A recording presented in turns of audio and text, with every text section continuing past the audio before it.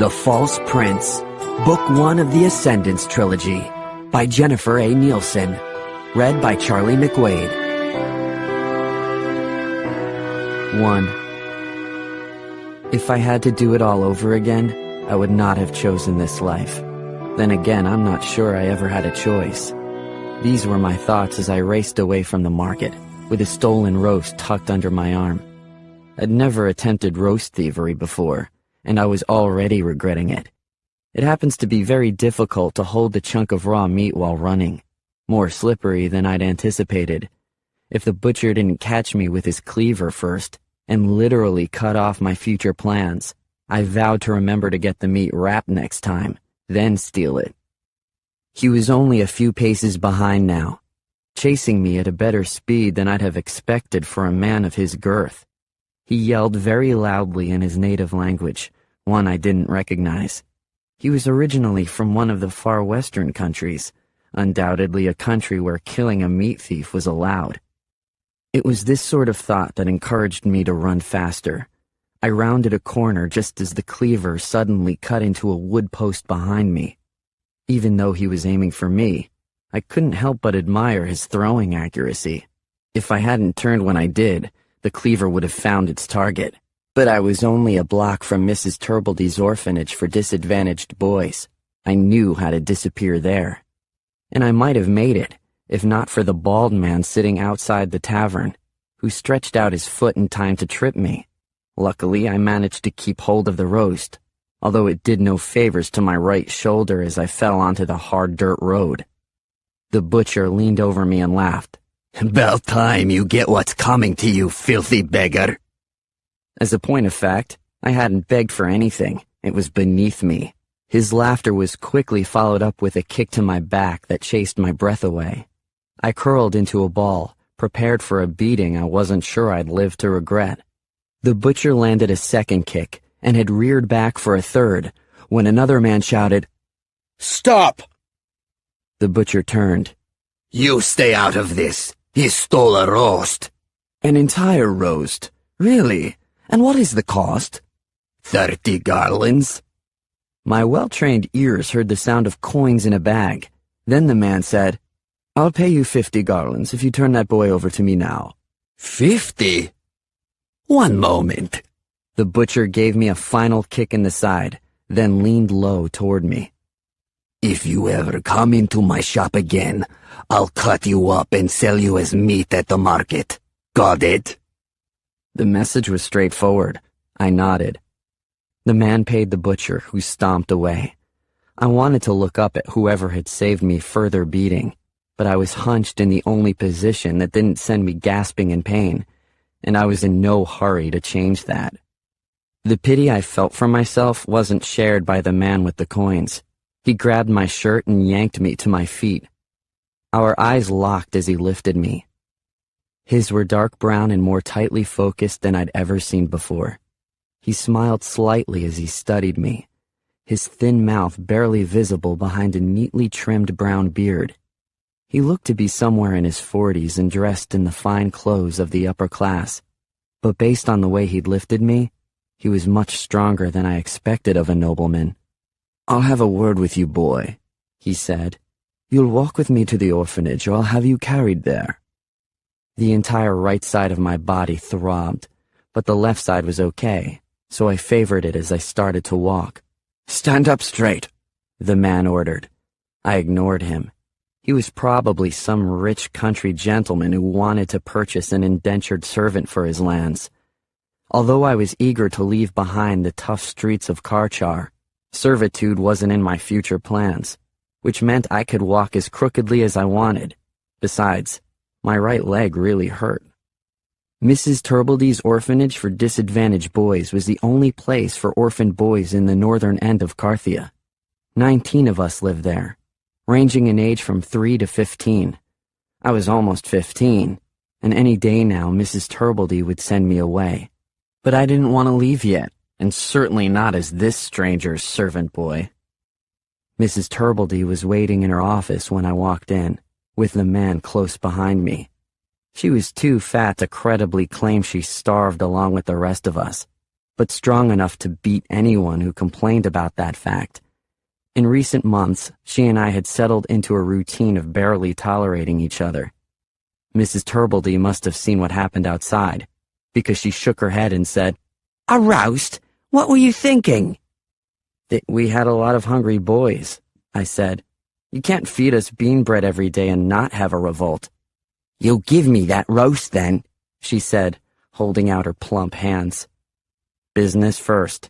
I clutched the roast more tightly to myself and nodded at the man. "Who's he?" The man stepped forward. "My name is Bevan Connor. Tell me yours." I stared at him without answering, which earned me a whack on the back of the head from Mrs. Turbledy's broom.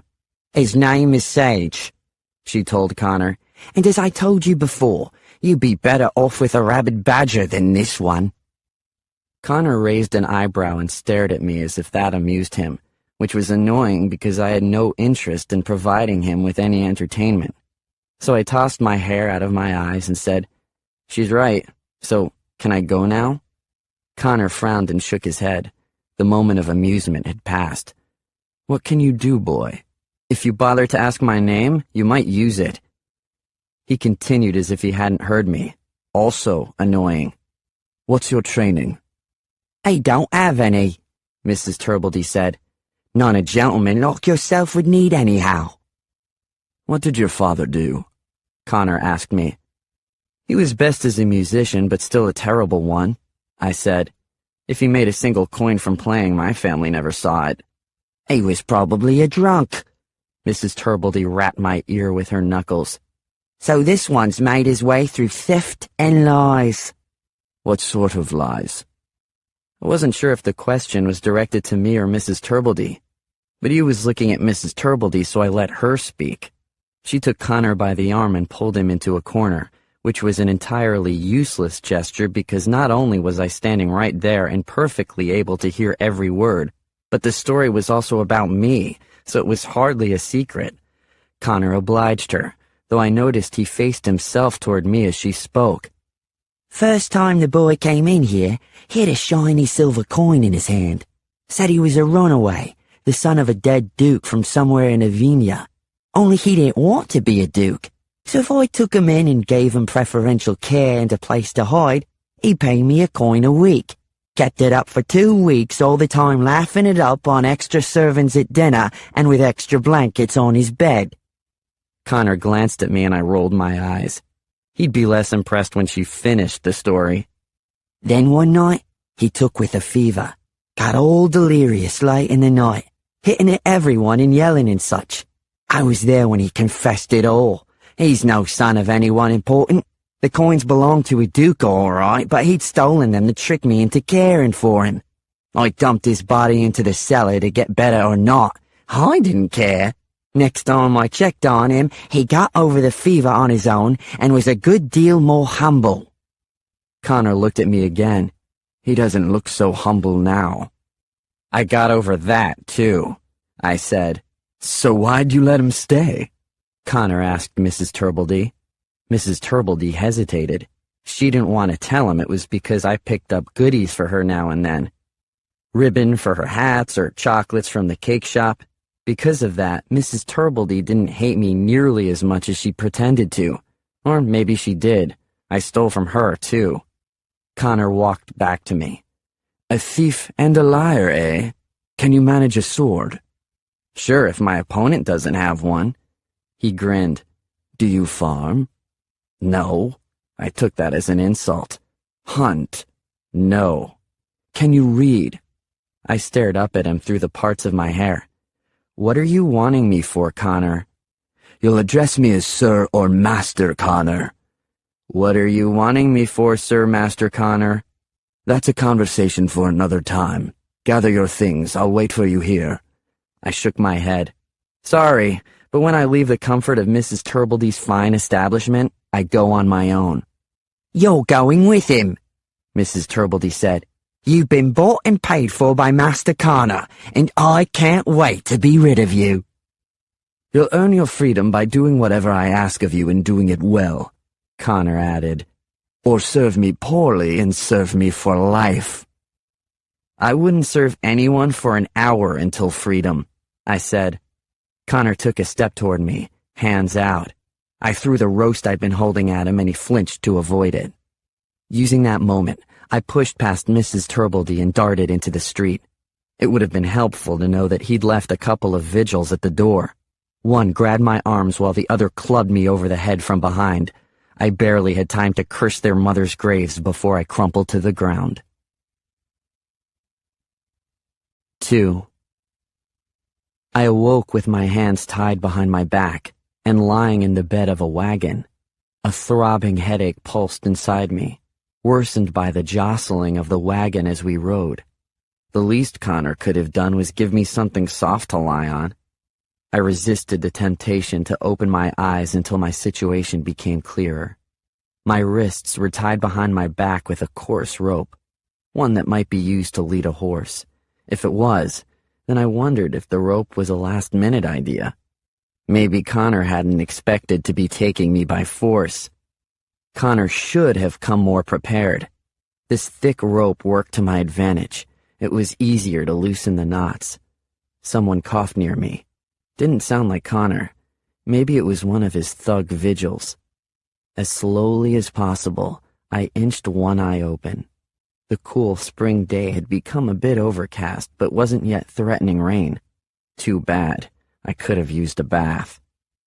One of Connor's vigils was at the far end of the wagon, looking at the view behind us. That probably meant Connor and the other vigils were on the seat at the front of the wagon. Another cough to my left. I let my head bounce with the next jolt of the wagon to see where it had come from. 2 boys sat there. The shorter one closest to me seemed to be doing the coughing. Both were near my age.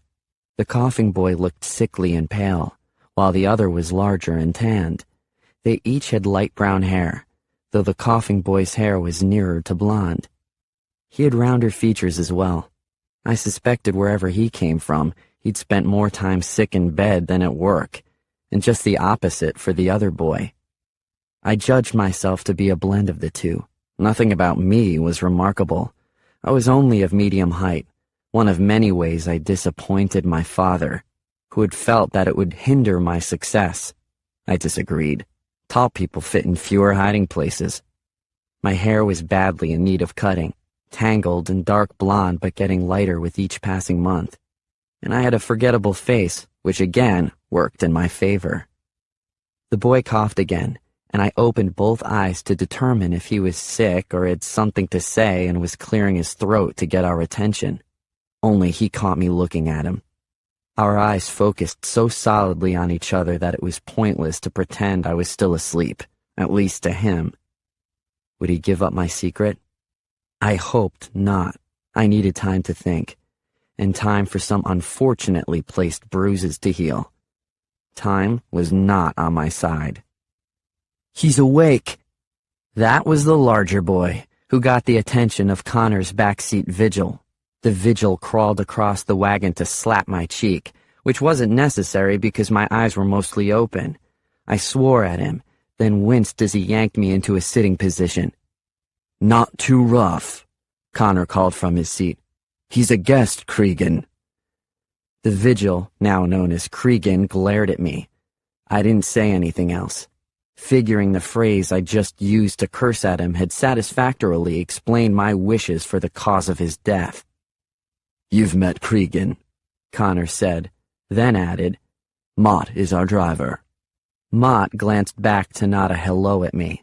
He and Cregan couldn't have been designed to look more different from each other. Mott was tall, dark-skinned, and nearly bald. What little hair he did have was black and shaved to his scalp. He was the one by the tavern who'd tripped me when I was trying to escape the butcher. In contrast, Cregan was short, not much taller than I was, and shorter than the tanned boy near me. He was surprisingly pale for a man who likely spent much of his day outdoors, and he had a thick crop of blonde hair that he tied back at the nape of his neck. Mott was lean and muscular, while Cregan looked softer than I knew him to be, judging by the way he clubbed me at the orphanage. How strange that there could be 2 people so different from each other, and yet my dislike for them was equally fierce. Connor motioned to the boys in the wagon with me. "That's Latimer and Roden."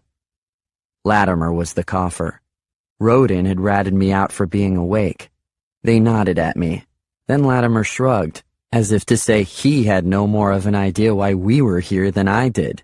"I'm hungry," I said. "I'd planned on having roast for dinner, so whatever you've got had better be good."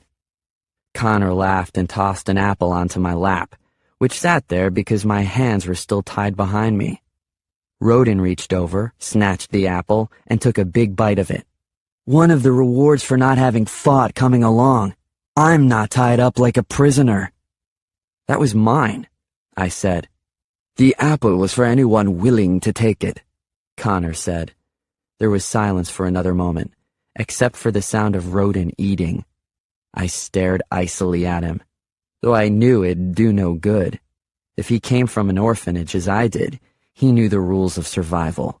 Rule number 1 said you took food whenever it was available, as much as you could get. "Neither of you fought Connor?" I asked Latimer and Roden. Latimer shook his head and coughed. He probably didn't have the strength to fight. Roden leaned forward and wrapped his arms around his legs. "I saw the orphanage you came from. It was 10 times the place I lived in.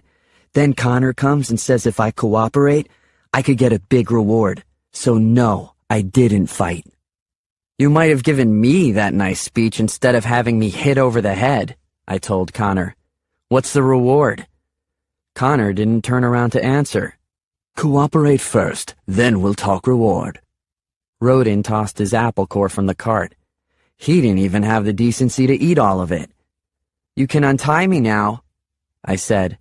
It probably wasn't going to be that easy, but there was no harm in asking.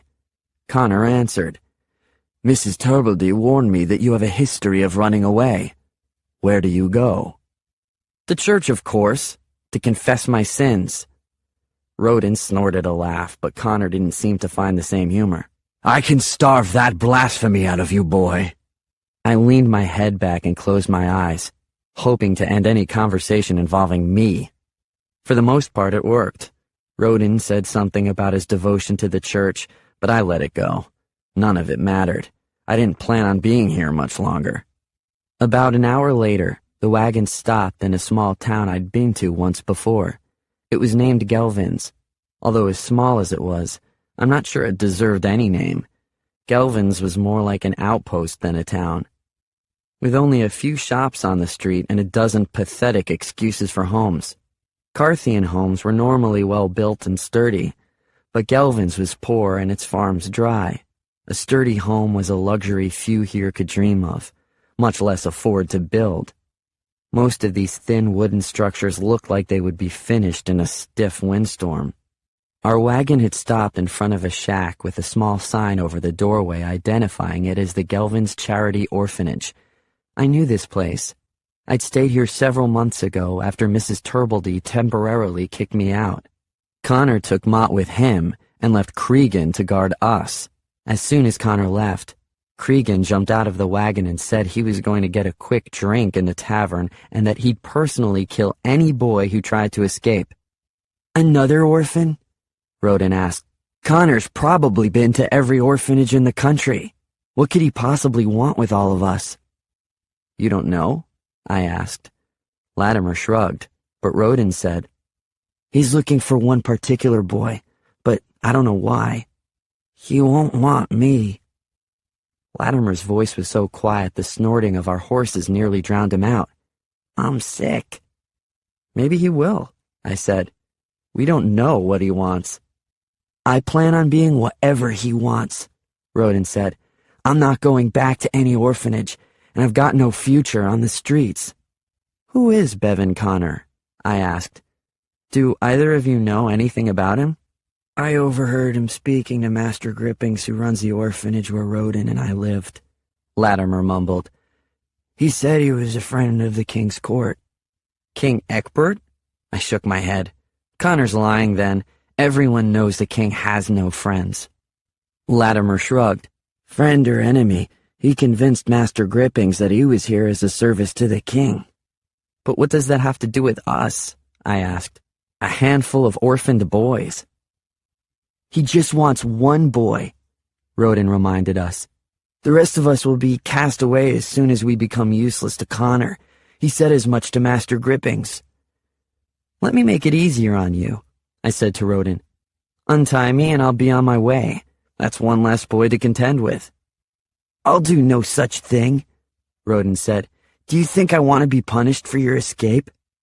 Fine, but the knots are really tight. Could you just loosen them? Rodin shook his head. If they're tight, it's because you irritated Connor's vigils, and you probably deserve it. Connor wouldn't want him to be hurt. Latimer crept toward me and said, Turn around. I can't maneuver with my arms behind me. Just reach back there. Latimer stretched an arm across my back, which I caught with my hand and twisted behind him. Rodin jumped up to one knee, startled, but with my other hand I slipped a noose over Latimer's neck and pulled it so that it was nearly tightened. Rodin froze, waiting to see what I'd do next. Getting the rope off my wrists had been an easy matter. Knotting it into a noose was a bit trickier, although now was not the time to admire my handiwork. Rodin didn't look impressed with my behind-the-back knot tying. Clearly he'd never attempted something like that before, or he would have been. Or maybe he just didn't want me to strangle Latimer in front of him. Not an inch closer to me, I warned Rodin, or else I'll dump him over the side of the cart and you can describe to Connor the sound of his snapping neck. Please don't do that, Latimer breathed. Rodin sat back down. I don't care if you kill him and I don't care if you run away. Leave if you want and pray Connor's vigils don't find you. I stood, apologized to Latimer for threatening to kill him, then gave a ceremonial bow to Rodin. The bow might have been a mistake. Midway through standing up straight, Cregan whacked me in the back with the flat end of his sword. I fell forward, all air knocked from my lungs. You know what'd happen to me if I let you get away, boy, Cregan snarled. I knew, and I wasn't entirely opposed to it. You said you'd kill anyone who tried to escape, Rodin reminded him.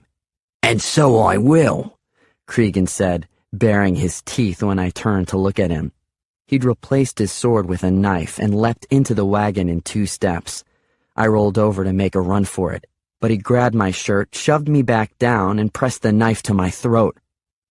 Master Connor doesn't need all of you, and I think he needs you least of all. Suddenly, I had a motivation to be needed by Master Connor. Okay, I grumbled. You win.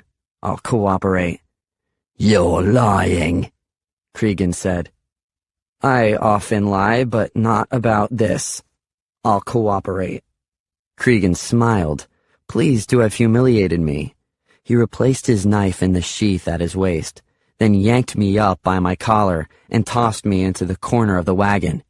We'll see.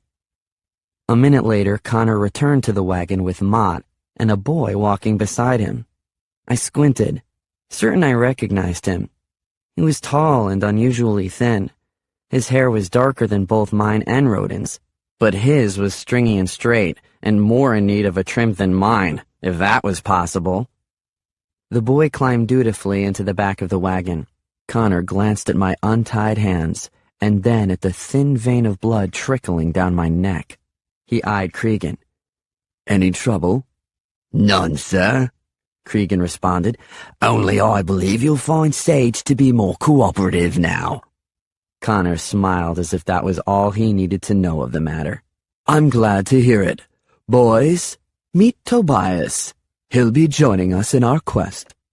What quest? I asked. Connor shook his head. Patience, Sage. Patience is the mark of a ruler. And that was my first clue about why Connor had taken us. We were all in terrible danger. 3.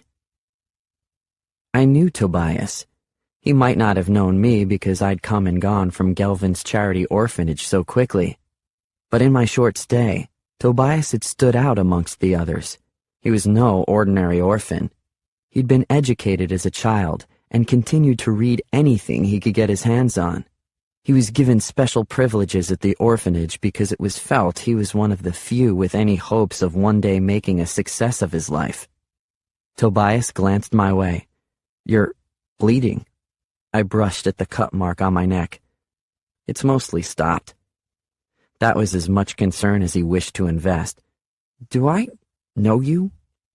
I stayed here about 6 months ago. Yeah, I remember. Locked the headmaster out of the orphanage for an entire night, didn't you? The grin on my face became my confession. You have to admit, we ate well that night, for once. It's not funny, Tobias scolded. Maybe we don't eat well most of the time, but it's because there's not a lot of food to go around. You gave out a week's worth of food that night.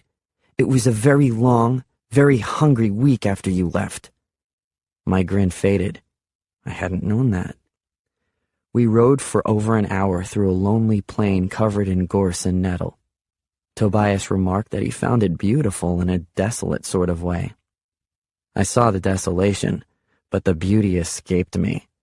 Eventually it became dark enough that Mott suggested we find a place to stop for the night. The closest town was still Gelvin's behind us, rather than anything yet ahead, so I didn't think it should matter too much where we camped. But Mott still took us a ways farther until the vegetation changed, and he found a small clearing surrounded by tall willow trees and thick bushes. They're hiding us, I muttered to the other boys. Roden shook his head back at me and said, It's safer here than out in the open. They're protecting us. Mott jumped off the wagon and began shouting orders at each of us for what to unload from the wagons and where to put it. Mostly blankets, and I hoped food. I was assigned to remain in the wagon and hand things to the others on the ground. Afraid I'll run away? I asked. Any trust you get here will have to be earned, Mott said.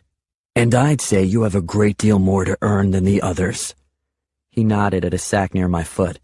Hand me that. Although Connor was the master of our group, Mott was clearly the one keeping our show running. He was no ordinary useless vigil.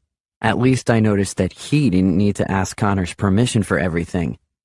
And when Mott issued orders to Cregan, Cregan did as he was told. While we worked, Connor stationed himself on a fallen log to peruse a tattered leather-bound book. Every now and then he'd glance up, studying each of us with more than a casual examination, then return to his book. Cregan got a fire going, and afterward Mott instructed us to gather around so that Connor could talk to us. Talk to us? I said. When do we eat? We eat after the talk, Connor said, closing his book and standing. Come, boys, sit. I jumped out of the wagon and squeezed onto the edge of a log Roden and Tobias had dragged near the fire. They weren't too pleased to have me there, but didn't complain either. Latimer squatted on the ground. I considered offering him my seat since he was still coughing, but I guessed he wouldn't take it anyway. Connor coughed too, although his was the kind meant to get our attention.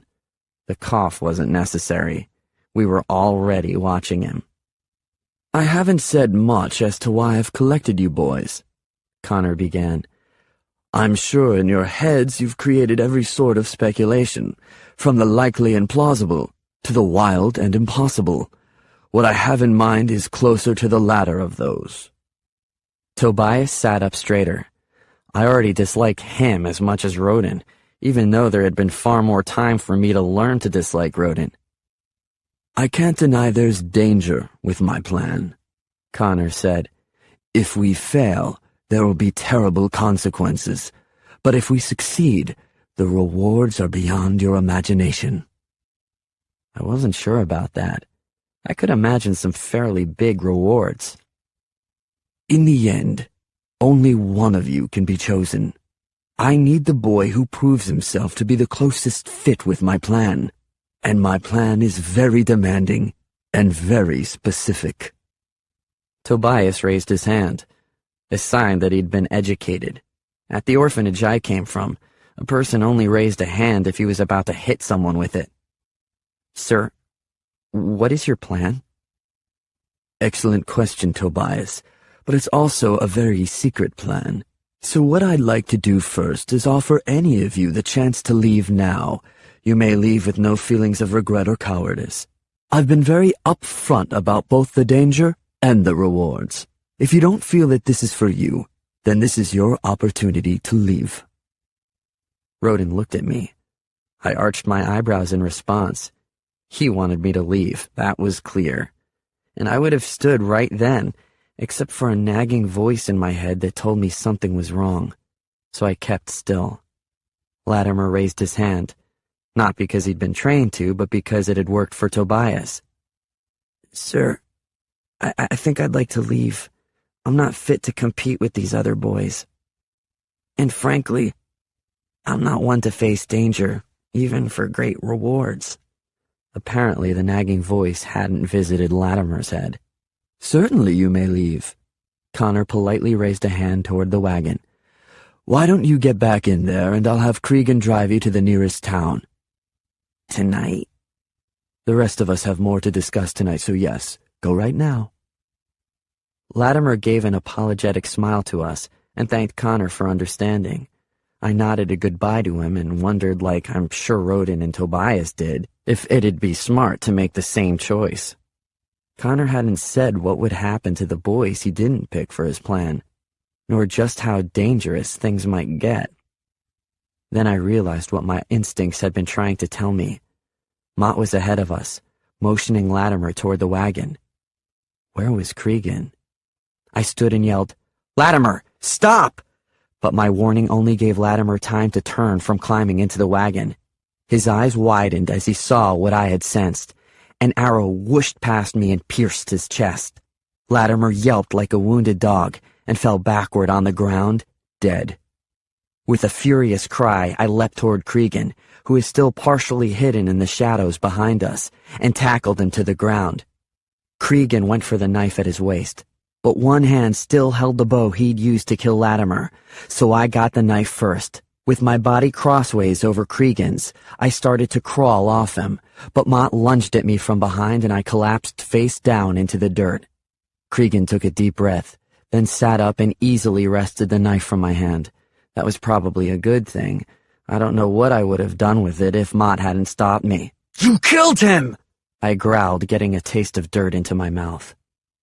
Connor knelt beside me and lowered himself so that I could see his face. His voice was eerily calm.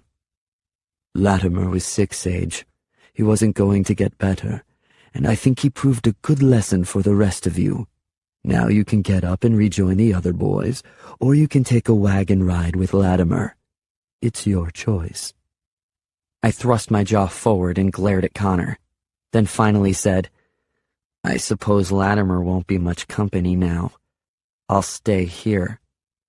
Excellent decision. Connor clapped a hand on my back as if we were old friends.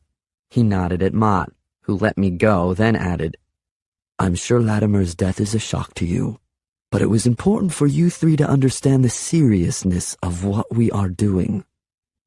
When I sat up, Cregan's leg brushed roughly past me as he went to help lift Latimer's body into the wagon. Normally, I'd have kicked him in return, but for the moment I was too stunned to think. Bury him deep, Connor said. Still on the log, Tobias was pale and perfectly still. Rodin looked as if he was having trouble breathing. My breathing wasn't working any better. It didn't help that Mott had rudely pressed his knee into my back for the last couple of minutes. Connor's smile was a thin line on his face. Sage, I believe your question earlier was why we had the meeting before we ate. This is why, so we wouldn't waste our food. His eyes passed over to Rodin and Tobias. How about it then? Does anybody else want to leave? 4. Mott laid out a sack of fresh fruit and salted meat, but other than him and Connor, none of us touched it. It's your last chance until breakfast, Connor said.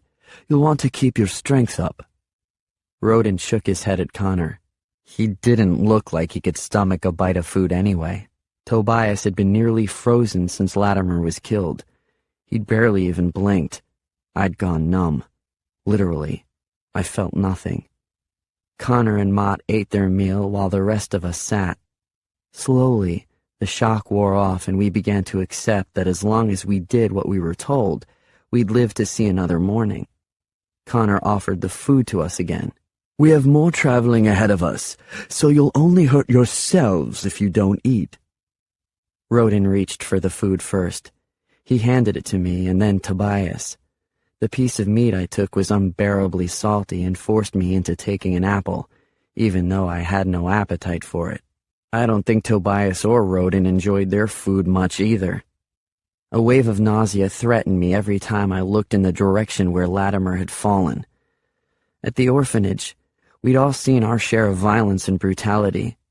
I once saw an older boy start kicking a younger one just for rolling over onto his mattress. It took 5 of us to stop him, but Connor had told Latimer it would be safe to leave.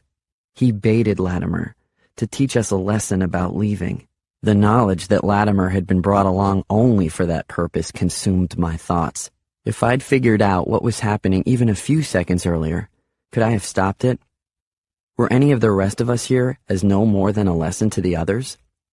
Now that you've eaten, we can continue our conversation. Connor nodded at Tobias. Stand up. I wish to get a general understanding of who each of you is.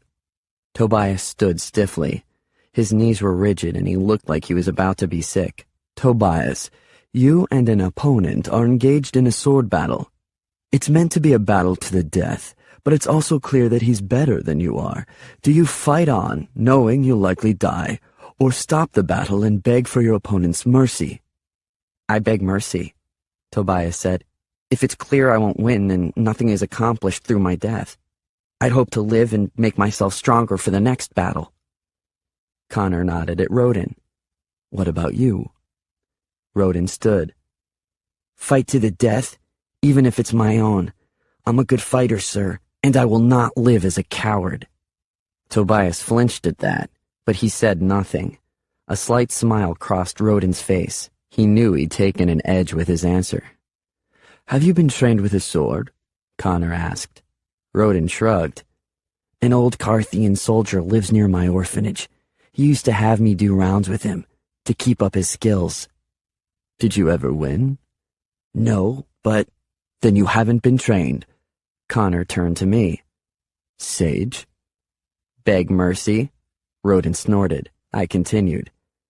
Then, when my opponent lowers his guard, certain of his victory, I'd finish the battle. Connor laughed. A violation of all sportsmanship and swordplay, Tobias said. What do I care about sportsmanship? I said. If I'm about to get killed, it's not play anymore. I won't check the rules to see if my survival fits with someone's code book of fair play. You'd never win that way, Rodin said. Any master swordsman won't lower his guard until you're disarmed. Connor didn't say he was a master swordsman, I said. Only that he was better than me. And yes, I would win. Connor walked closer to me.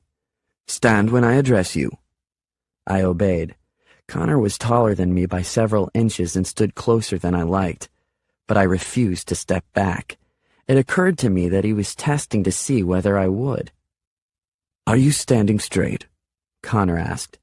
You slouch so much I might mistake you for a hunchback, and with all that hair in your face, you might be a criminal too. I straightened but made no attempt to push the hair out of my eyes. I could see him just fine, which was all I cared about. Connor asked, Who do you look like, your mother or father? It's hard to say, sir. It's been a long time since I've seen myself in a mirror. You have a clever tongue and an arrogant tilt to your head. I'm surprised Mrs. Turbledy hasn't beaten it out of you. You mustn't blame her. She beat me the best she could. You're a trick to figure out, Sage. Would you ever be on my side even if I chose you above the other boys? I'm only on my side. Your trick will be convincing me that helping you helps me. What if I did? Connor asked. How far would you go to win? The better question, sir, is how far you will go to win. I looked him steadily in the eyes as I spoke, although his back was to the fire and his eyes were set in shadow. You killed Latimer, so we know you're willing to murder to win. I am. Connor backed up, speaking to all of us again. And I'm willing to lie, to cheat, and to steal, I'm willing to commend my soul to the devils if necessary because I believe there is exoneration in my cause. I need one of you to conduct the greatest fraud ever perpetrated within the country of Carthia. This is a lifetime commitment. It will never be safe to back down from my plan and tell the truth. To do so would destroy not only you, but the entire country, and you will do it to save Carthia. To save Carthia? Tobias asked. How? Later, Connor said. Until then, boys, Mott has laid out a blanket for each of you by the fire. Tonight we sleep, and sleep well, because tomorrow our work will begin. I chose the blanket closest to me. Rodin lay near me and wrapped his blanket tightly around him. Remember when I said I never won rounds against that old soldier? He asked. Without waiting for an answer, Rodin added, It's because I knew he'd stop if I won. I'm good with a sword. Maybe you can use some of those skills to get us out of here, I mumbled. You saw what he did to Latimer? Rodin was silent for several minutes, then whispered, They just killed him.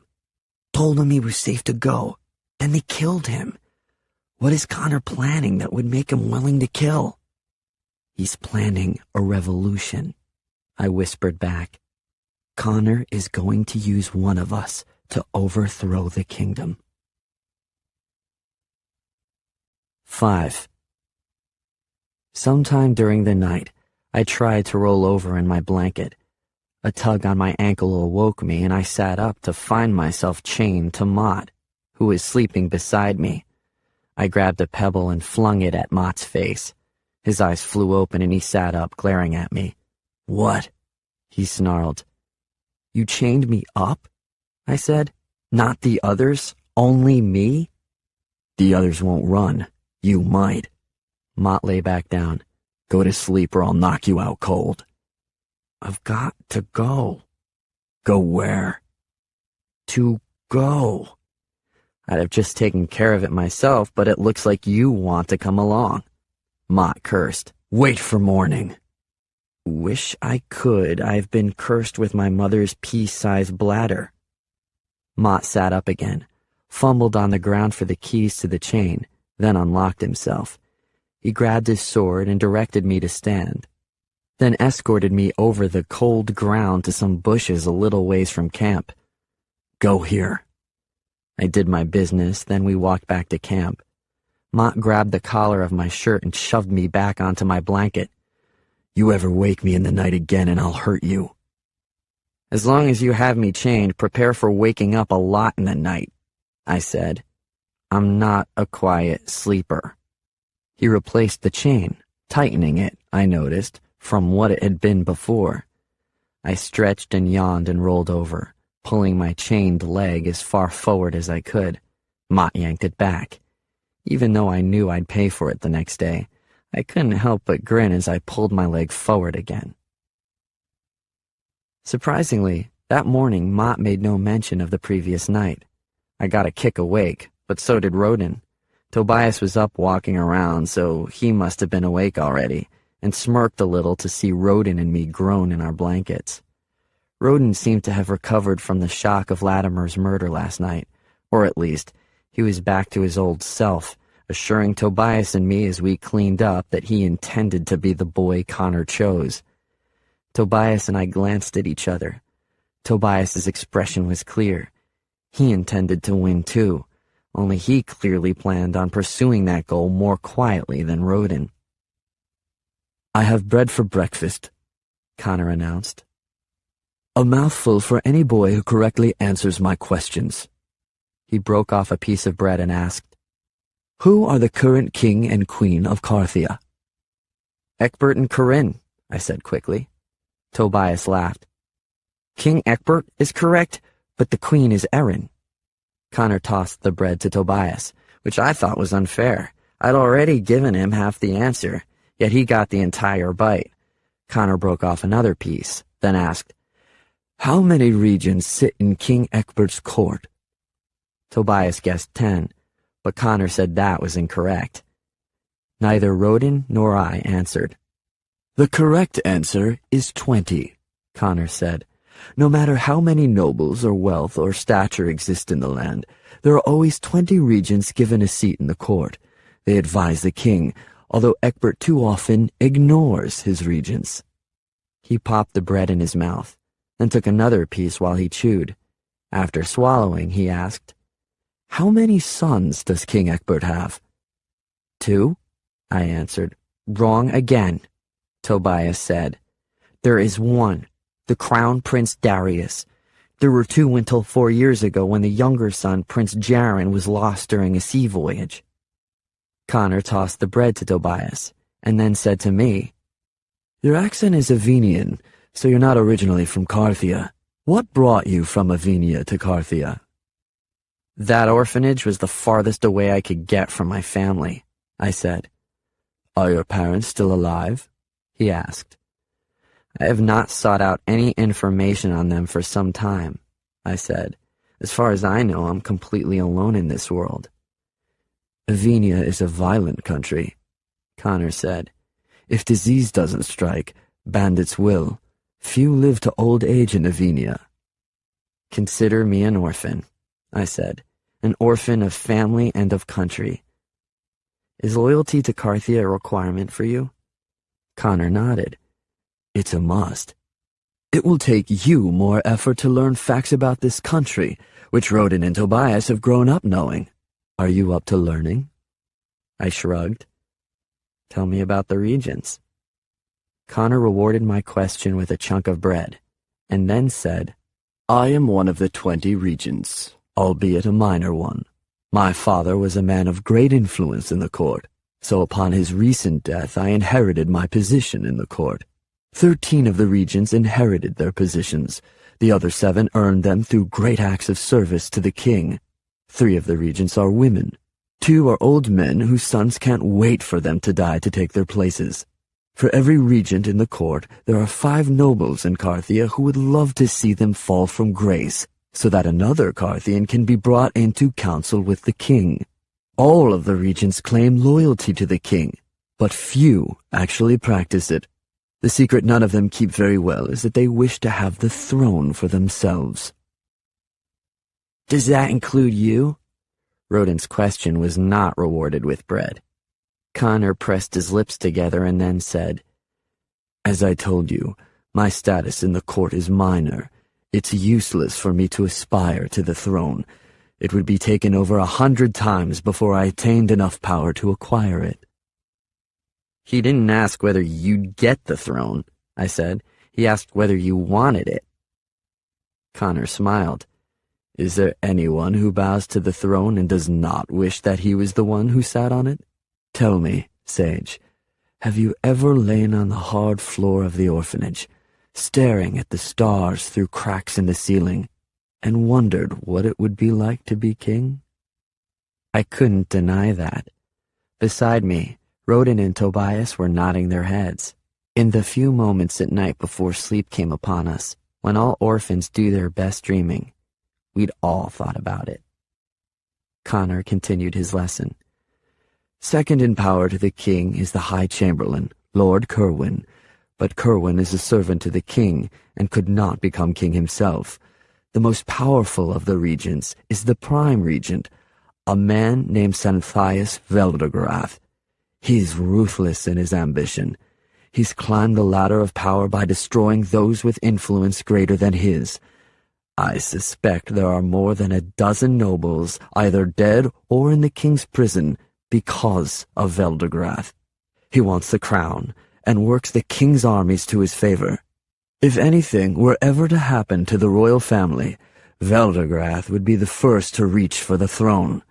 The other regents would either bow to his will or send Carthia into civil war in pursuit of their own ambitions."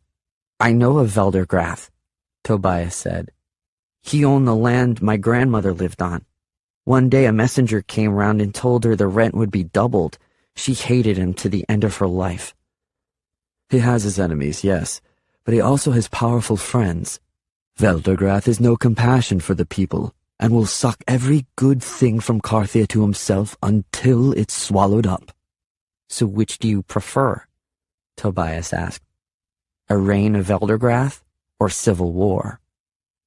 Neither. That is why you are here. Connor tossed the remaining bread to the ground for us to divide amongst ourselves, then brushed his hands together and said to Mott and Cregan, "Wipe away any trace of our being here as best you can. I wish to leave within the hour." Roden and Tobias dove for the bread, but I stayed where I was, watching Connor walk back to the cart. The hints he left for us about his plan were not subtle. It was clear what he wanted, but there was obviously some crucial information he was still leaving out. I didn't dare wonder what that might be. Connor met my gaze as he passed by and stopped walking. He gave me an appraising look as we stood there, then slowly nodded his head before walking on. I closed my eyes, horrified that my suspicions might be true. Connor was holding us on the brink of treason. 6. Connor lectured us about Carthia for nearly the entire ride to wherever we were going that morning. He faced backward in the wagon seat while Mott drove and Cregan did vigil duty from the rear.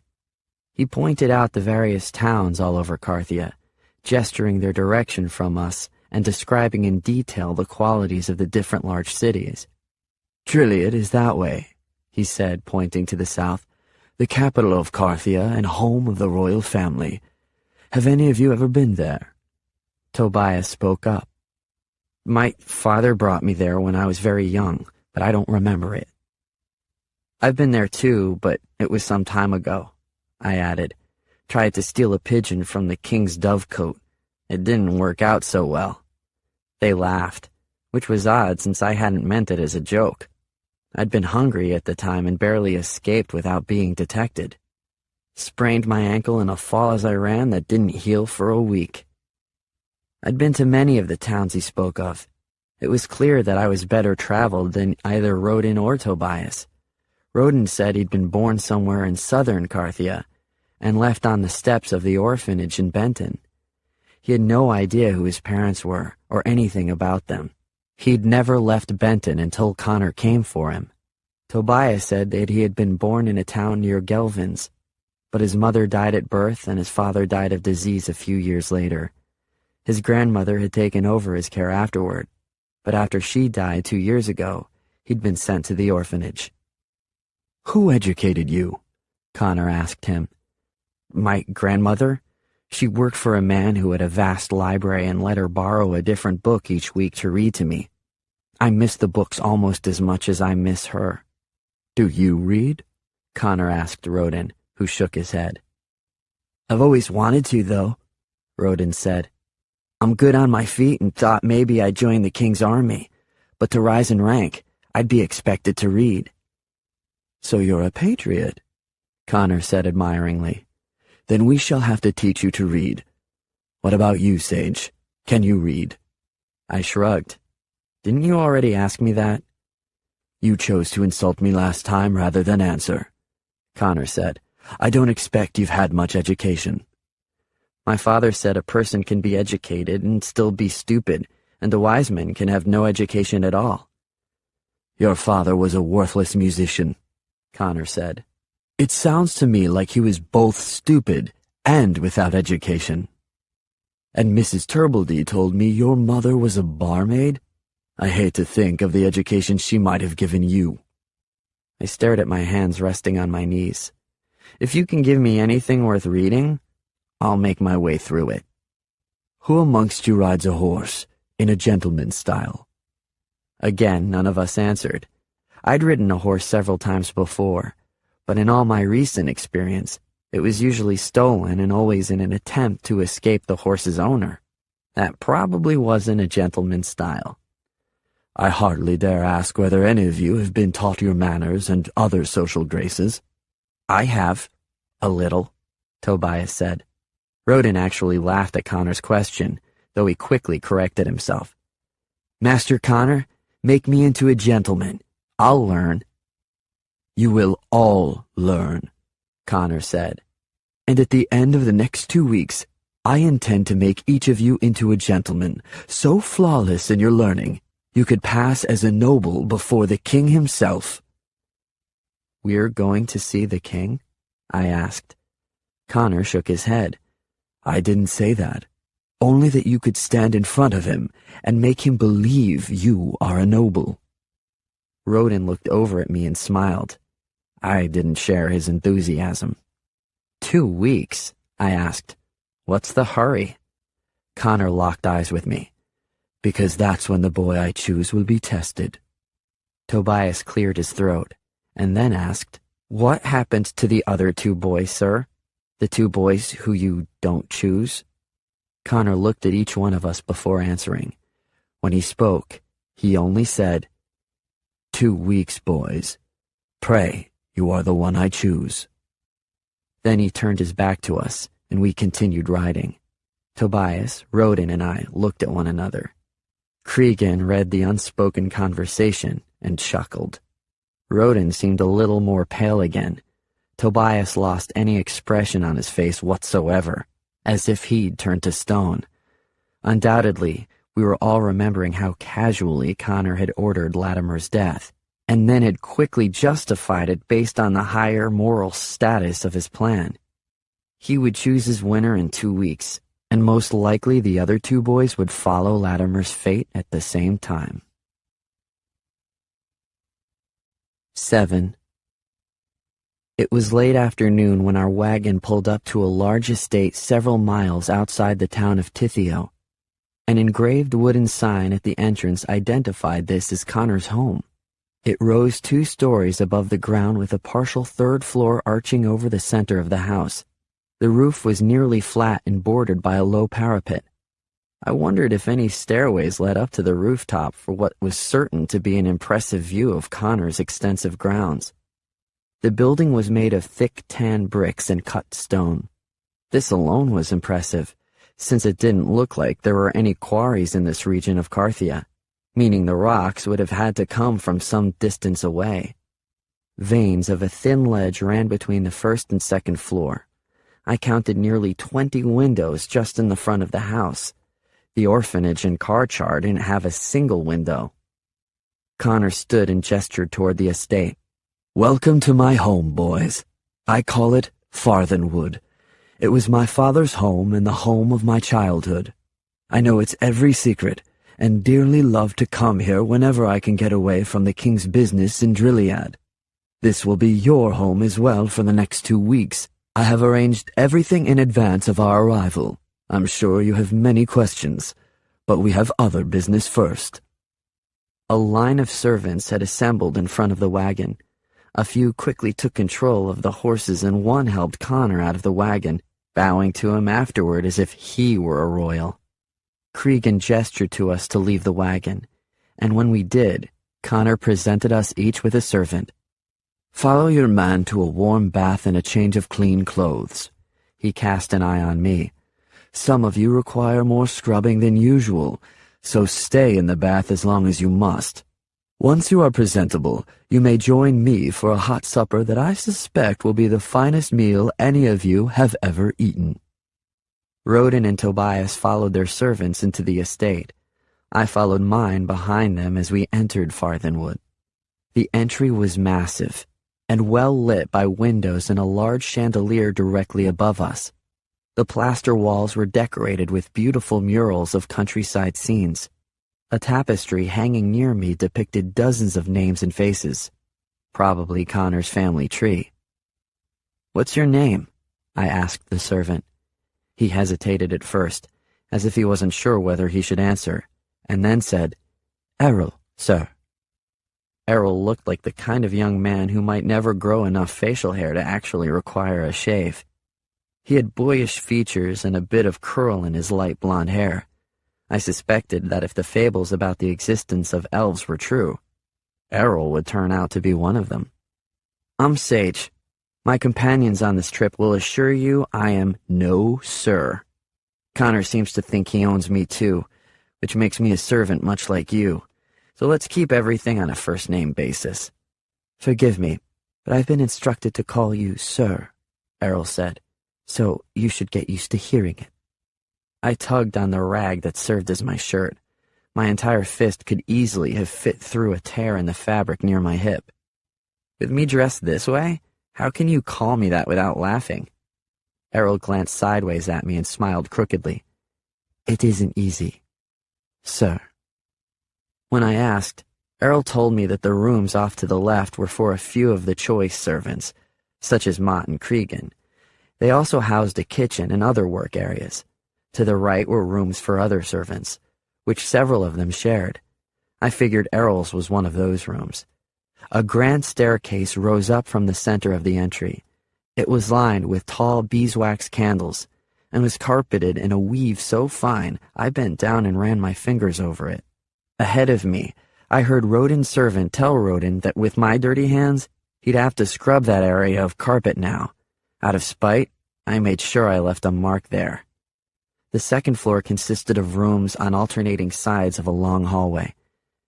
I think several of my orphanages could fit in here, Rodin said. Connor's a rich man, that's for sure, Tobias added. Why does he need so many rooms? I asked. Errol smiled.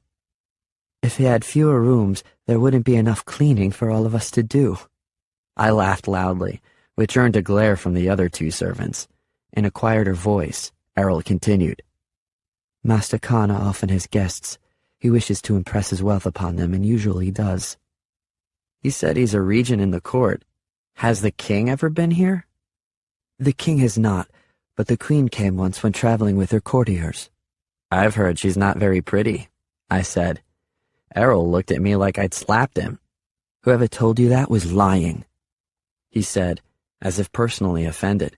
Queen Erin is a strikingly beautiful woman. Master Connor himself has often commented on that.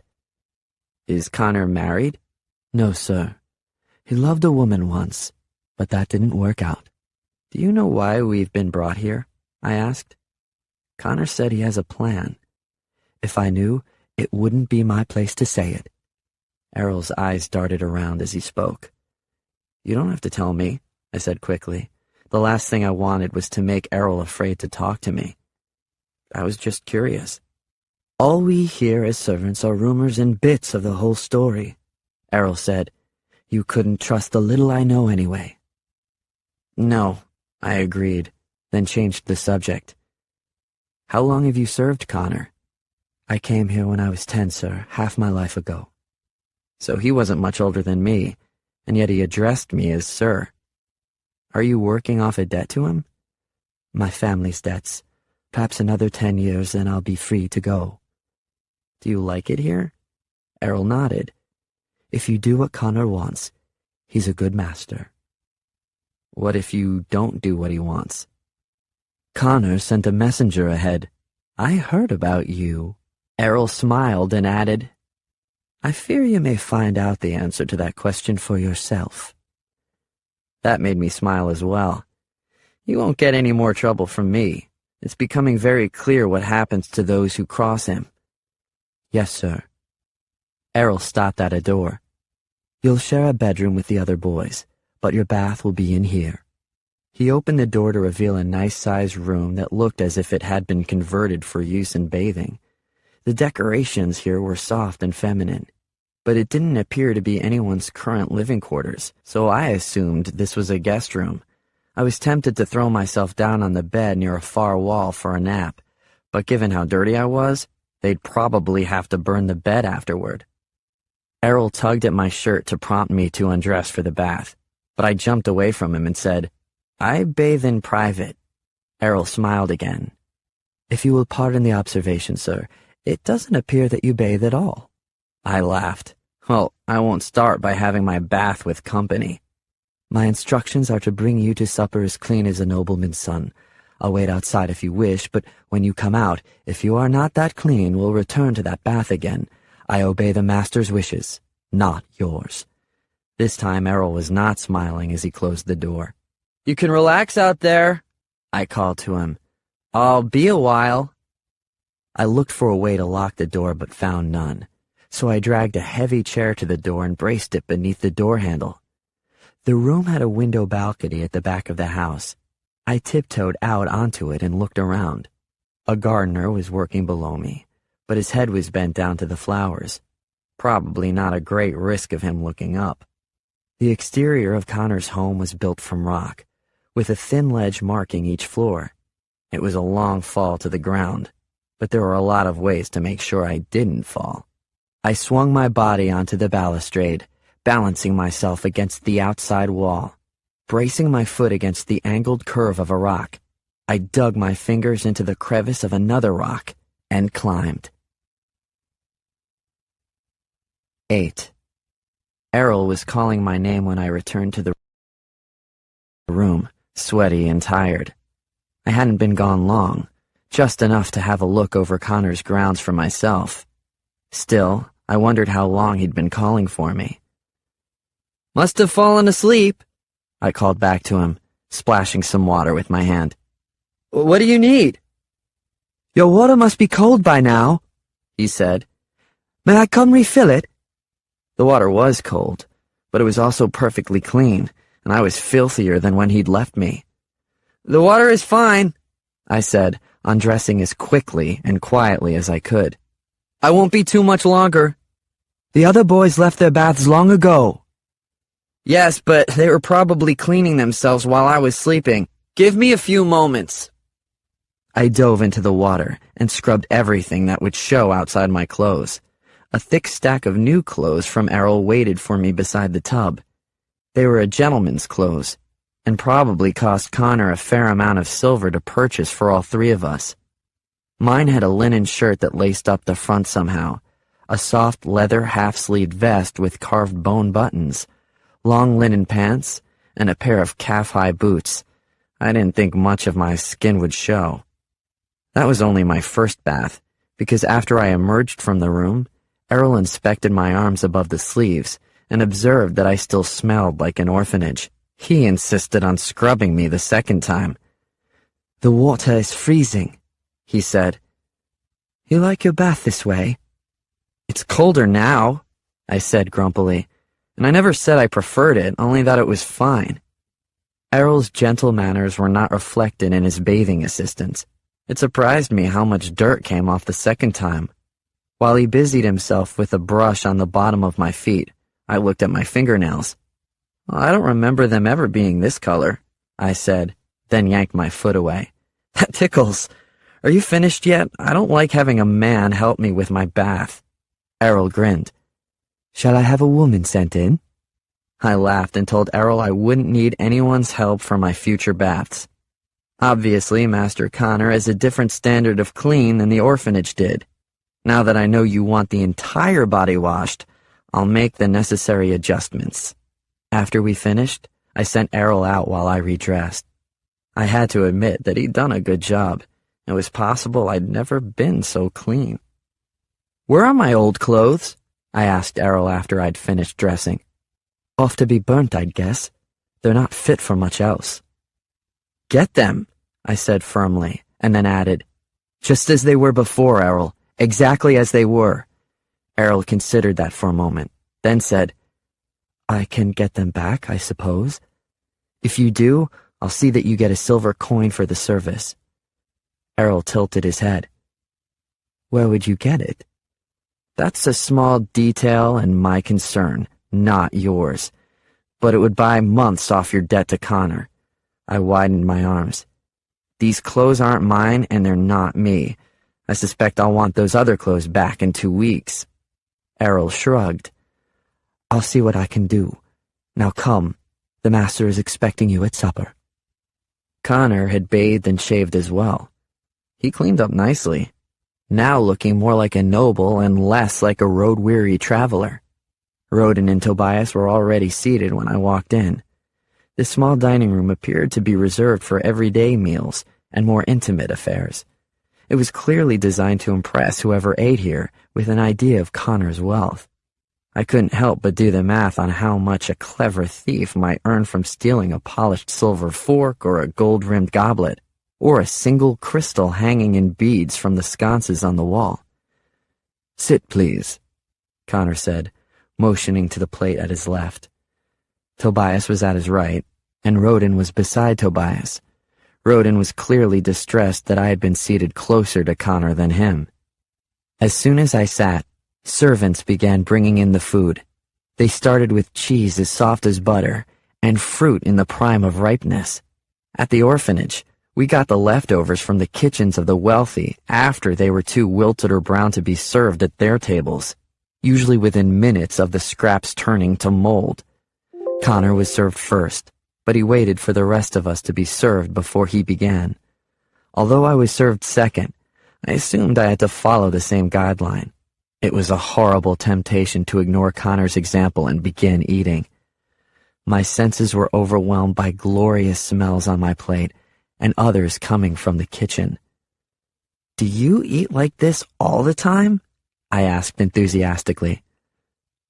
"All the time," Connor said. "Would you like a life of this luxury?" "This exceeds any expectation I might have had from my life," I answered. "It's a humble meal compared to a king's feast," Connor said. "But who'd need a king's feast if they had all this?" Rodin asked as his plate was served. Then he looked at Connor, knowing he'd made a mistake, but not sure exactly what it was. He searched for the words to correct himself, and failed. Tobias took his opening. "I'd need a king's feast." A girl reached over my shoulder and set a bowl of burnt orange-colored soup in front of me. She had dark brown hair pulled into a single braid down her back. She wasn't necessarily beautiful, but something about her was definitely interesting. Her eyes fascinated me the most, warm and brown, but haunted, maybe afraid. She frowned when she caught me looking at her, and returned to serving the others. "Thank you," I said, getting her attention again. "What kind of soup is it?" I waited for her to answer my question, but none came. Maybe in Connor's home the servants were not permitted to speak at his table. I turned away quickly, hoping I hadn't gotten her into trouble. Connor prattled on, telling us what we could expect to eat for dinner that evening. Crisp bread still steaming from the oven, glazed roasted duck with meat so tender it could be cut with a spoon, fruit pudding chilled from an underground cooler. I heard him, but continued to watch the girl as she refilled drinks for each of us. When she leaned to refill Tobias's cup, another servant bumped her with his shoulder, and a little water splashed onto Tobias's lap. Connor glared at her, irritated. I opened my mouth to defend her, but she handed him another napkin and hurried from the room before anything could be said. When we were all dished up, Connor picked up the spoon at the top of his plate and said, "This is your soup spoon. It is for the soup and only for the soup." Following his direction, I grabbed my spoon, trying to hold it the same way he did. It was an awkward, uncomfortable position. Maybe gentlemen had to feed themselves this way. Poverty-stricken orphans didn't. I was used to holding my spoon the same way I might grip an axe. "You eat with your left hand?" Connor asked me. "That's unacceptable. Can you do it with your right?" "Can you do it with your left?" I countered. Connor sounded offended. "No." "Yet you asked me to switch to my right." "Just do it." I switched hands but made no attempt to imitate Connor's delicate grip with this hand. Instead, with my axe grip, I went straight for the soup. "No, Sage," Connor said. "Scoop the soup into your spoon by pushing the liquid away from you, like this." He demonstrated, and added, "That way, if you spill, it will go onto the table, not onto your lap." The last bowl of soup I'd eaten had been consumed by my holding both sides of the bowl and drinking it as from a cup. My right hand was sloppy, and as soon as Connor looked away, I switched back to my left. He noticed, but said nothing. Connor corrected Rodin on how to hold his spoon. "It's not a hammer, boy," he lectured Tobias on leaning over his bowl. "Bring the food to your mouth, not the mouth to your food." But he said nothing else to me about manners. I suspected he'd given up. Following the soup, we had some bread and more cheese. Connor demonstrated the use of the cheese slicer and bread knives. I thought both of those were obvious, so I didn't pay much attention. Rodin and Tobias seemed captivated. The girl who had caught my attention before returned to clear our soup bowls and the bread and cheese while other servants brought us the main course. She frowned at me again, which bothered me because I didn't see what I possibly could have done so soon to irritate her this much. "I'm already full," Tobias said. "It's considered rude to say that," Connor said. "A host plans to serve his guests throughout the entire meal and does not want to think that he is forcing half his meal down their throats." Tobias apologized and said his dinner smelled good, which Connor also seemed to think was a little rude. I didn't think Tobias meant to be rude. It's just that the way he said certain things made him sound haughty. I was plenty hungry, even after the first 2 courses. It had been nearly 2 days since I'd eaten anything substantial, and months since I'd ever eaten enough to consider myself full. Food is considered a luxury in Carthian orphanages. They operate on whatever money an orphan inherited upon the deaths of his parents, which inevitably is little more than the shirt on his back after debts were settled. Private donations come in from time to time by wealthy citizens hoping to buy forgiveness for their favorite sins. And like what had just happened to the 3 of us, an orphan was sometimes purchased from the orphanage by a wealthy family to be a servant until his debt was worked off. Since there was so little to eat, we learned to eat fast and to eat selfishly, which was why I hadn't understood Mrs. Turbledy's anger about my stealing that roast yesterday. It was meant for all of us. The final course was dessert, a cherry tart with cinnamon and sugar sprinkled on it. The same girl returned who had served me before, but this time I gave her no extra notice. Even if she had difficulties here, I had plenty of my own to worry about. I needed to focus on Connor, who had yet to reveal the worst of his intentions for us. "Leave the room now," Connor ordered all his servants. "I won't need you again until we've finished our supper." When the last of the servants closed the doors, Connor set his knife and fork down and clasped his hands together. "We've come to it at last," he said, looking over each of us carefully. "I am ready to tell you my plan." The False Prince, Disc 2. 9. An hour seemed to pass before Connor continued. When he finally did, it was in hushed tones, as if he expected the servants' ears were pressed against the doors of our room. "Some of you may believe you've already guessed my plan," he began, "but I assure you it is not treason. Indeed, in a roundabout way, it may prevent treason in King Ecbert's court. Carthia is on the brink of civil war, and very few citizens are aware of it. A major change is coming to this country." "What is it?" Tobias asked. We all had that same question, but Connor's glare reflected his irritation at being interrupted. "I will come to that in a moment," he said. "Do you remember what I told you about Veldegrath? He has long planned for this day, and even now has begun to amass those loyal to him so that he can force the rest of us to give him the king's crown. But other regions are also aspiring to the crown. They are quietly gathering their supporters. In 2 weeks, war will erupt in Carthia. It will split the country along lines of loyalty or alliances, and may pit families against each other, friends against friends, and town against town. Thousands will inevitably die in that war. Avenia, the country of your origin, Sage, is watching closely, waiting for an opportunity to strike. They are hungry for our rich farmlands, and the minerals our mountains provide. When Carthia is weakest and most divided, Avenia will strike, and swallow up Carthia with the force of a tidal wave. Avenia is a cesspool at best. In a generation, we'll be no better." Connor tilted his head at me. "Don't pretend to look horrified at my words, Sage. You know my description of Avenia is true." "It is," I quietly agreed. "Then you hope to prevent the civil war," Tobias said. "But you said yourself that you could never hope to become king." "Do you remember this morning when I asked how many heirs King Ecbert has?" Connor said. "What was your answer, Sage?" 2, but as Tobias pointed out, I was wrong. There is only the Crown Prince Darius still alive, Ecbert's younger son was lost at sea. The younger son was named Jaren. Since coming to court, I've been told many stories about him, some of which could not possibly be true with the castle still standing in one piece. I heard he set fire to the throne room as a child, Tobias said. And he challenged the king of Mendenwall to a duel of honor when he was 10 years old, Rodin added. He lost, of course, but not by much, so the story goes.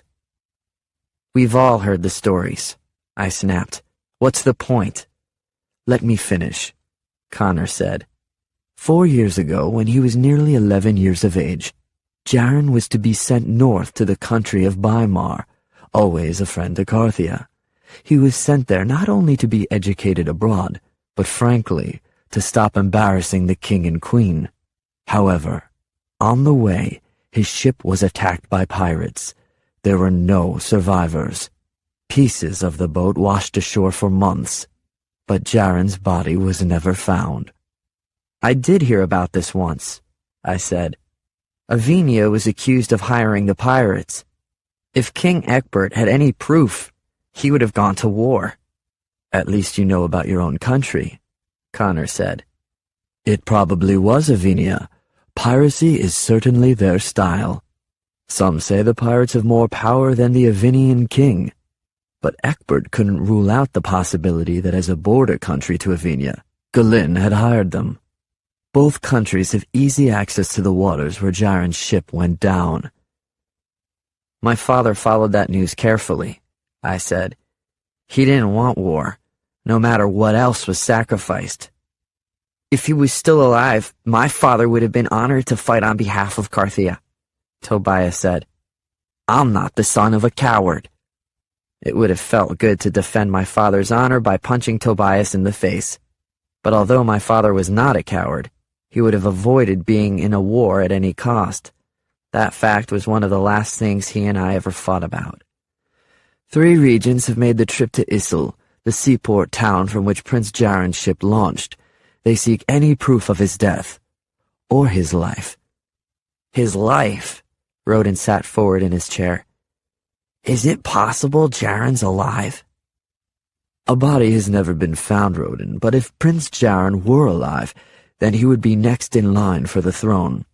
Not Veldegrath or any other noble could claim it, and Carthia would be saved from civil war. Then Avenia would not attack. But it's irrelevant, Tobias said. Ecbert and Eren rule now. Eventually, Crown Prince Darius will take the throne. Connor leaned in closer to us. And this is the greatest secret of your lives thus far. They are dead. All 3 of the royal family. The few of us who know the truth have said the royal family is on a diplomatic mission to Galin. Meanwhile, their bodies secretly lie far beneath the castle. We sat there, beyond shock and too horrified to breathe. The news that not just one, but all 3 royals were dead was impossible to bear. My stomach grew queasy at the thought of it, but I pushed those feelings down. How did they die? I whispered. Murder. We believe they were administered some sort of poison at supper. They never awoke. Any suspects? Rodin asked.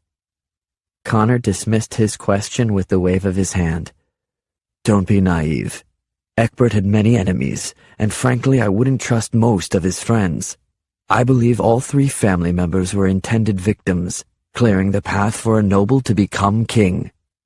So was it Veldegrath? I asked.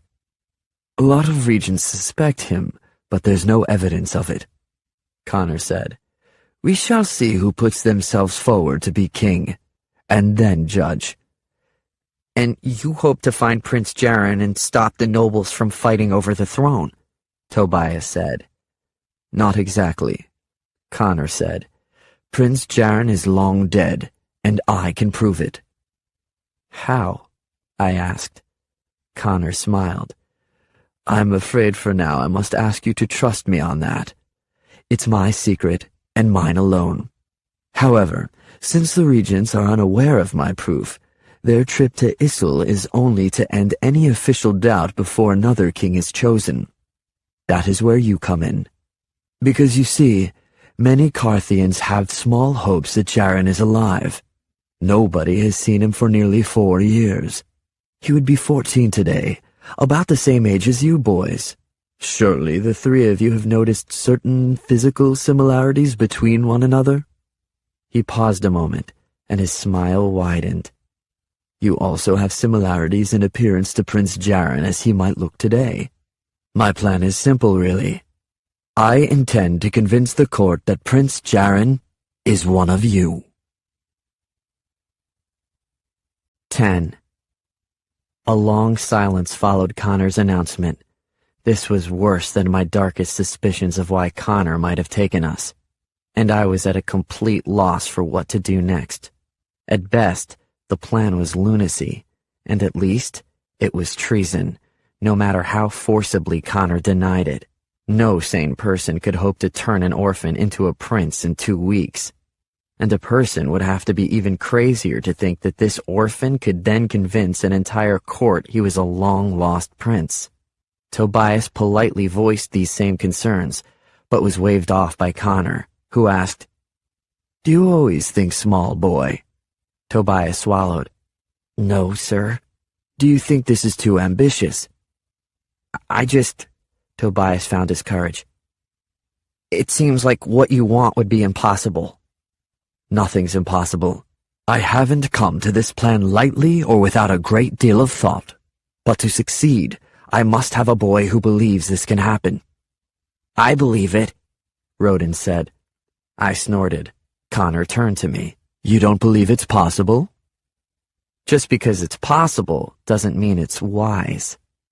With arched eyebrows, Connor said, And you claim to have this wisdom. I claim to have nothing, sir. That is a good starting place. Now, Tobias, stand up. Tobias stood, looking as nervous as if he were about to be asked the one most important question in the world, and he had no answer. As it turned out, Connor planned on doing all the talking. Connor said, You have the right shade of hair. The face is a little narrower than I would have expected for the prince, but the resemblance has potential. Your height is acceptable and build is trim, like the queen's.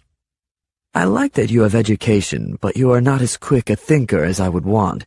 If someone were to question you with an answer you did not know, I fear you might hesitate and spoil the plan. Tobias reacted to Connor's assessment like he'd been punched. I couldn't understand why it bothered him so much. None of what Connor said were things Tobias had any control over, and it wasn't like Connor would find anyone he considered a perfect candidate. Next, Connor ordered Rodin to stand. Less of a resemblance to the prince when he was last seen, but a strong resemblance to the queen's family, so we may convince people of your identity. Your ambition and determination is admirable, though you often lack confidence when necessary. You are completely uneducated, which may also prove a problem. However, you're physically strong, which will give you an advantage with the sword and on horseback. Connor told him he could sit, but Rodin remained standing and said, Sir, now that I know what it is you're seeking, I can make myself into this prince. Sit, Connor repeated, unimpressed by Rodin's pleas. He nodded his head at me and I stood. You have the entirely wrong color of hair, though we might color it over with the proper dyes. You show a preference for the left hand when it absolutely must be the right. Nor are you as tall or strong as one might expect from the son of King Egbert. You look the youngest of the three boys, though any of you will have to lie about your exact age. How are you at learning accents? You ask if I can learn a Carthian accent in 2 weeks? I asked. You cannot claim the throne of Carthia while sounding like an Evenian. It doesn't matter, I said. I don't want the throne. Choose Rodin or Tobias, and I'll leave and go where you'll never see me again. Connor's face twisted in anger. Do you think I care a devil's inch what you want? You are here because despite a few physical setbacks, you have seeds of the personality I might expect for Prince Jaren. If we can weed out your bad manners and defiant nature, I suspect you could convince the nobles that you are him.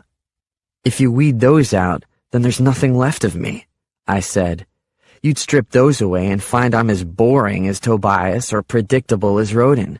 Why don't you take their physical similarities to the prince and give them a personality? It was a rhetorical question. I didn't actually think either of them could adopt a personality. Prince Jaren was a fighter, Connor said. You've done nothing but fight since we met. And if you try to use me for this fraud, then I'll continue fighting, I said. You don't want a prince. You want a puppet. You've taken on this plan in secret. Why? Maybe you can't sit on the throne, but you plan to rule from behind it. Put Rodin on the throne. He'll happily let you guide his arms and feed him with the words he should say next. I won't. Lower your voice, Connor said. I have no intention of ruling. Of course, at the end of 2 weeks, none of you will know enough about ruling to take that on alone. I will be there, to guide you as an advisor, to protect you, and to guard our secret. When you are ready to rule alone, I will serve in any capacity you choose for me. Connor held out a hand to me. I'm offering to make you the sun of Carthia, brighter than the moon and stars combined, and you will take the throne, knowing that you have pulled your country back from the brink of war. How can you refuse this opportunity, Sage? Carthia is not my country, I said, reaching for the doors to leave. Frankly, I hope Avinia destroys it. 11. Mott was waiting alone on the other side of the doors. Obviously, he knew what would be discussed in there and had chased the other servants away. I stopped when I saw him, cringing a bit as I waited for him to clunk me over the head or commit some other act to force me back into Connor's dining room. There was no cowardice in my nervousness. His hits came without mercy, but he only nodded at me. You clean up well, for an orphan. I had help. Where were you going? I scratched an itch on my face. Didn't really think that through yet. Somewhere I can be alone. Mott apparently had no inclinations to leave me alone. He put an arm on my shoulder and steered me down the hallway. Come with me. We walked outside to a courtyard in the rear of Farthenwood, lined with torches that flickered in the breeze. On one wall were several swords. Each was different. One had a longer blade, another was thinner, another was jagged on one side. The tangs varied, from swords with a simple metal grip to ones wrapped in leather or crowned in jewels. One might appeal to a lifelong warrior, another to a mercenary. I suspected that one of these was supposed to appeal to a prince. Choose one, he said. How do I know the one that's right for me? It's the one that calls to you, Mott said.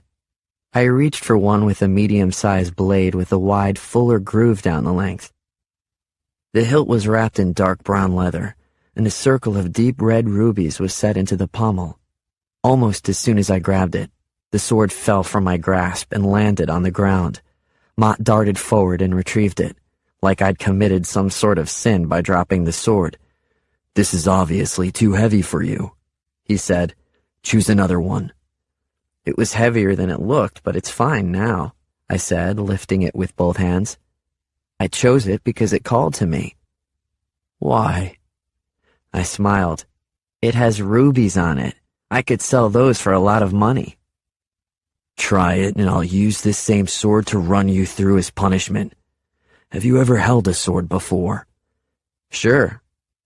I'd once held the sword of the Archduke of Montegrist, after sneaking into a room where he was staying.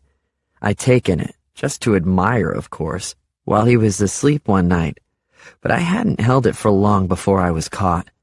My punishment was thorough, but it had been worth it just for a few minutes of holding a sword as fine as his. What's your training with a sword? Mott asked. I suspect not enough to make a fair match between you and me. Mott smiled. I heard what Connor said to you in the dining room.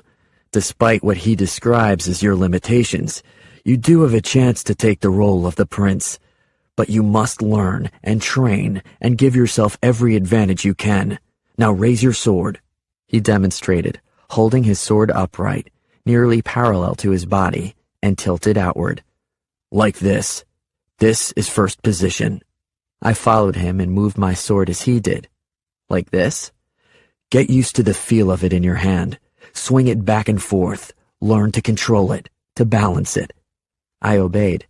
Despite its weight, I liked the feel of the sword. I liked me with this sword in my hand.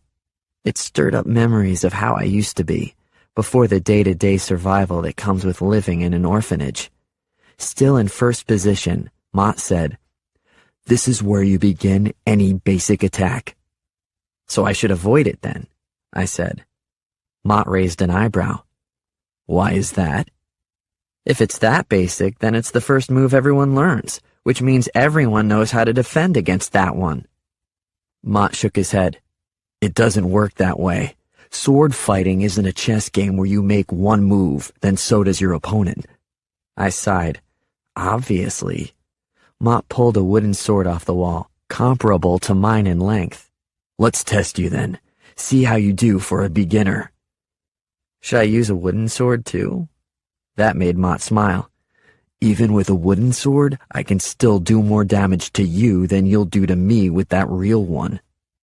As soon as he finished speaking, he cut a line through the air past my sword and hit my shoulder. "Would you at least try to stop me?" he asked. I made a face and thrust my sword at him, but he parried it. "Not bad," Mott said, "but be bolder. Prince Jaren was known for that." Sounds like he's dead, so whatever his boldness was with a sword, it obviously didn't save him. "Nobody could have survived so many pirates," Mott said. "Nobody on that ship did survive." "And they probably all had swords," I said, swiping at empty air when Mott took a step backward. "So training me with one is useless." "Relax your body," Mott said. "You're too tense." "Why me?" I asked, lowering my sword. "Why am I here?" "Why shouldn't you be? Tobias is smarter than me, and Rodin is stronger. Apparently, I have only slight resemblance to what he feels a prince would look like today." Mott lowered his sword as well. "Tobias may be more educated than you, but I have no doubt you're cleverer. Rodin is stronger, but a strong heart will always overcome a strong body." He smiled. "And as for the physical resemblance, it would help if you cut your hair and stood up straighter. I can't see your face half the time you're speaking. Now, raise your sword. Your problem is that you're trying to hit my sword. Hit me." "I'd hurt you." "This is a sword fight, Sage. That's the idea." I raised my sword and lunged at him. He stepped toward me and slid his sword up the inside of my blade, then rotated and pushed it down. My sword fell from my hand and clattered to the ground. "Pick it up," Mott said. After glaring at him for a moment, I picked it up, but I held it blade down, making it clear that I was finished with this lesson. He frowned at me. "I had you figured wrong. I thought you'd be more of a fighter." "Fighting for what? The privilege of getting myself killed one day like Eckbert's family? Even if I did what Connor wants, I'd never feel like a prince. I'd only be playing the part, nothing more than an actor for the rest of my life." "And what are you now?" Mott lowered his own sword. "You put on a facade of toughness, but I've seen you look frightened. You pretend to care for nobody, but I didn't miss your reaction when Latimer fell. And you pretend that you could run from your family in Avenia without looking back. But I hear the tone of your voice when you speak of them. I don't think you hate everyone half so much as you claim to. You're an actor now, Sage. All Connor wants is for you to act on behalf of Carthia rather than for yourself." Mott had hit closer to the truth than he realized. I didn't want to think about my fears, or about Latimer, or especially about my family. I handed him the sword and said, "Thanks for the lesson, but I'll never be a prince." "Interesting that you chose this sword, then," Mott said. "It's a replica of the one Prince Jaren once owned. If Connor can look at you and see a prince, then it's about time you did the same." 12. Mott escorted me back inside Farthenwood. It was clear that his orders were to see I was never left alone. He described to me in detail how the copy of Jaren's sword had been forged only off a drawing Connor's father once made from memory. Since Jaren's sword had been lost when his ship was attacked, I cared nothing about the story and didn't even pretend to listen. I should probably go back to the dining room. I mumbled, "You're sweaty now. A gentleman would never enter a dining room smelling as you and I do." "Then where?" "Back to your room. Roden and Tobias will join you before too long." "There's nothing to do in my room." "Get some sleep. Tomorrow begins your training for Connor's plan, and I assure you it will be exhausting." "Are you going to chain yourself to me again?" He smiled. "Of course not, but your room will be guarded. If you try to escape, the vigil will catch you and then notify me. Please believe me when I say you don't want to disturb my sleep for a second night in a row." "Are you one of Connor's servants too?" I asked Mott. "Does he own you?" "I serve him, but he doesn't own me. My father worked for his father, so it was natural I should work for the son. I believe in him, Sage. I hope in time you'll believe in him too." "He killed Latimer. After telling him he was free to go, he killed him." "To be technical, Cregan killed Latimer, although it was on Connor's orders." Mott was silent for a moment, then said, "Master Connor is not aspiring to be a priest and asks for no hero worship, but he is a patriot, Sage, doing what he believes is best for Carthia. Latimer never should have been chosen to come with us. It was better that he die than fail in the challenges over these next 2 weeks." "I think Connor wanted us to see him kill Latimer. Then we'd know how serious he is about this plan." "Perhaps," Mott said. "And if that was his idea, then it certainly worked." I stopped walking for a moment, forcing Mott to stop and look at me. In a soft voice, I said, "The 2 boys who don't get chosen for his plan, is he going to kill them too?" Mott put his hand on my shoulder and pressed me forward again. "He has to protect the secrecy of his plan. See that you get chosen, Sage." Errol was waiting on a bench near my room when we arrived. Mott asked him to take me into my room and assist me with dressing for bed. "I don't need help dressing," I said to them both. "I solved the mystery of how to button a shirt long ago."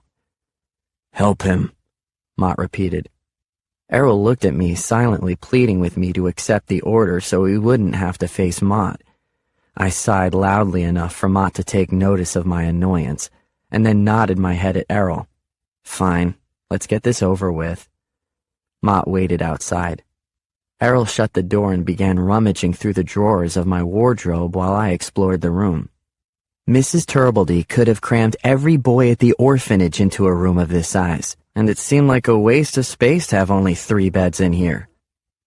In sharp contrast to anything I ever experienced at the orphanage, the mattresses on these beds were deep and the blankets thick. Each bed had a small wardrobe beside it, and the desk was near the center of the room, facing a fireplace.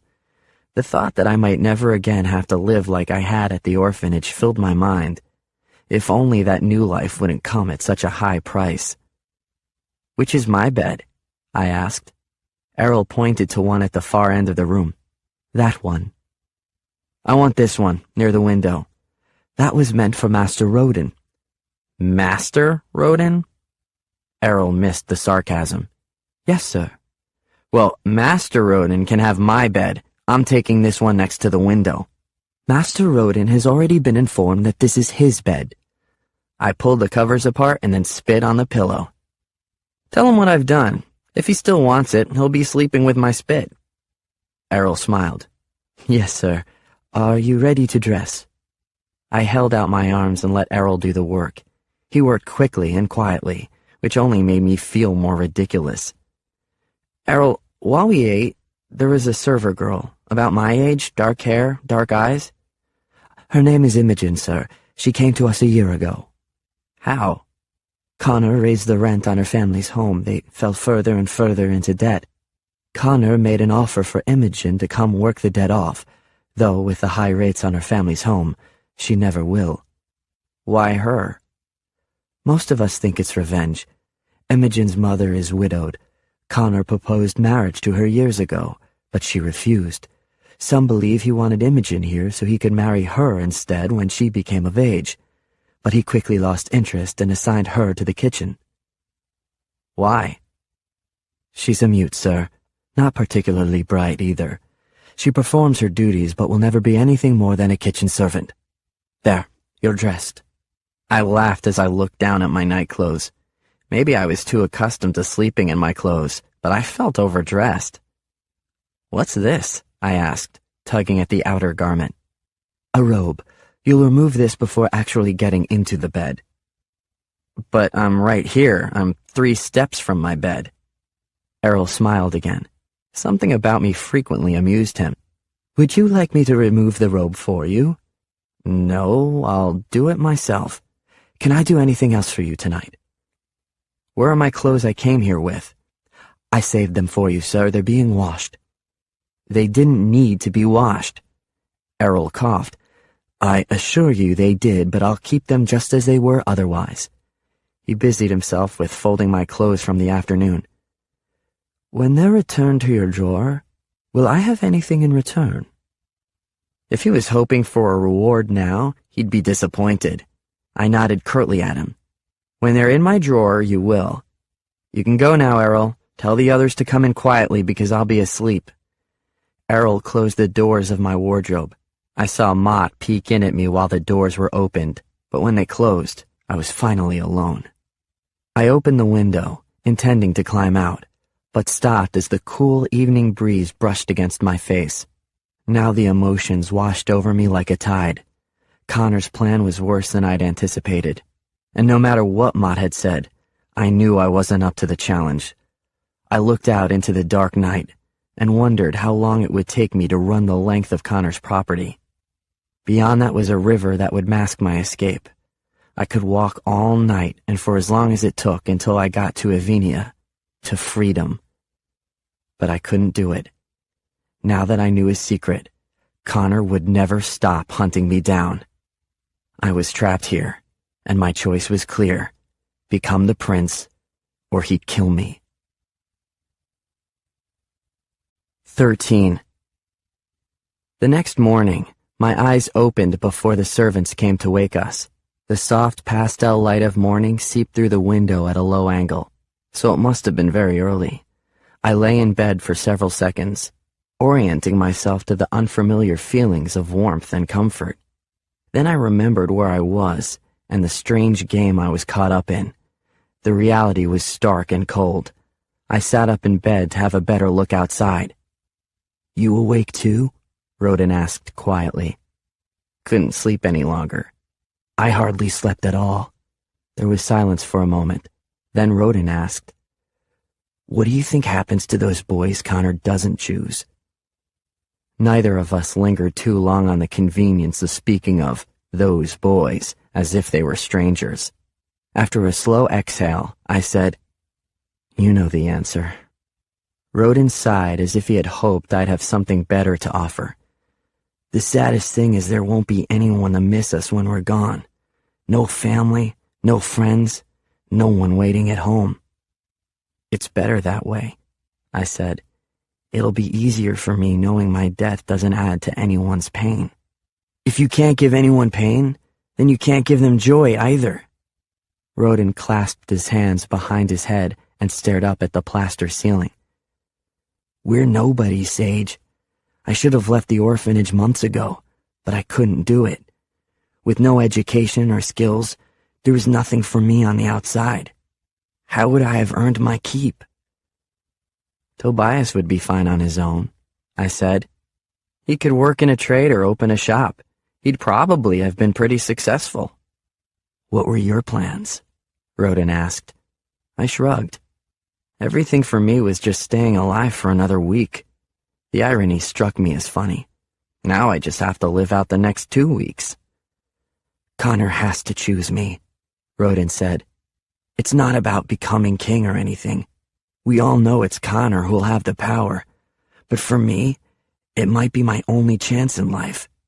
I know that sounds harsh because of what it means for you and Tobias, but that's just how I feel. You know the other day when you nearly got away from us in the wagon? Yeah? I wish you'd have made it. And if you have the chance to run sometime in the next 2 weeks, I think you should take it. Good to know, Rodin. He'd like things to be that easy. Why don't you two talk a little louder and maybe you can wake the entire estate? Tobias said with a groan. Hush, I said. Soon as they know we're awake, we'll get people in here. Tobias sat up on one arm. You and Rodin have been chatting like old friends all this time, and now you tell me to hush? Hush, Rodin said. Tobias lay back down. I wonder what Connor has planned for us today. We have 2 weeks to learn everything Prince Jaren would know, Rodin said. I think this might be the last moment of quiet we'll have until then. It's really not a bad plan, Tobias said. Connor's right. This might be the only way to save Carthia. It's an insult to the real prince, I said. When this is discovered, and we all know that one day it will be, what we are doing here will be worse than treason. For a nobody orphan to pretend to be a prince? Who do we think we are?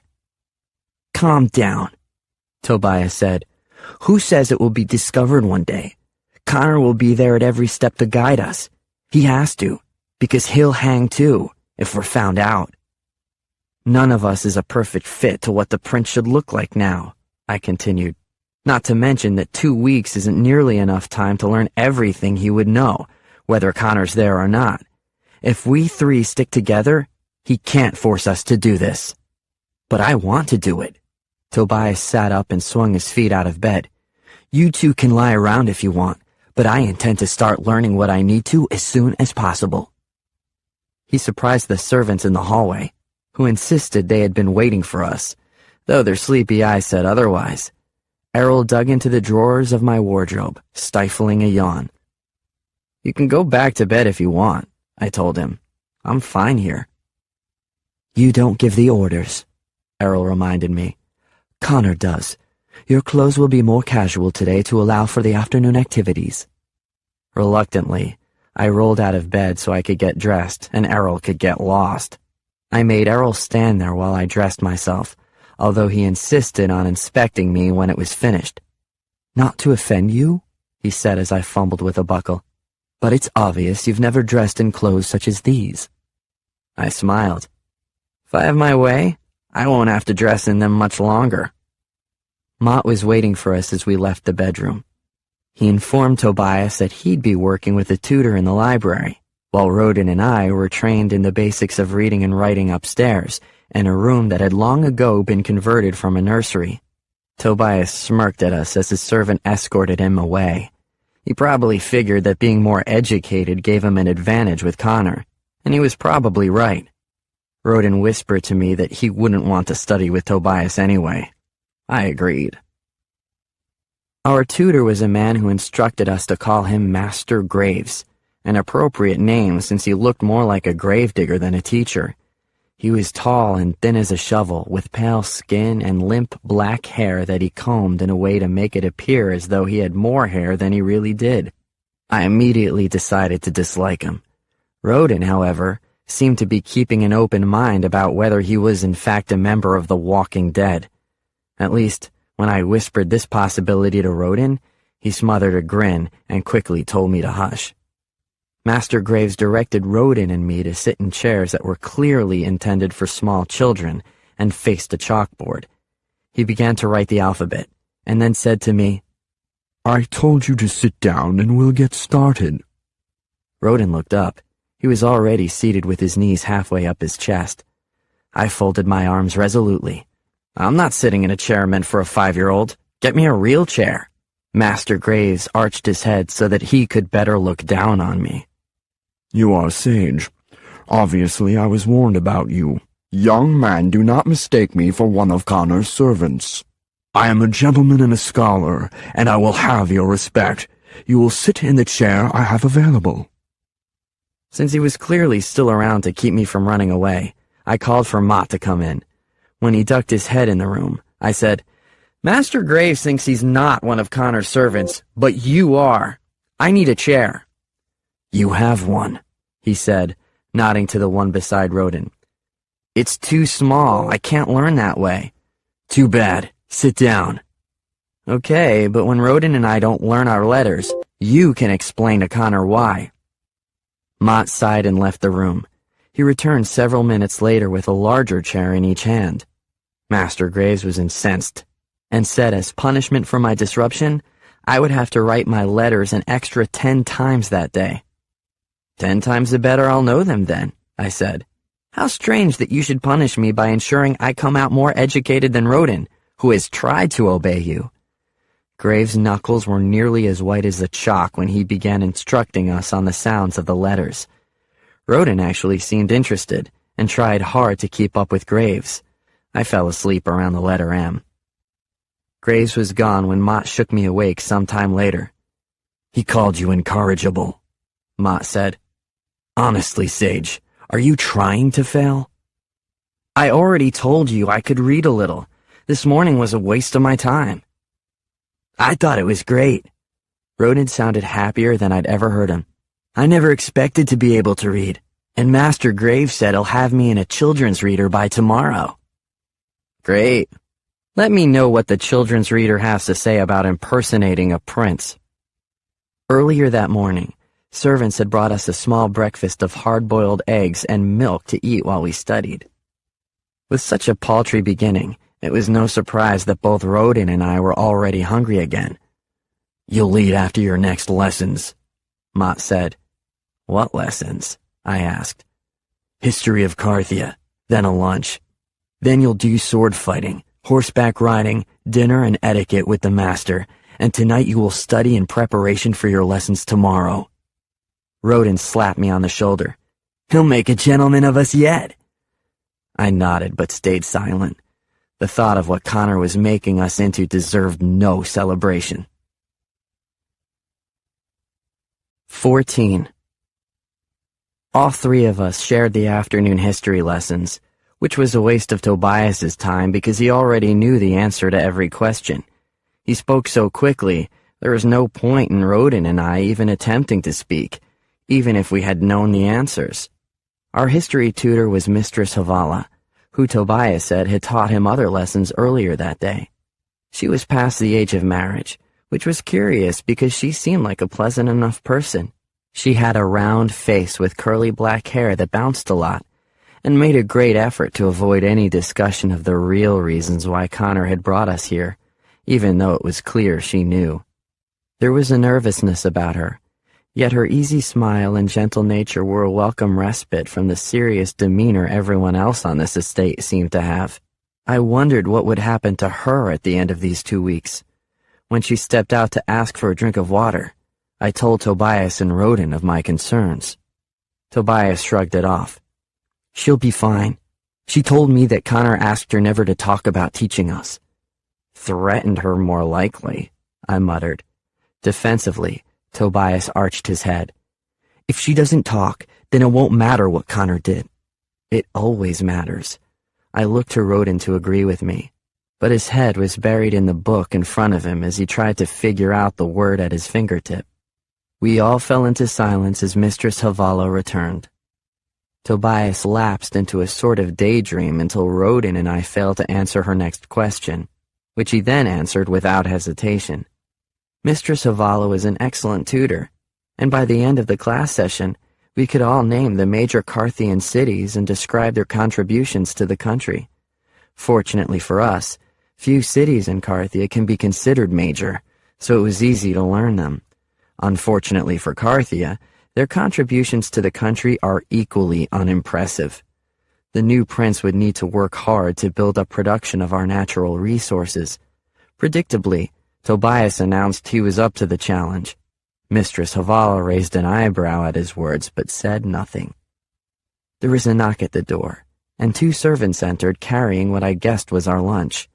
I didn't know the first girl who entered, but the second servant was Imogen. She looked at me, gave her usual frown, then lowered her eyes. They set the trays down and left. Mistress Havala placed the book she'd been teaching us from on her desk, then handed us each a meat pie wrapped in a thick pastry. I ate mine in 4 bites and turned to Tobias, who was only halfway through his.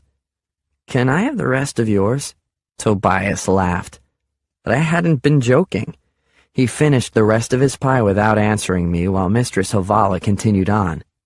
After our history lessons, Mott returned and escorted us to Connor's stables. Cregan was waiting for us there. His arms were folded so tightly as we approached, I briefly wondered if they were knotted. "That's right," he said grumpily. "I'll be teaching you to ride." After Mott was gone, he pointed to a saddle balanced on the top of a fence. "Let's start here. This is what you sit on to ride a horse." "You can't be serious," I said. "Are you really going to treat us like it's the first time we've seen a horse? We can all ride." "I don't know what your skills are," Cregan said. "My skills are better than yours," I said. "I can outride you with my eyes closed. Probably so can Tobias and Roden." Cregan's eyes narrowed. "Better than my skills? I'm not just a rider. I'm a trainer. I break wild horses, and I can break you." I ignored that last part and said, "I can ride anything you can ride." Cregan smiled.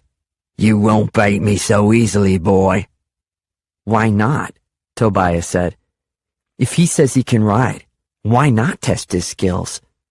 Cregan stared at Tobias, then me, then said, "All right, wait here," and walked back into the stalls. "Thanks," I said to Tobias.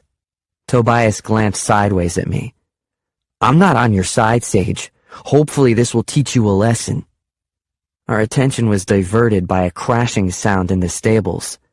Slowly I shook my head and mumbled to Tobias, "You don't think he has an untrained horse in there, do you?" "Sounds like it," Tobias said. "Can you ride?" Roden asked me. "I've ridden before, is that the same thing?" "No," Tobias said flatly. "I can ride, but I'm not stupid enough to challenge Cregan to a wild horse." "Just apologize and tell Cregan you want lessons," Roden said. "And let everyone hold that over my head?" I asked. "I'll just ride the horse in a circle or two. It'll be fine." Cregan was practically laughing aloud as he escorted a horse outside the stables. It was already trying to buck, and it was work for him to hold on to the reins. Cregan grinned wickedly. "So, you can outride me?" I backed up 2 steps. My father had warned me about my quick tongue countless times. Perhaps he should have warned me more often. It doesn't matter whether I could beat you or not. You're the tutor here. That seemed to offend Cregan. His voice rose in pitch as he said, "And as your tutor, I'm ordering you onto this horse." I shook my head. "I'm not riding that horse. Get me a tamer one and I'll do it. You just know you'll lose if you play fair." Cregan walked so close that I could feel his breath on me. "Scared?" "Yeah, I was. It was a fierce horse." "Then it's a good time to teach you some humility. Get on the horse or face the consequences." "Leave him alone. Sage was just talking big," Roden said. Cregan pointed a finger at Roden. "Sage won't help you in the end, boy. Don't you help him." Then he looked at me. "If you don't ride this horse now, then you won't ride again during the next 2 weeks. I'll tell Connor you failed here." After a very long moment, I reached for the reins. "Fine, but I need help getting up." Cregan laughed. "Can't even mount a horse by yourself." "It's a riding contest, not a mounting one. Where's your horse?" Cregan's laugh widened. "You'll fall off so quickly I wouldn't even have time to get into a saddle." He steadied the horse while I climbed on. The horse bucked, and I had to grip tightly to stay in the saddle. "He doesn't like me," I said. "You should be used to that," Cregan said. "And Windstorm is a she." With a laugh, he slapped the horse on the backside. Windstorm took off with a fury at her feet, throwing me hard against the curve of the saddle. She bucked twice, and I managed to hold on only because it entertained the devils to help me do it. Behind me, Cregan was laughing boisterously. Maybe Rodin and Tobias were too. It was hard to tell with the world jostling around me. I yelped and held on as she pulled free of Cregan's control and we sprinted away. Windstorm headed directly for a tree, as if she knew the low-hanging limb could knock me off. I ducked in time to avoid the worst of it, though some of the smaller branches scraped my shoulders as we passed beneath them. Somewhere behind us, Cregan yelled for me to come back, but Windstorm was on a full gallop to freedom. Cregan was left with the reality that by the time he got a horse to follow me, I'd be long gone, and I was on a horse running so fast that if I fell off, I was facing more than a few broken bones. Or worse. 15.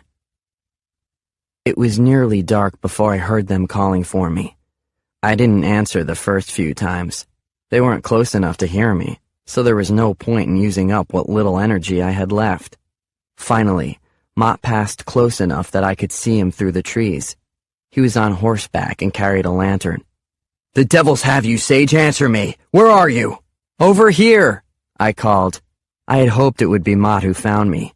If it had been Cregan, he'd have likely beaten the last of my strength from me as punishment. But Mott seemed to hate me less. I might have a chance with him. He found me lying on the bank of the river, legs half submerged in the water.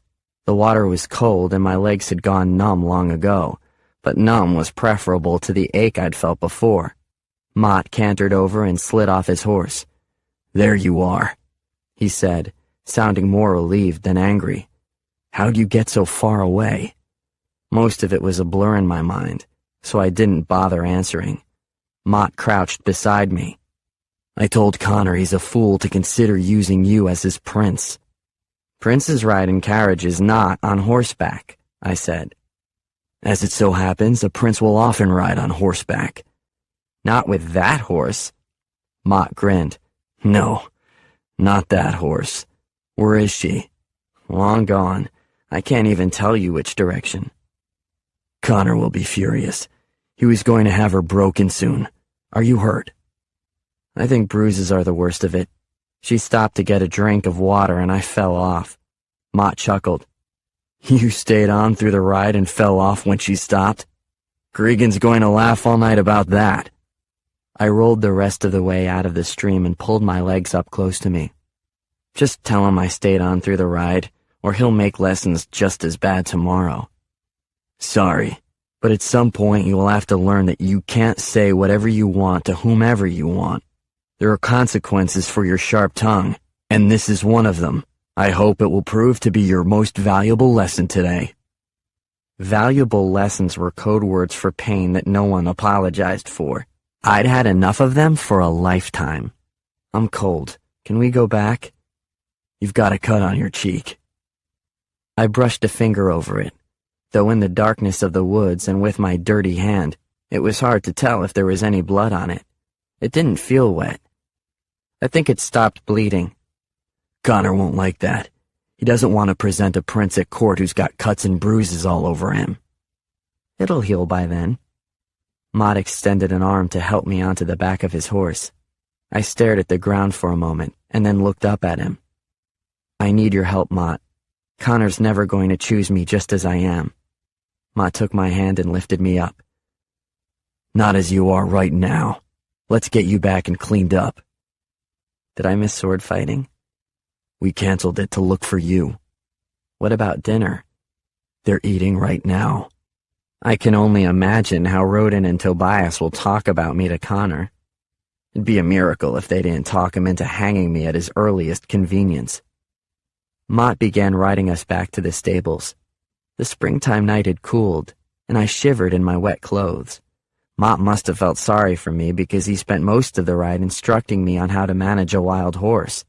Unfortunately, I had other things on my mind, so I missed most of the lecture. Too bad, because what I did hear actually sounded interesting.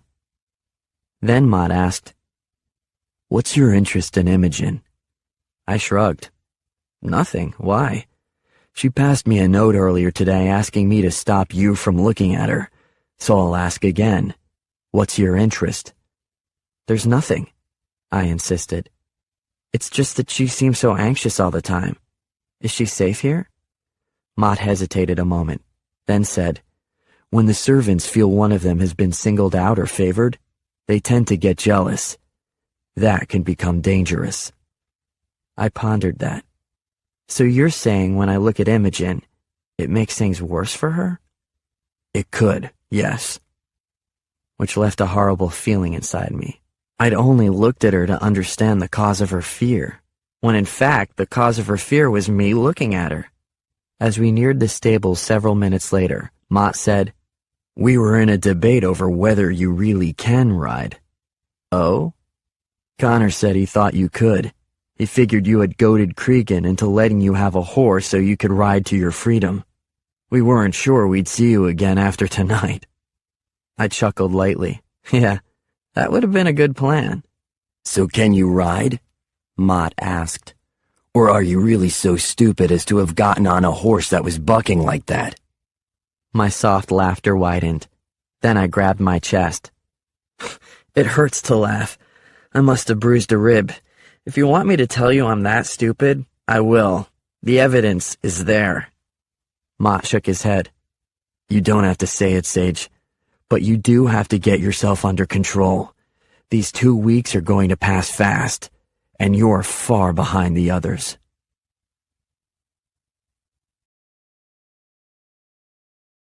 "16. The aromas of spiced meat and fresh baked bread were inescapable as Mott and I entered Farthenwood through a back entrance. The kitchen wasn't far away. "I'm getting dinner, right?" I asked. "Someone will bring it to your room, after your bath." "Tell me, Mott, is it true that the wealthy smell worse than the poor?" Mott arched an eyebrow. "Why do you say that?" "It seems since joining Connor's household that I've needed to bathe much more often. My fleas have all but abandoned me." "Let's hope so," Mott said with a chuckle. Then he handed me off to Errol for another scrubbing in a bath that had been set up in a corner of our bedroom. My bath was so quick, Errol said he doubted I could have gotten entirely clean. I told him it was good enough considering I'd only get dirty tomorrow and not to push the matter. He didn't. "Where's my dinner?" I growled. "Connor nearly starved us today." "Someone should have it here shortly," Errol said. "You should hurry and dress." "Then get out and wait for it. Knock when it gets here." Errol nodded and left the room while I fumbled with my nightclothes. I checked the drawer again for my old clothes, but they still weren't there. I'd speak with Errol if they weren't back tomorrow. A knock came to the door, and I yelled at Errol to enter while I pulled the robe around myself. Someone sniffed, and I turned. Imogen stood in the doorway, holding a tray of dinner. She clearly wished someone else had been ordered to bring the food. For that matter, so did I. "I thought you were Errol," I said, as if that would make any difference. Imogen glanced at the door as if to indicate he was still in the hallway. Then she held up the tray and shrugged. "Oh, right." I pointed to a table near Tobias's bed. He had a few papers laid out that were full of notes. He was studying material more advanced than Roden and I would ever get to before the 2 weeks ended. Imogen set the tray down and started to leave, but I said, "Wait!" It hadn't really occurred to me what to say at this point, nor could she respond to anything I might come up with. Finally, I mumbled, "I'm sorry. If I caused you any trouble, then I'm sorry for that." She nodded what I hoped was an acceptance of my apology, and even offered something close to a smile. "I'm Sage," I finally said. Strange, I know, but who gets to choose their name? She pointed to herself, and I said, "Yes, I know. You're Imogen." She started to leave again, but I added, "Could you help me with something? I need a thread and needle. I ripped one of my shirts out on that horse ride, and I've got to sew it up." Imogen held out her hands, indicating she would sew it for me, but I shook my head. "I'd rather do it myself. If Connor finds out I've torn his new clothes, I'll get in trouble. Can you get me the needle?" She nodded and pointed at the cut on my face. "It's okay. I get hurt a lot. I'm used to it." Tiny wrinkles formed between her brows. She opened her mouth as if there was something she wanted to say, then closed it and lowered her hand. "You are too familiar, Imogen." Tobias's servant marched into the room. He picked up a book from a shelf near the door and hurled it at her, hitting her in the back. "You are supposed to give him the food, then get out!" In an instant, I got Imogen behind me, then pulled out a knife that had been under my pillow and held it out to the servant. "How dare you!" I yelled, so angry the words sputtered from my mouth. "She's just a kitchen girl." The servant stiffened, alarmed by my reaction but clearly confused too. I swiped the knife through the air, forcing him to back up. He gave a cry for help and looked around like he wanted to run, but I had him cornered. Hearing the commotion, Mott ran in. "Lower the knife, Sage." His eyes widened. "That's mine!" He lifted the leg of his trousers, where the knife had been sheathed. "When did you—" "Oh, the horse ride back." "I needed a knife to cut the meat. They didn't give me one." Mott inched toward me and held out his hand. "Give it back, Sage. Now." I reversed the blade and gave the knife to him by the handle. "Did you see what he did to her?" Mott gently put a hand on Imogen's shoulder.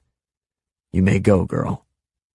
Imogen didn't look at me as she left the room, and I didn't stop glaring at Tobias's servant. "He's not welcome in this room anymore," I said to Mott. "He shouldn't work for Connor another minute after what I just saw." "You may go as well," Mott told the servant, who tripped over his own feet in his hurry to leave the room. Mott stared at his knife a moment, then wiped the blade with his shirt as if I'd dirtied it. "Your mother was kitchen staff, I believe?" "Barmaid." "Same thing. Obviously you have some sympathy for Imogen." "It has nothing to do with that. She didn't do anything wrong, and he threw a book at her." "And do you think you helped her just now? Do you think that made anything better for her?" I kicked at the floor, angry with myself, and angry with Mott too, though for no clear reason. Maybe because I hated it when he was right. "She's well treated here," Mott continued. "Tobias's servant will be disciplined, and you should be on your knees thanking me for not reporting this to Connor. What I want to know is why you took my knife." "I told you I can't cut the meat without one." "Do you feel you're in danger here?" "From Roden and Tobias?" I shook my head. "No." "From me? Connor?" "You work for Connor. If there's any danger from him, there's danger from you." Mott didn't disagree. He couldn't. He replaced his knife in the sheath strapped to his ankle, then pointed at the dinner. "Eat up, and get a good night's sleep. Tomorrow will be harder than today." "There's nothing to do up here but stare at Tobias's stack of books." "Try to read one. It could only help you." "I'd rather join the others. It's not fair that I'm kept up here while Roden and Tobias get to show off to Connor."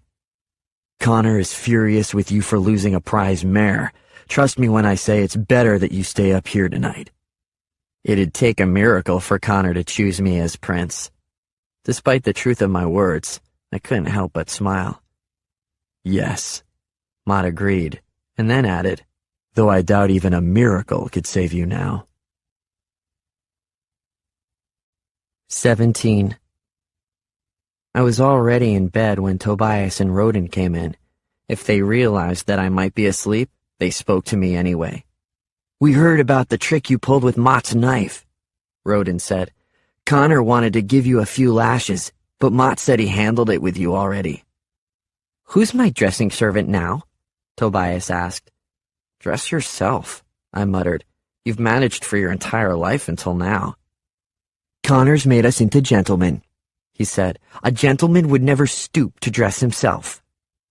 "If he put us in dresses, we wouldn't suddenly become women," I said. "You're an orphan in a costume, Tobias, nothing more." Roden's servant was in the room, gathering Roden's nightclothes.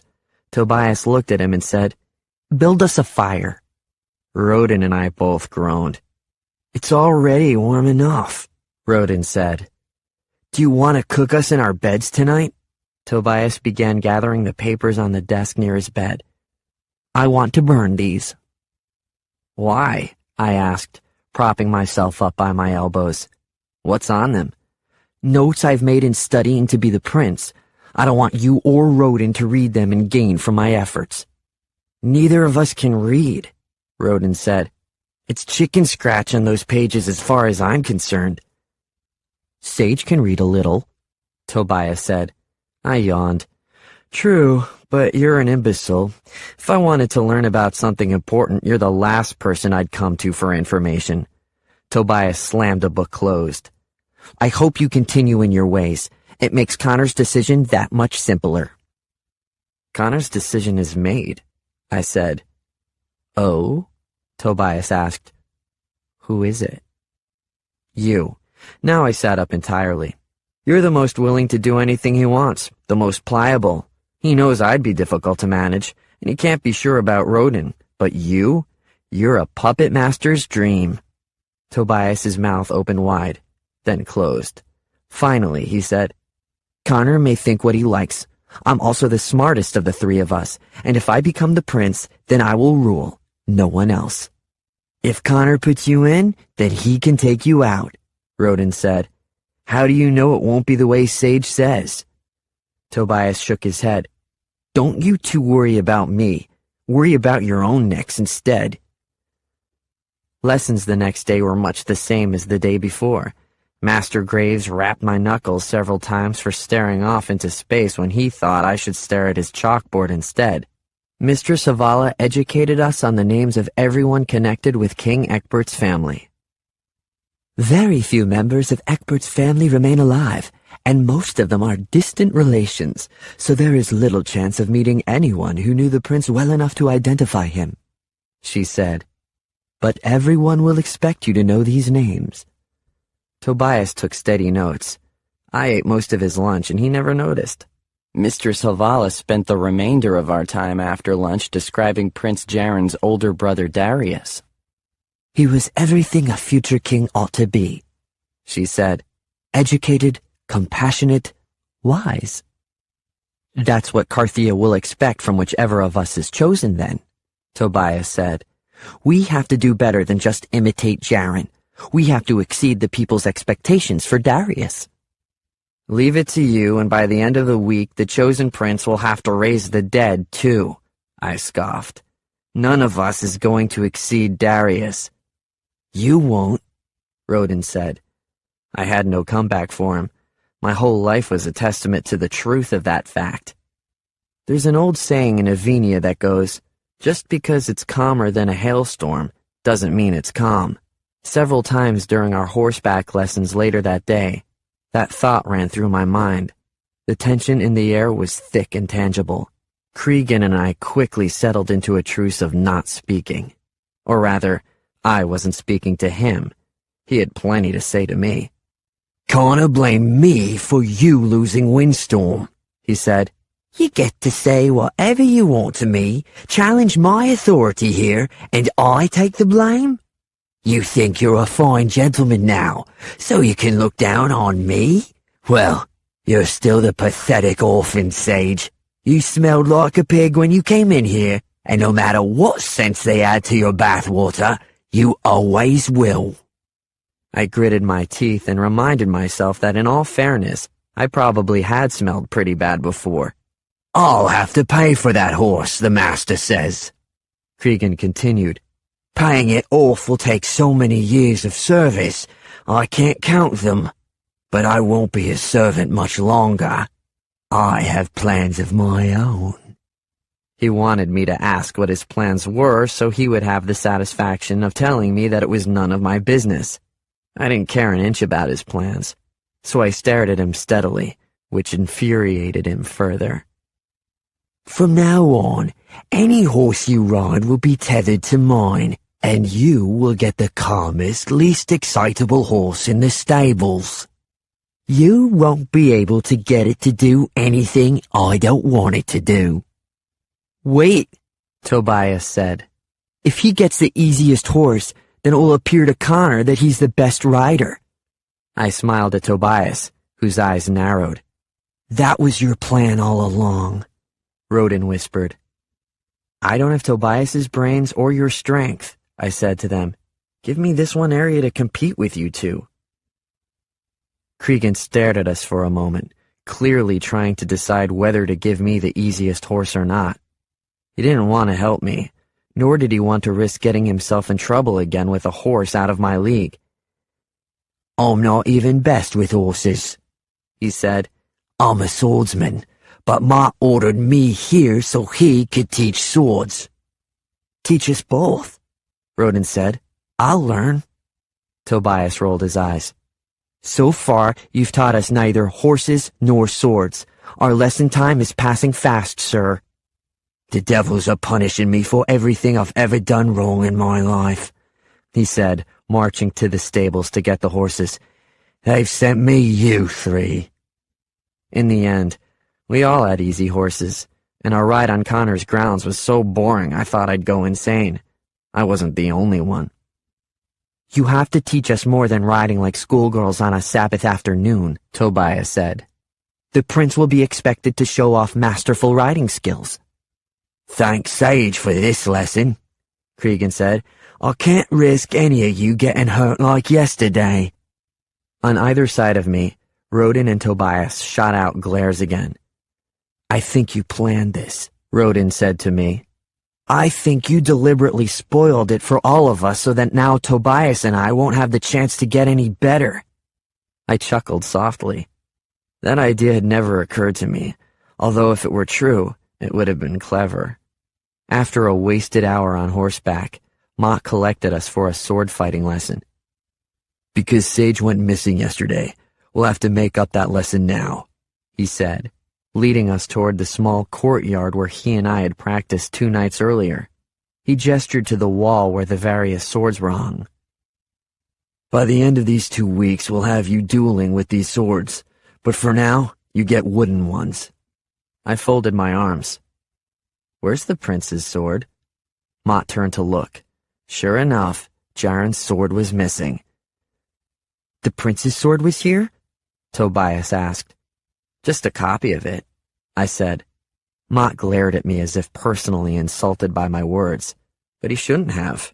I had been perfectly accurate. "How did you know about the sword?" Rodin asked me.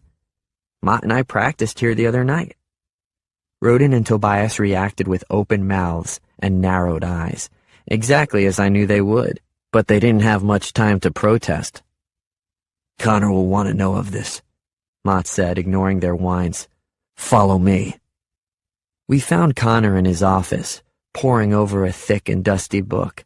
Mott spoke to him privately for a moment, then had us all come into the room and stand in front of Connor's desk. Connor's office was lined with shelves full of books, and the occasional bust or trinket. Near the back of the room, he had a massive desk that faced the door and 2 comfortable chairs that faced the desk. It made me wonder if he had a business through which he earned his own money, or whether his was the kind of wealth passed from father to son through the generations. I suspected the latter was true. Connor sat with his hands folded together. "This was no ordinary sword, boys. It was nearly an exact replica of Prince Jaren's sword before he was lost. It was last seen around his waist at supper the night before he boarded the ship that ultimately carried him to his doom. Now, you may think by stealing it you have given yourself an advantage. Perhaps you believe you can use this sword to shore up your claims of being the prince when you are presented at court. But that is futile because, as I said, it's not an exact replica. Anyone with a practiced eye will easily know it's a copy. Perhaps you have stolen it to give yourself an advantage in sword fighting. Again, this is futile. Any of you may practice with Mott as often as you'd like to become as skilled as you'd like, and if you stole it so that the other 2 boys couldn't practice with it, then remember that there are several other swords still available for practice. Now I want a confession. Who took it?" All 3 of us remained silent. Connor couldn't possibly believe that the thief would confess. None of us was that stupid. "Sage must have taken it, sir," Tobias said. "Why is that?" Connor asked. "He's the only one who's already handled the sword." "Which is evidence of nothing," Connor said. "It was there while the boys were in horseback lessons yesterday," Mott said. "We know where Sage was at that time, and all of the boys have been supervised since then." Where were you and Roden during that time? Connor asked Tobias. Tobias hesitated. After Sage ran off on Windstorm, Cregan was going to follow him. He told us to go to the sword arena and wait for Mott, but after a few minutes a servant came and told us that Mott had gone to look for Sage too, so we left. We left together, Roden said quickly. If either of us had taken it, the other one would know. And what did you do after returning to the house? Connor asked. Tobias's eyes fluttered. I was in the library. Roden frowned. I went back to our room. And can either of you provide proof that you were there?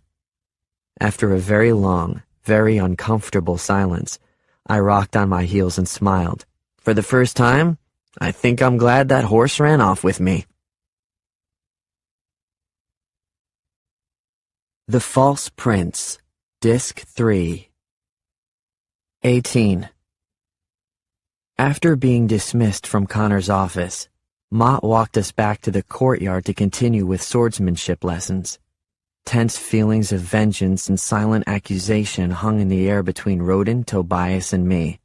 Mott rotated a pair of us for dueling practice while he worked on skills with the third. The wooden swords Mott gave us were severely tested for durability as they clacked against each other, or, in a lucky moment, hit against an opponent's arm, back, or leg. Roden was merciless against me and brutal with Tobias. I did very well against Tobias, but Mott said he was disappointed in my performance against Roden. This is more than just learning swordplay, Mott said. You must learn it as Prince Jaren knew it. He challenged a king to a duel at the age of 10. What does that tell you about his attitude in battle? That he was stupid, I said flatly. If the story's true, he lost that duel. It shows his bravery, Roden said, ever eager to please. And his training. He must have expected to win. I barked out a laugh. If he did, add arrogance to his list of worthless traits. It's too bad the prince we're trying to become isn't the older brother Damon. Darius, Tobias corrected. Whatever. It sounds like he had a character worth imitating, not Jaren. Mott stepped closer to me. I find it interesting that you'd say that, Sage, considering you naturally have several character traits in common with Jaren. I was silent for a moment as emotions I didn't understand filled me. What was it? Shame to acknowledge that Mott was correct? Was I as foolhardy as Jaren seemed to have been? Or was something telling me not to try for the crown? Perhaps in having fewer of Jaren's character flaws, Roden or Tobias would make a better king. Mott seemed to be waiting for me to say something, so without knowing whether I was correct or not, I shrugged and said, Jaren was a child when he challenged that king to a duel. Perhaps he learned his lesson and would make wiser choices today. Mott frowned. I never thought Jaren's challenge was a sign of weakness. I'm sorry that you do. Now let's continue. Mott paired me with Roden for another round while he worked with Tobias. I held my own until Roden got me backed into a corner. I lowered my sword to end the duel, but Roden took the opportunity to strike a hard blow at my chest. I reeled backward, then dropped my sword and lunged at him. One solid punch from me would teach him a much-needed lesson about sportsmanship. Mott pulled me off of him and yelled, Bad form, Roden. This is a practice, not a match. You should have stopped when Sage lowered his sword. Sorry, Roden mumbled. I didn't mean it. Just had a lot of energy. Mott turned to me. And Sage? I won't apologize, I said, folding my arms. Mott considered that a moment, then said, No, I wouldn't either. Shake hands, boys, and I'll take you back.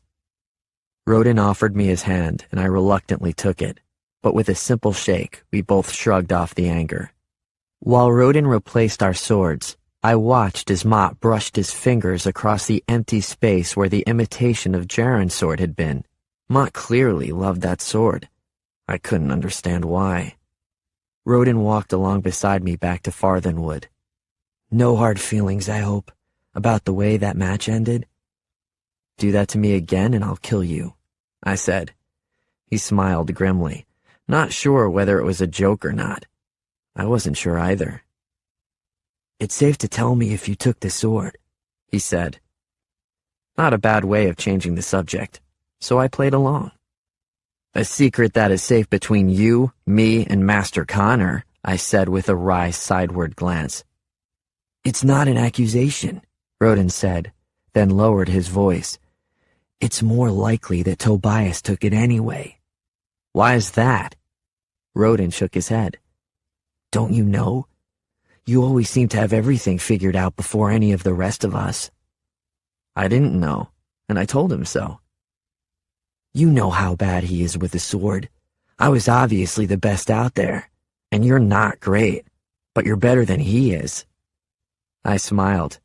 If that were true, I wouldn't have so many bruises. Rodin continued. "Tobias needs the sword to help him look more like the prince." Tobias would look foolish wearing a sword at his side that he can't even use properly. So what do you propose? "I hope Connor chooses me," Rodin said. "But if he doesn't, then I hope he chooses you, not Tobias. For Carthia's sake, I wouldn't want him as prince, whether Connor is behind the throne or not. If you and I band together, we can sabotage him." Then what happens when it's down to you and me? Will you sabotage me as well? Rodin looked down at the trail. "I might, and I know you might sabotage me too." "How did we get to this place?" I asked, fully aware there was no answer. "No matter what we do, the devils have us."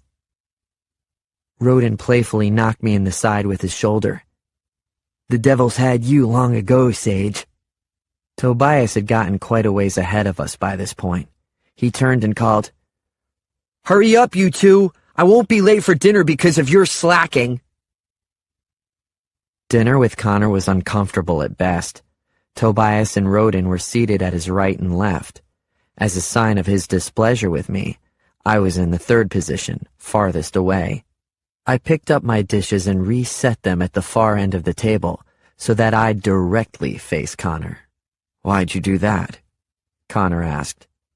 "We can't see each other where I was at," I said. "This makes more sense." "Maybe I have no wish to see you," Connor said. "Well, if that were true, you'd have had Mott keep me in my room." "In any event, it was very rude." "It was prince-like," I said. "A prince would never let anyone else determine his seat." After a brief hesitation, Connor smiled and raised his glass and toast to me. "Indeed." Connor took several opportunities during dinner to point out the errors I was making in manners. Tobias and Rodin weren't making the same mistakes, so they must have had this lesson the night before, while I was lying on the ground by the river. I told him I'd make fewer mistakes if I didn't have to use my right hand for everything. He pointed out that it wasn't likely the prince would switch to the left hand for me, so I'd have to be the one to change. I corrected the errors, and Connor moved on.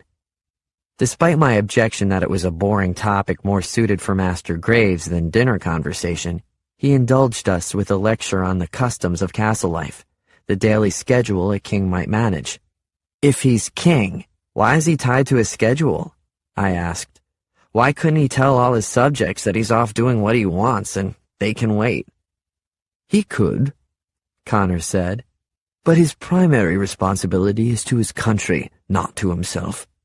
He is a manager, a decision-maker, a leader, not a child at play." "But if one of us takes the throne, you'd do most of that for us, wouldn't you?" Connor shook his head. "I'll be there to help you function in your role. I'll be a counselor, a guide, but you will be king." Connor went quiet while Imogen and two other servants brought in the next course of our meal. She served Rodin instead of me and didn't look at any of us. When she turned, I got a glimpse of a dark bruise over her left cheek. She'd been wearing her hair to hide it, but when she bent over, the bruise was obvious. "Where'd you get that?" I asked her. She glanced up at me, then quickly looked down, so I turned to Connor. "Where'd you get that bruise?" He waved his hand non-committally. "She has a reputation for clumsiness. I expect she ran into a cupboard door or a wall. Isn't that right, Imogen? Imogen looked from Connor to me, then back at Connor and nodded. Nobody in that room could have missed the fear in her eyes. Somebody did that to her, I said. Nonsense, Connor said. Imogen, if somebody hurt you, you'd tell me, wouldn't you? He laughed at his own joke. Obviously, Imogen could not have told him. And I suspected, even if she could, she still wouldn't have dared. We have business, Connor said to all of the servants in the room. You may all go. When they left, Connor said, You seem very interested in that girl's affairs, Sage. Somebody gave her that bruise. We both know it wasn't an accident. She's a servant girl beneath your station now. Let those in her circles look after her interests. Those in her circles probably caused it. Connor brushed off my statement with an empty promise to look into the matter, then said, Forget the servant girl and remember why you're here. Did you know the prince is already engaged to be married? That had Rodin's attention. Already? To who? To whom, Rodin? The betrothed Princess Amarinda of Bultane was chosen at her birth for the Crown Prince Darius. She is the niece of the King of Weimar, and an alliance between Ecbert's home and hers is necessary for continued peace in Carthia. The betrothal was King Ecbert's idea. His wife, Queen Erin, was from an inconsequential border town in southern Carthia, unknown in any social circles of the upper class. He was expected to choose from amongst the noblemen's daughters, so there was a great controversy when he married. Even today, little is known about her life before the marriage. For all his weakness in defending his borders, he was always a great defender of his wife. Why was that necessary? Tobias asked. What was she before, some sort of criminal? Bite those words, Connor ordered. She was your queen, Tobias, and a respectable woman always. My only point is that Ecbert wanted to avoid a similar uproar with his son. Now that Darius has been killed, the betrothal will pass to Prince Jarin, if he is found. If you take the crown, you will one day take Amarinda as your wife. But if she was engaged to Darius, Rodin asked. She was betrothed to the throne, not the prince. Amarinda will marry the man who becomes king. Marry? Tobias chuckled loudly, echoed by Rodin and me. Not until you're older, of course, Connor said. But when the time comes, she will be yours. What does she look like? I asked. Connor raised an eyebrow, and I added, Seems to me a girl whose marriage is guaranteed might not need to take care of her looks as much as one who has yet to catch a man's eye. You shall see for yourself, Connor said. I've invited her to dinner at the end of this week. But if she sees us, Tobias said, you three will be in disguise as servants amongst my staff. She is a betrothed princess and will hardly deign to look at any of you, but I want you to see her, to gain an understanding of her mannerisms and style. It will help you after you take the throne. So, what is she like? Rodin asked. I'll have you judge that for yourselves, but I suspect she will appeal to you boys, and make our contest that much more interesting. Rodin and Tobias perked up at the prospect of seeing her, but I only slumped back in my chair.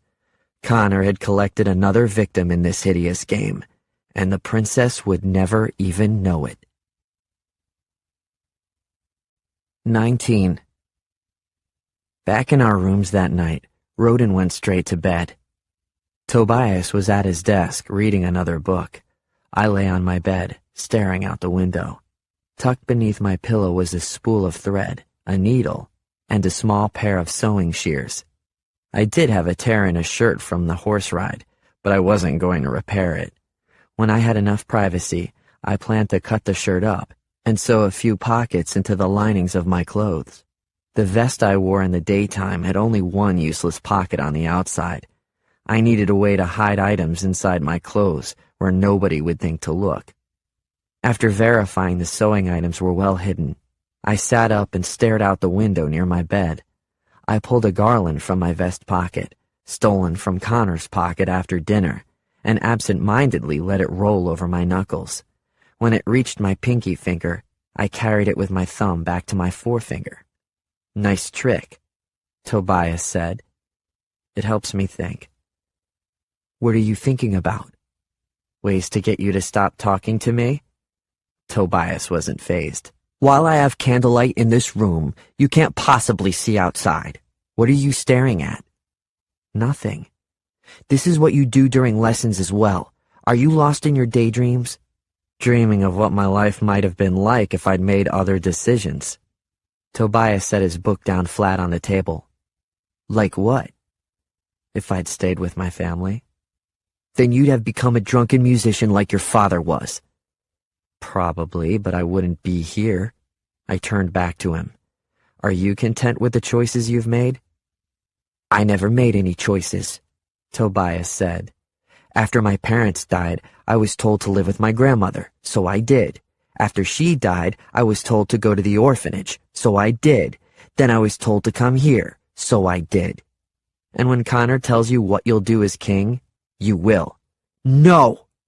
Tobias took a deep breath, picked up his book again, and then in a calmer voice added, "I have a plan. I know what I'll do after I'm crowned." I went back to looking out the window. "I hope it works for you." "It will. I've worked out every detail." "Stop staring out that window!" "Why does it matter to you?" "Because it's pointless when I know you can't see outside. Perhaps you're using it as a mirror to admire yourself." Then Tobias looked down at his papers and suddenly gathered them all together in a pile. "I can't see your papers," I said tiredly. "You're being foolish."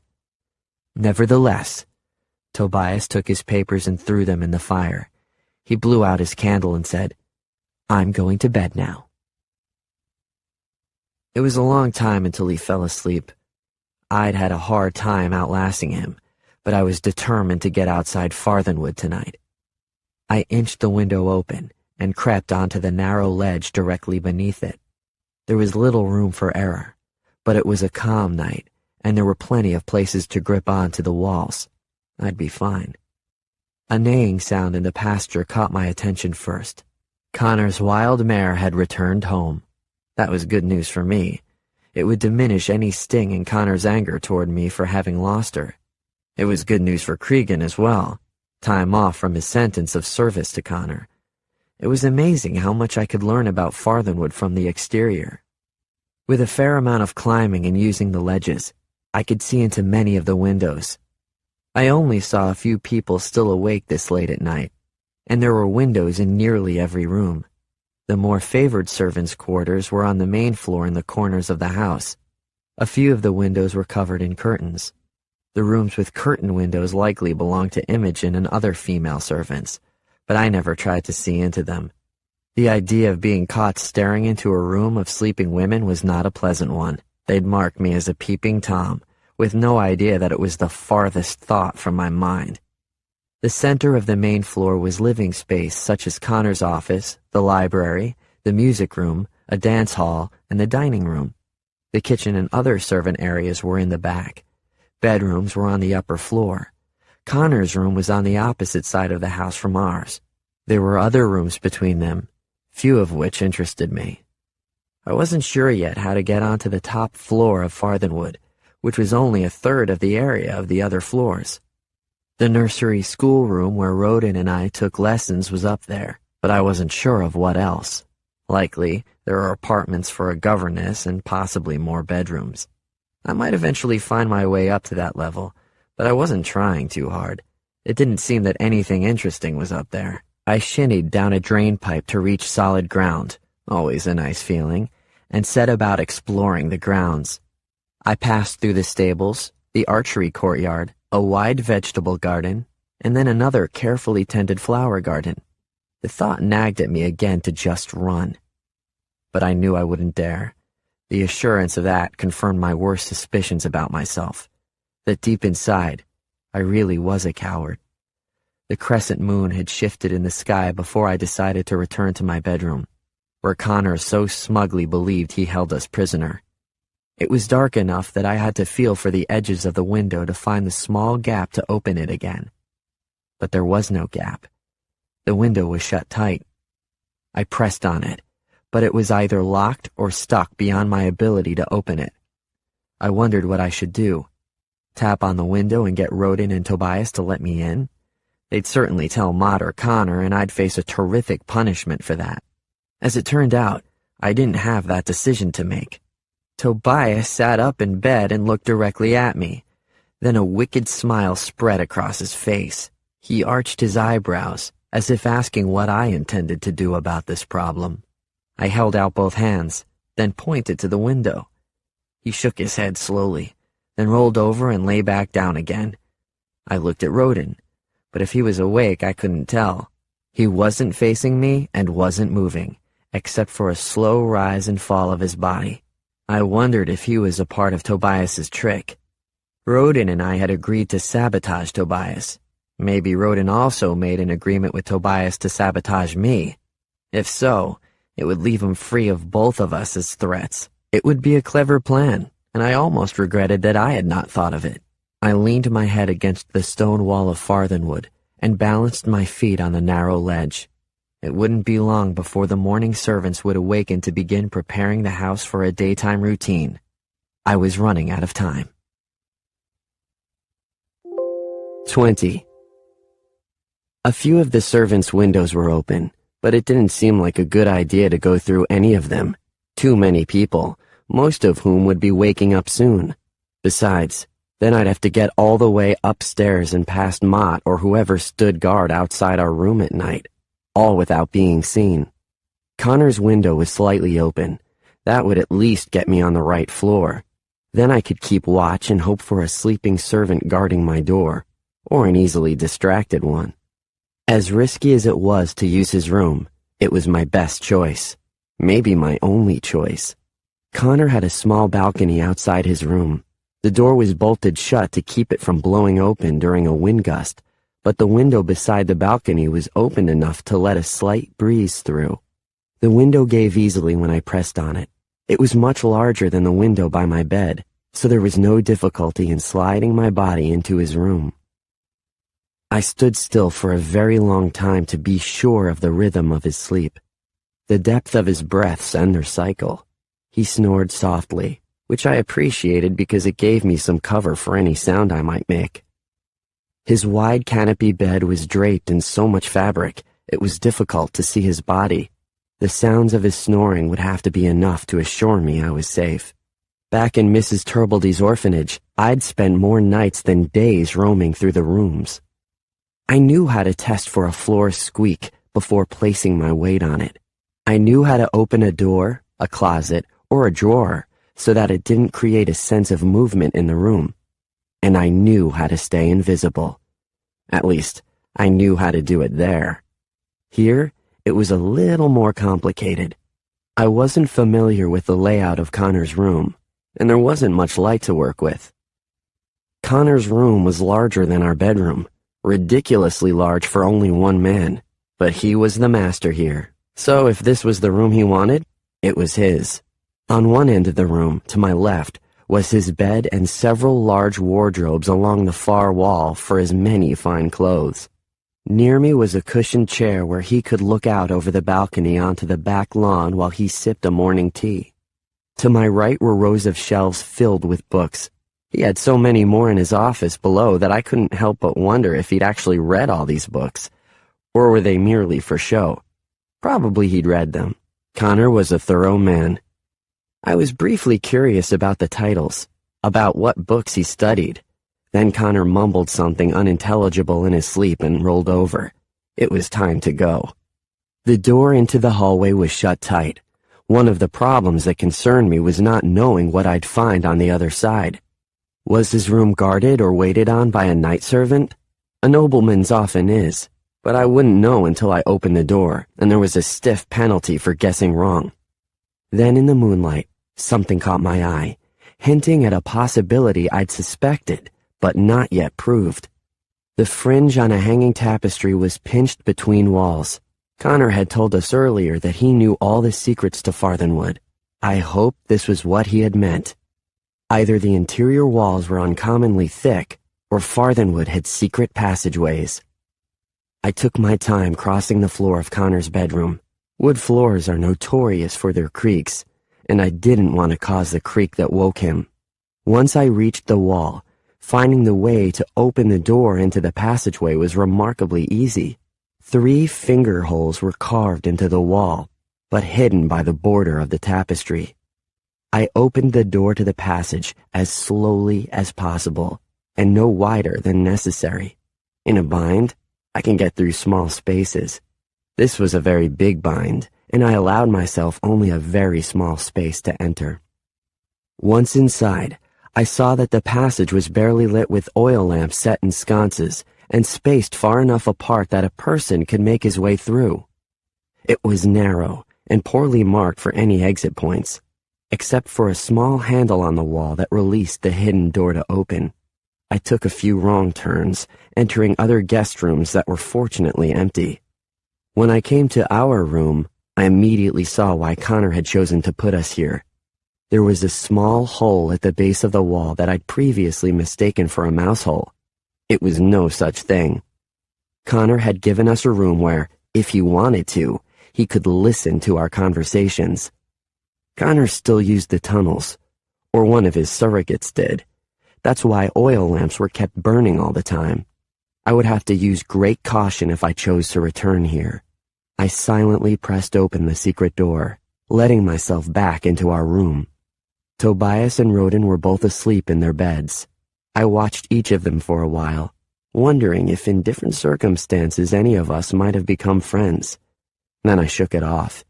It had been a long time since I dared call anyone a friend. The concept was only theoretical to me now. Tobias woke up early that morning to find me sound asleep in my bed, and nobody the wiser. He stared at me open-mouthed when I finally woke up, until I rolled over to fall asleep again. Tobias never asked me the story of how I got back into our room, and I never offered it. 21. Errol entered my room that morning with the clothes I'd worn when Connor first brought me here. "Finally," I said. "Why the delay?" Errol hesitated, finally deciding that instead of answering, he'd ask whether I had any reward for him. "I don't know what you're talking about," I said lightly. "But if you're ever in the library, there's a small bump in the pages of Connor's family history. You might straighten it out." Errol grinned. "No offense, sir, but all 3 of you came in here empty-handed. It might be wise for me to ask where that coin came from." I shook my head. "The truth is, Errol, that it would not be wise at all. Thanks for returning my clothes. Now get out and leave me alone." "I can put those clothes away, sir." "So can I. Close the door behind you." When he left, I unfolded the clothes to inspect them. They'd been washed, and a rip in the side of my shirt was mended, but otherwise they seemed the same as before. These were so much more like me. I didn't belong in the silks and fine weaves Connor costumed us in. They weren't comfortable.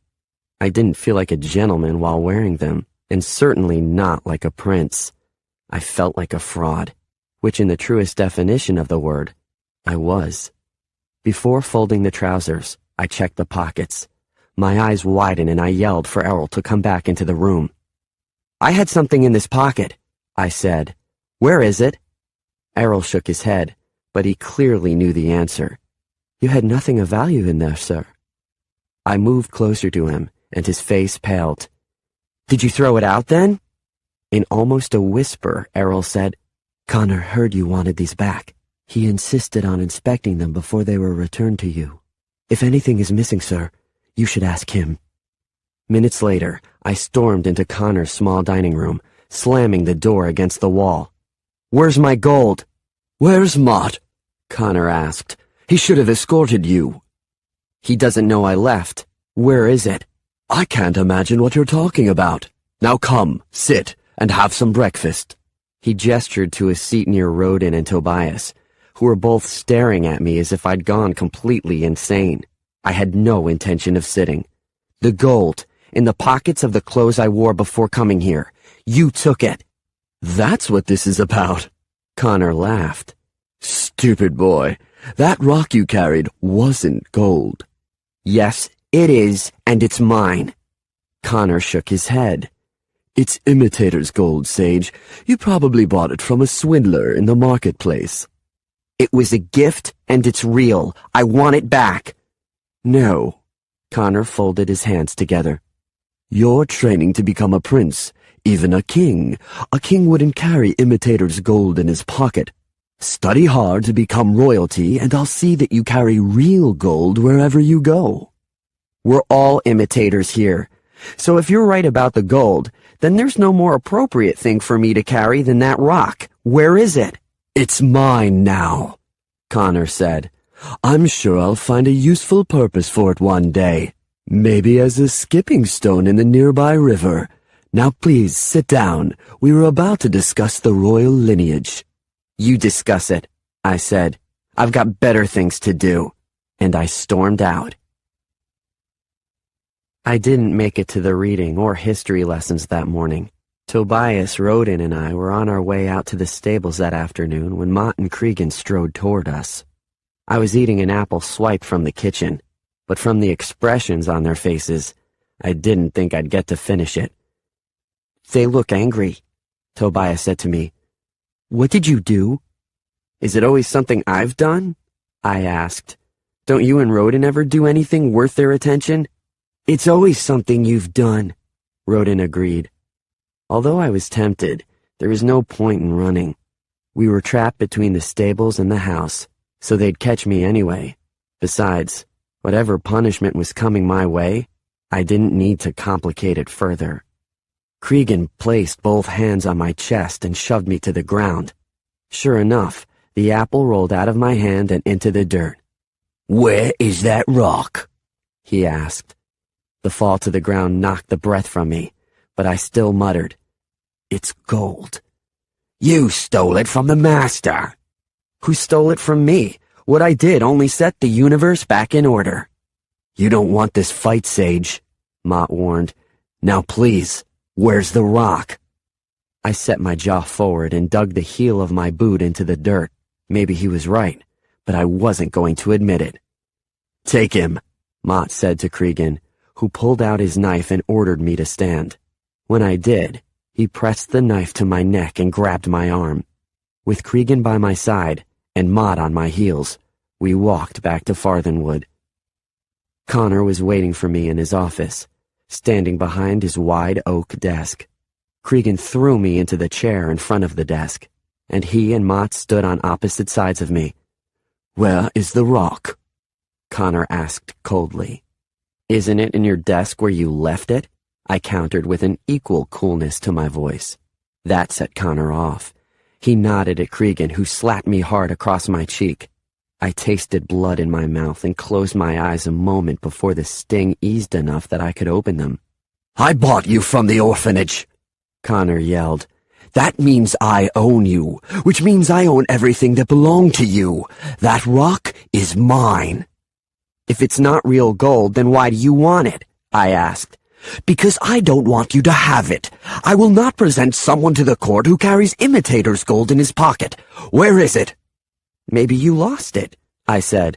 Cregan slapped me again, harder this time. Take him to the dungeon, Connor whispered. Do what you must, but leave no scars. No, wait! My eyes widened as fear gripped me. I knew what would happen there. Don't do this, Connor. It's just a rock. Is that what you want to hear? Connor pressed both hands flat on his desk as he leaned toward me. What I want, Sage, is for you to bend to my will. If I tell you to jump from a cliff, I want you to jump.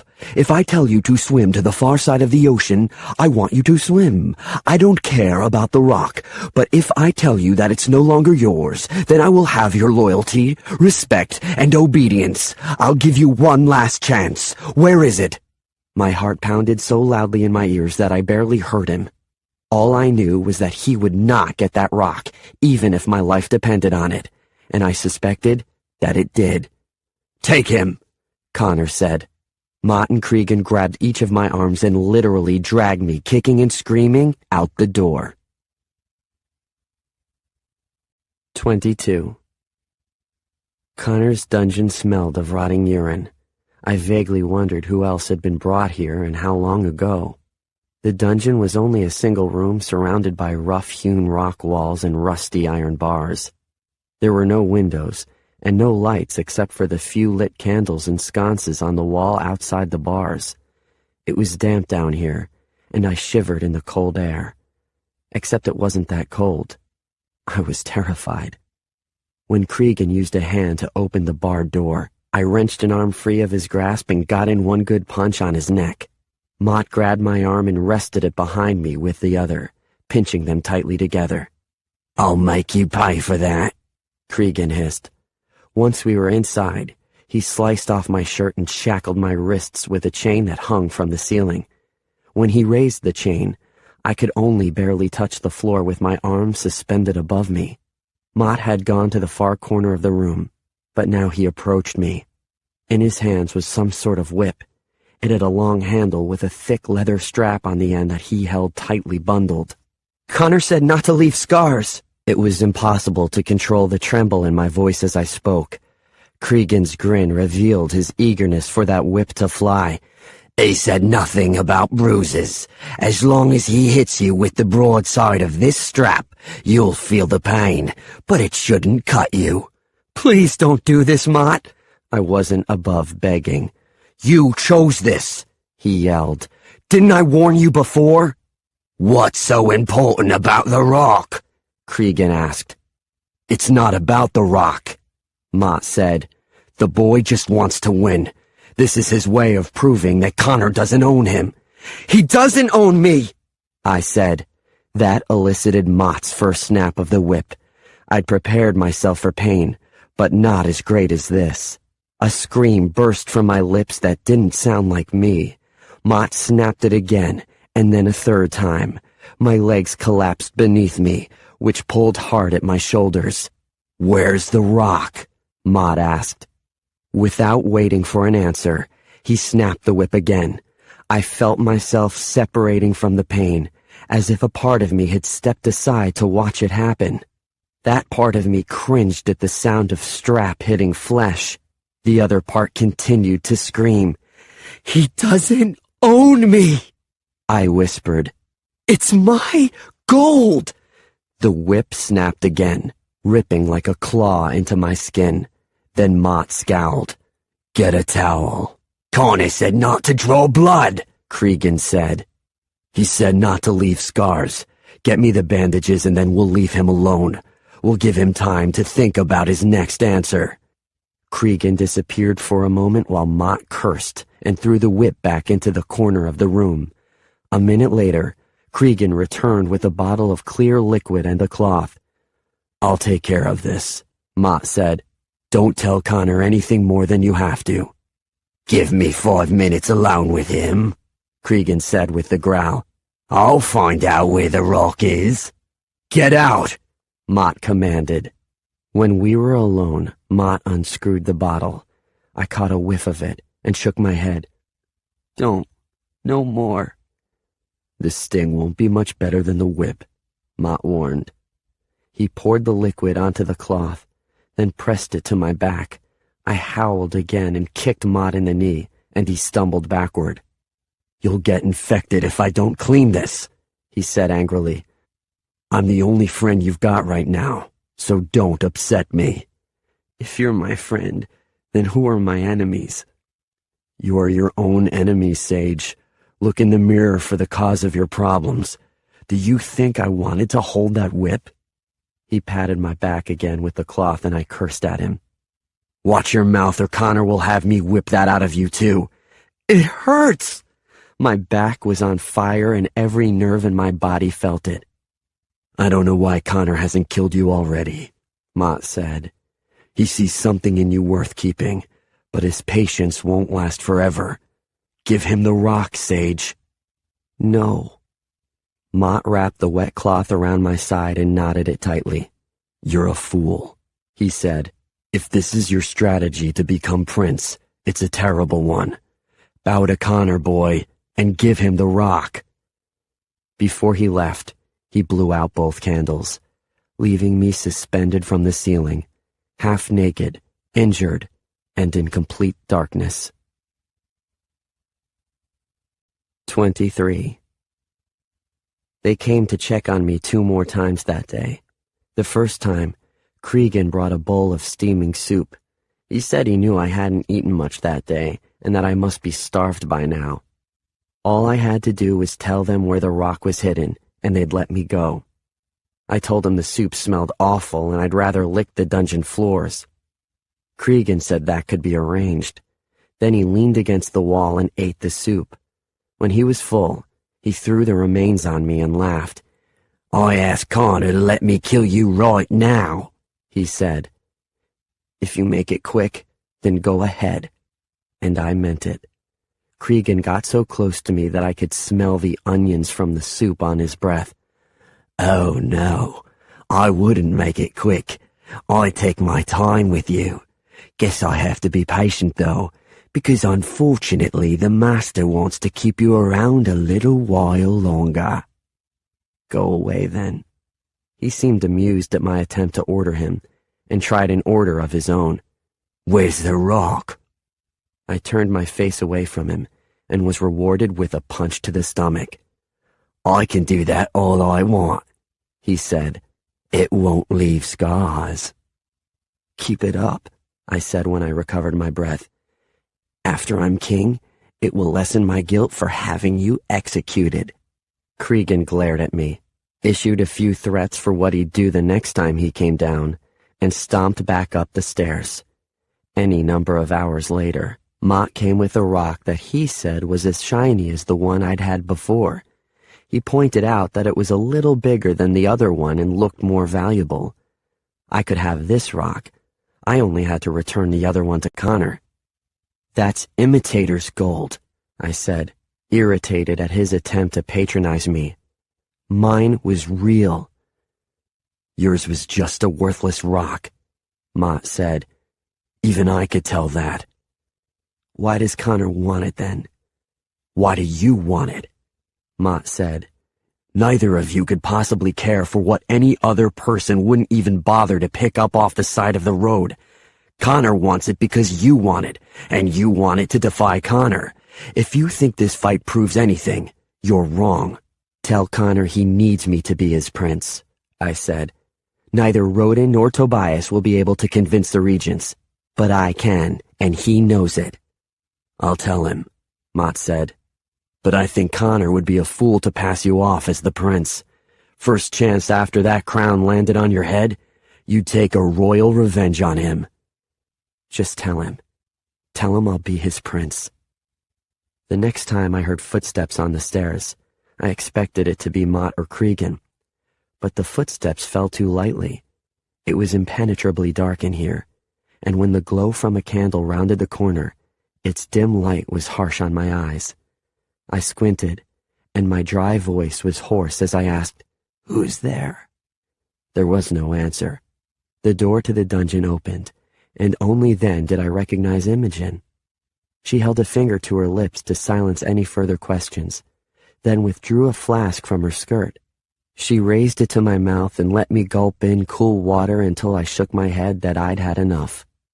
Also hidden beneath her skirt was a warm roll. She helped me eat it, then wiped my mouth with her finger so there would be no sign of food or water. "Thank you," I said. After a slight hesitation, she whispered, "You look awful." My eyes widened. "You talk?" Her voice was soft and low. "You must keep 2 secrets from me, that I can talk and that I came here tonight." "Why did you come?" "It's been more than a day since they brought you here. I don't know how much longer Connor will keep you here. Can't you give him what he wants?" I shook my head. "He wants to own me. If I give in to him on this, then there's nothing left of me." She offered me more water, which I gratefully accepted. "I should have brought you more to eat," she said, "but I was afraid they'd notice." I closed my eyes to rest them for a moment, then opened them and asked, "That bruise I saw the other night, was it my fault?" "I had troubles before you came, and they'll continue after you're gone. Besides, right now you should worry more about yourself." "Who hurts you?" Do you know how ridiculous that question is, coming from someone in your position? The encouraging smile she had forced onto her face faded. I'm fine.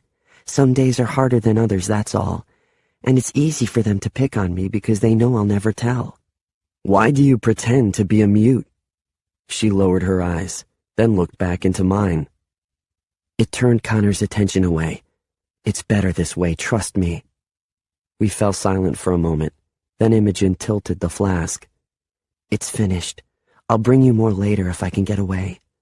Don't risk it. He'll let me go soon. He has to. Imogen exited the dungeon, fastening the door as it had been before. Looking back through the bars, she said, Don't give up, Sage. And don't give in to him. Please. A lot of us are watching you, and we need to see that it's possible to win. She disappeared as quickly and quietly as she had come. With just the bit of food in my stomach, I was able to relax a little, and for the first time ever, I learned to sleep standing up. 24. It was impossible to know what time it was when Mott and Cregan returned for me again. It didn't feel as if I'd had any rest, but my arms ached so badly, I was sure I'd slept for some time. Whatever food Imogen gave me had long ceased to offer any comfort. Cregan reached the dungeon first and got directly in my face. With a snarl, he asked, Where's the rock? Gold, I mumbled. Enough! Mott pulled Cregan's outstretched arm down. This is between the boy and the master, not you. Cregan grabbed my hair to force me to look at him. You're not the prince yet, so I can tell you this. I'm going to do everything in my power to see that Connor chooses one of the other two boys. Because after they ride off to the castle, I'm going to kill you myself. And you will beg for mercy, but you'll come to understand just how merciless I can be. I said enough, Mott repeated. Let him down, Cregan. They released the chains, and I crumpled to the floor like a rag doll. Cregan kicked me lightly until I let him have the satisfaction of a groan, and then dropped an armful of clothes on me. The master wishes to speak with you. Get dressed. I didn't move until Mott finally crouched to the floor and began dressing me. Then he cursed and said to Cregan, He's bled through on his bandages. Get me some more. I'll have to get them from upstairs, Cregan said. We didn't have much down here before. Then get them. Cregan's footsteps pounded up the stairs. While I lay face down on the filthy floor, Mott worked silently to remove my bandages. One of them pulled where dried sweat and blood had bonded it to my skin. I cringed, and Mott breathed an apology. With tears in my eyes, I said, You have to help me. Please, Mott, I can't do this. I work for Connor, not you. Then after a moment, he sighed tiredly and added, After all this, the master is still considering you. That says a lot. It's time to stop thinking of yourself as an orphan and look at yourself as a prince. I will always be an orphan now. And for the first time and as long as I could remember, I cried. I cried for my lost family and for every circumstance in my life that had led me here. Mott held my forehead until calm slowly returned to me. Forgive me, I mumbled. You're half-starved and exhausted, he said. Forgive me that it was my job to bring this upon you. Moments later, Cregan returned. He handed the new bandage to Mott and then stood back as Mott carefully peeled away the rest of the old one. Give me a light, he directed Cregan. Cregan handed him a candle, which they held close to me. It's going to scar, Mott said. It cut deeper than I had thought, but I think so far we saved it from any infection. They poured more of the liquid onto the cut. I clawed at the floor for relief from the pain but made little sound. There was no energy for that. The sting passed, and they wrapped me in a new bandage. It took both Mott's and Cregan's help to get me dressed. Then they walked me up the stairs. The early morning light was fierce on my eyes. and I stumbled backward, anything to get away from so much sun. "Get him some water," Mott said to someone nearby while still holding me firmly. A cup appeared and Mott pressed it to my lips. I took a few sips, then turned my head away. The light didn't hurt so badly now. I faintly realized how much I'd missed seeing it. "We can't delay any longer," Mott said. "Let's take him to Connor." They sat me in a chair facing Connor's desk. Connor stared at me for what seemed like an eternity, and then said, "You look terrible." I said nothing. "If you learn nothing else during your time here, Sage, perhaps you will learn not to defy me. You were 2 nights down there. Did you know it's been so long? I hope you had time to reflect that disobedience to me will bring you nothing but misery."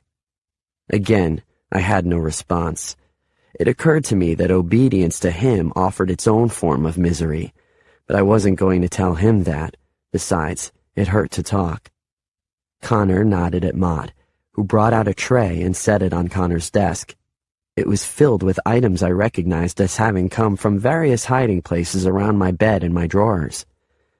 Connor picked up a few things that I'd pickpocketed over the last few days: a butter knife, a gold cufflink, several coins. "No need to ask about these," he said. "You've obviously managed to find time amongst your other studies to steal from me and those in this household." Yes, that was obvious, so I remained silent. Then Connor picked up some papers. "But I must ask about these. Do you know what's on them?" "I don't know what you're looking at," I mumbled. "They're notes someone made. Whoever wrote them seems to have detailed some strange plans. They may be interpreted as ways to get rid of me should he become king. Everything from the rather non-offensive appointing me as a foreign ambassador to poisoning my wine. Who wrote this, Sage?" I shook my head. "Is your name on it?" "Of course not. As I said, this is only my interpretation of the notes. Tell me who wrote them so I can ask about it." "I wanted to practice writing with my right hand. I found these in a bin set for fire kindling." "I must ask you directly. Did you write these notes?" I started to laugh, then choked on it as pain thumped in my side. "You can't think I'm that foolish." "Roden couldn't have made these notes either," Connor said. "It must be Tobias." "Ask him then." "I think not," Connor said. "I believe I'll let Tobias rest secure in the belief that he's in the lead for my decision. The more confident he is, if he authored these pages, that overconfidence will guide him to expose himself." Connor chuckled and then added, "I'm sure this secret is safe between you and me, correct?" He didn't wait for a response and I offered none. Connor stood and walked over to me. He lifted my face and inspected it for cuts or bruises. "You're none the worse after a stay in my dungeons. I hope the experience humbled you." He took the blank expression on my face as an answer and continued. "You're a difficult young man, Sage, but I suspect that comes from your lack of discipline and supervision, which means I can train it out of you. I've heard that down in the dungeons you told Mott you would be my prince. Is that so?" "You need me." "Why is that?" It took a few seconds to collect my breath to answer. "Tobias and Roden can't convince the regents. I can." "So you'll be their prince," Connor said. "But will you be my prince?" Slowly, I nodded. Connor smiled and said, "You have 1 more week to prove it to me. Sleep today and you'll resume lessons tomorrow. Now go get some rest." He never asked me about the rock, but he got what he really wanted. I had promised to be his prince. 25. Once they got me into bed, Errol attempted to take care of my back, but I fought him so much that at one point after I awoke, it was Imogen who sat beside me. I mumbled a hello to her. She shifted her eyes to identify Errol in the room, standing against a wall and looking irritated. So I closed my eyes and went back to sleep. The next time I awoke, Imogen was using a warm, damp cloth to clean my face. It was getting darker outside, though only a few lamps were lit yet. I looked around the room, but we appeared to be alone. "Where's Errol?" I asked. "Gone, for now." "So they let you out of the kitchen to play nursemaid?" "No one else would come, not after the way Errol described all the trouble you were giving him." "He made it hurt worse." She frowned. "I'll try to do better. Let me look at it." "Don't. It'll look bad, and then you'll have to pour this stuff on it." "That stuff is alcohol, and it'll keep infection away." She helped me roll onto my stomach, then lifted up my shirt and pulled at the bandage. There was silence as she looked at my back. It didn't even sound as if she was still breathing. "Oh, Sage. It's just the one cut, which looks awful, but you're covered with bruises too." She lightly traced a finger across my back. "Your hand is cold," I mumbled. "Your skin is hot." She unknotted and loosened the bandage, then said, "The wound is sealed, which is good, but I've still got to use the alcohol." I groaned and buried my face in my pillow. She applied alcohol to a towel and pressed it against my back, apologizing the entire time. When she finished, I focused on steadying my breathing while she re-knotted the bandage.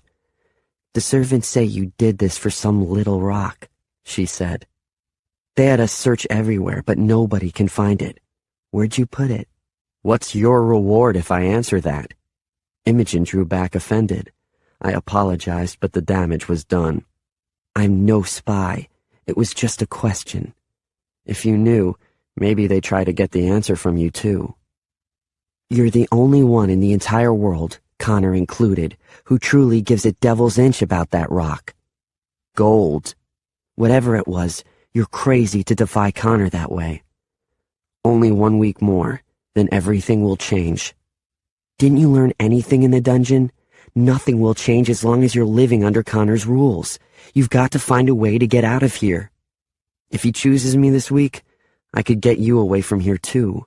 She hesitated, then said, "You're delirious with exhaustion." "I'm not." "You are," she insisted. "Sage, you are. Trust me on that. If I were the prince, whatever title they give you, you'll always be a servant to Connor. You'll always belong to him in some way, which means you're in no position to make that offer. Now enough of this. You have to eat something. Can you sit up?" With Imogen's help, I got to a sitting position. She offered to feed me, but I said I'd rather do it. "After becoming prince, I could trick Connor," I said after I'd taken a few sips of a warm vegetable broth. "Free myself of his influence. Then you could—" We were interrupted by Tobias and Roden returning to the room. They stopped in the doorway and stared awkwardly at me. "Thought you'd never see me again?" I asked. "It's like looking at the dead," Roden said. "We didn't think Connor would bring you back here," Tobias said. "Not after what you did." "It's okay for him to steal from me, but not for me to take it back?" They didn't answer and stared at Imogen as if they wanted her to leave before anything more was said. I finished the rest of my soup and handed it to Imogen. She shook her head stiffly at me, then gathered up any items not needed and quickly left the room. "It's irrelevant for you now anyway," Tobias said, sitting at the desk. "You've missed so much of the lessons, there's no way you can catch up, not even to Roden. Connor will choose me." "How do you know that?" I asked. "No, it's true," Roden said, obviously dismayed. "Connor made it very clear at supper tonight that I've been a disappointment to him, and you're too unstable. He didn't say anything at all about Tobias. If he had any problem with him, he'd certainly have said so." "Tobias isn't strong enough to be king," I said. "You and I have proven ourselves. Has he?" "I will." Tobias's face was already red, and I suspected it was going to get redder before he was finished. "Don't challenge me on that, and don't get in my way." Pretending I couldn't detect the threatening tone in his voice, I casually leaned my head against the wall. "This is your chance with Connor, then. Be strong. Be bold. Tell him about all the notes you've made. Show them to him and prove just how smart you've become." Tobias glanced over at his stack of papers. Worry lines creased his forehead, and he asked, "Have you been in my papers?" "What good would that do me? I just think those notes would show off the results of your studies. Prove to him that you have plans of your own." Tobias grabbed his papers and threw them into the fire. He marched over to my bed and stuck a finger in my face, then yelled, "You think you're so clever, but if you push me any further, you'll see how foolish you are." "I never denied being a fool," I said, lying back down on my bed. "That's the difference between us."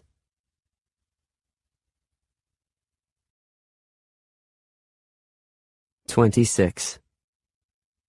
I slept the rest of that evening and through the night, waking up only when Imogen came to check on my bandages. There was so much I wanted to ask her, but someone else was always in the room with us, and any real conversation was impossible. I was more careful this time to let her do her job without giving her any particular attention, though I still felt the entire charade was ridiculous. Most of these servants came to Farthenwood in better circumstances than I had, and right now I was much more like the servants than Connor. My friendships with Imogen or Errol or Mott shouldn't have threatened any of them. Morning brought stiffness to my muscles. I must have been too tired the day before to notice how sore they were. Or maybe it was that I didn't have to move around much before now.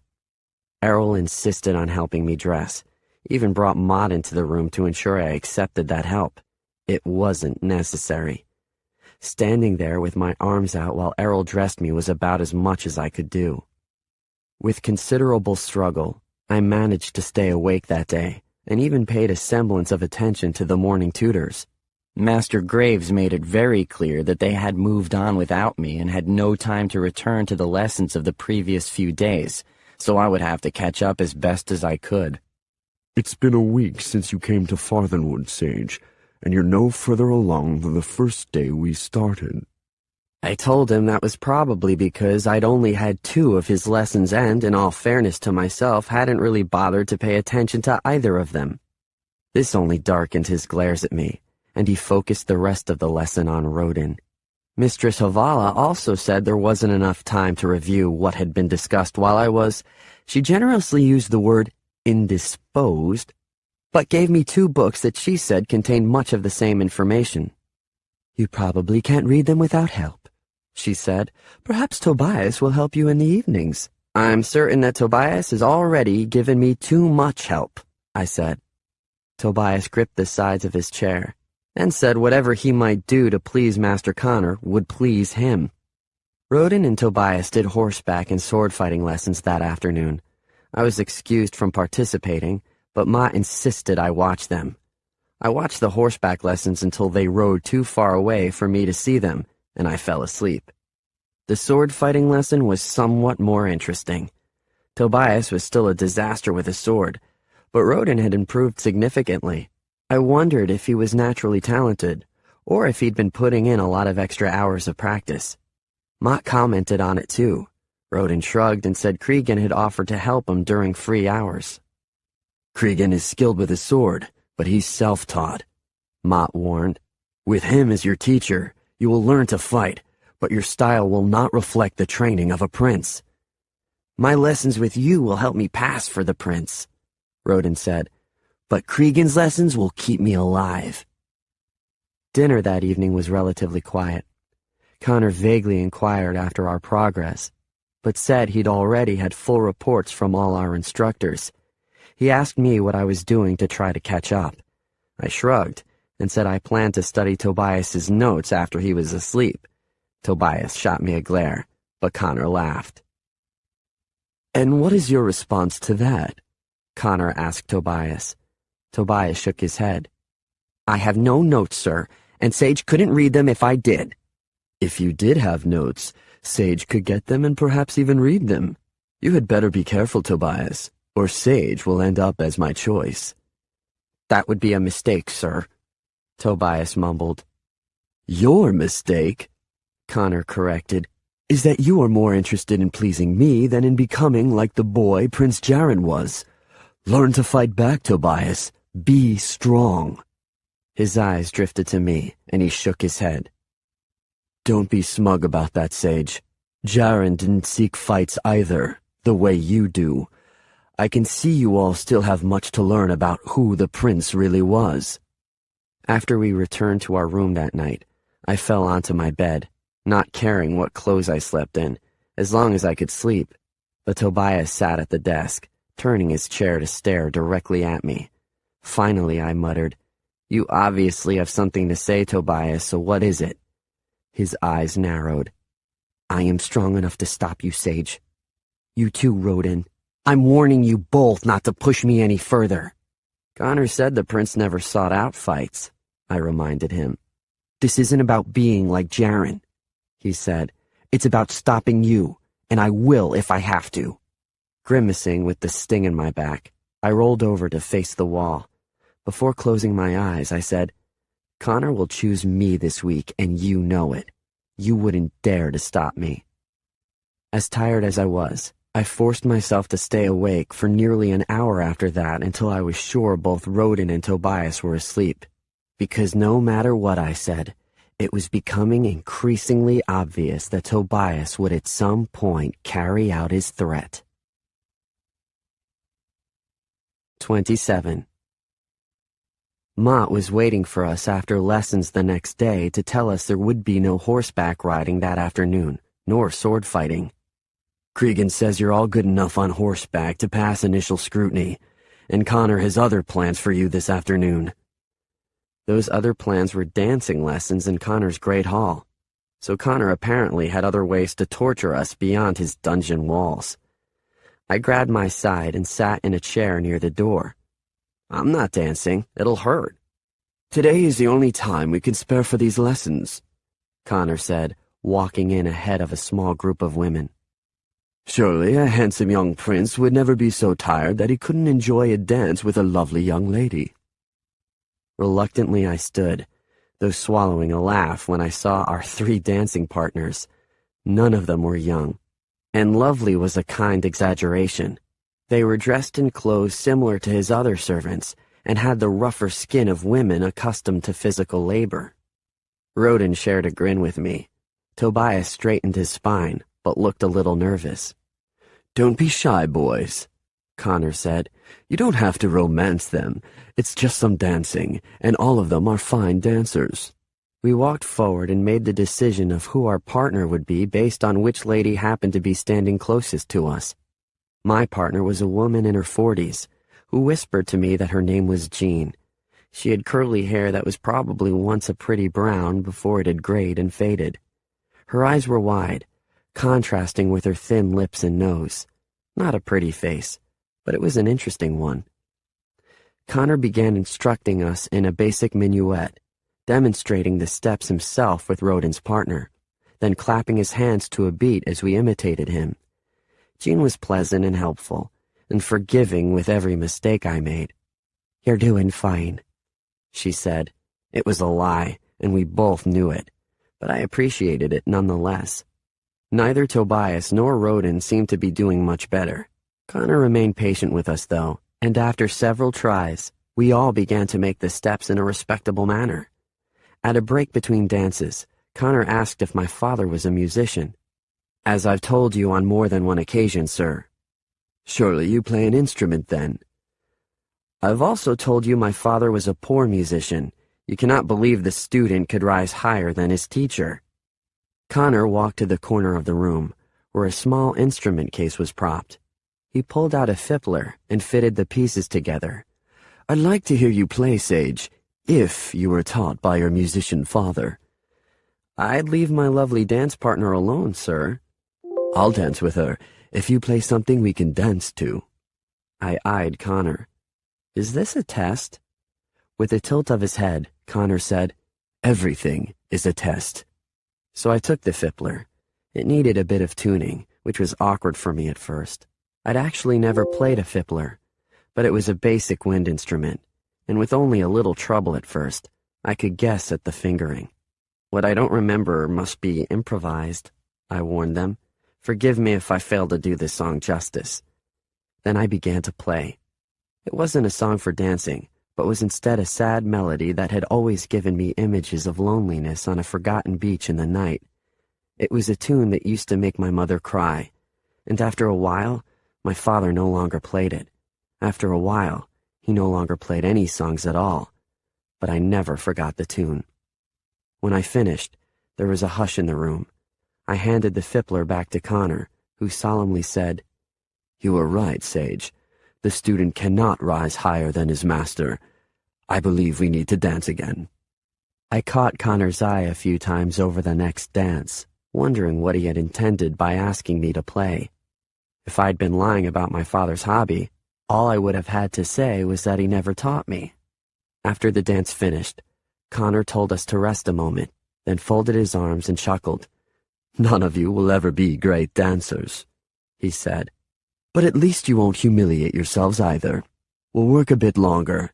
Then I'll have each of you boys go and change clothes. You'll work in the kitchen tonight, learning from the servants there about what is expected in serving guests. You'll need to learn these roles because I'll have you serving the betrothed Princess Amarinda tomorrow evening." "When does she arrive, sir?" Tobias asked. "I expect to receive her sometime late this evening, though she isn't planning to dine with us until tomorrow. Sage, have you been working on your accent? If you are called upon to speak to her, I won't have you replying with an Avenian accent." "I happen to be alone quite a bit in recent days," I said in a Carthian accent. "It gave me a great deal of time to practice." "Not bad," Connor said with a smile. "But you're still too soft on your consonant sounds. Tighten them up, and never let me hear the Avenian accent again." I acknowledged Connor's request with a nod. Then Connor said, "I think we'll practice a waltz now. Take your partners by the hand, please." Kitchen duty that afternoon was tedious. Our escort in the kitchen happened to be my dance partner Jean, who I learned was more a supervisor than a servant. Connor had a large kitchen, and Jean took great pride in showing us how smoothly it operated. "The master occasionally has unexpected guests, so we always have a plan for last-minute meals," Jean said. "We've enjoyed this week since you boys came. We're preparing a lot more food than usual, and our serving dishes come back empty." "Everything tastes so good here," Rodin said. Tobias and I both smiled at that. It wasn't her decision who was made prince, so neither of us could figure out what he hoped to gain by complimenting her. Rodin answered that question a moment later when he noticed our grins. "It really does taste good," he whispered. "You should have seen what they fed us at my orphanage. I don't even think it was food half the time." Jean instructed us on the proper way to hold a tray and how to serve or retrieve dishes on the table. She showed us how to pour a drink and even let us sample a taste of Connor's best wine. I was interested in a detached sort of way, and so was Rodin. It was nice to know, but did me little good. However, Tobias leaned over to us at one point and whispered, "If Connor hadn't pulled us from the orphanages, this would likely have been our futures." "Not mine," I said firmly. Nothing in me could accept a life like this. Rodin quickly agreed. "You know what little you must," Jean finally said.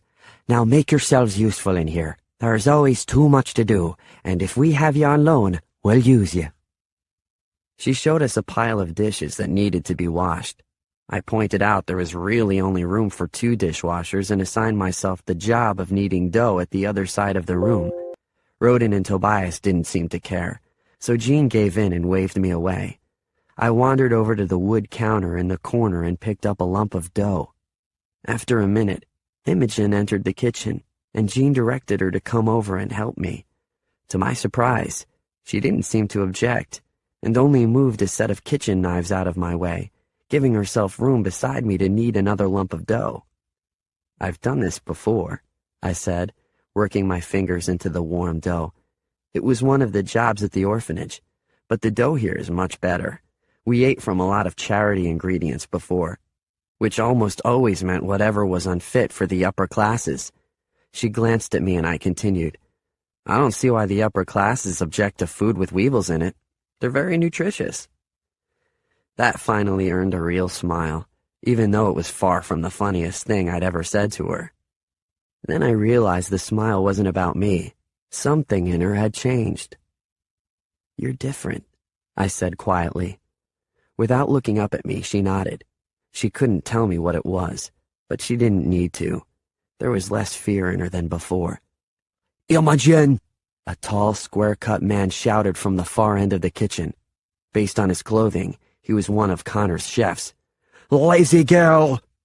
Imogen swung around. I started forward, but she grabbed my wrist to hold me back.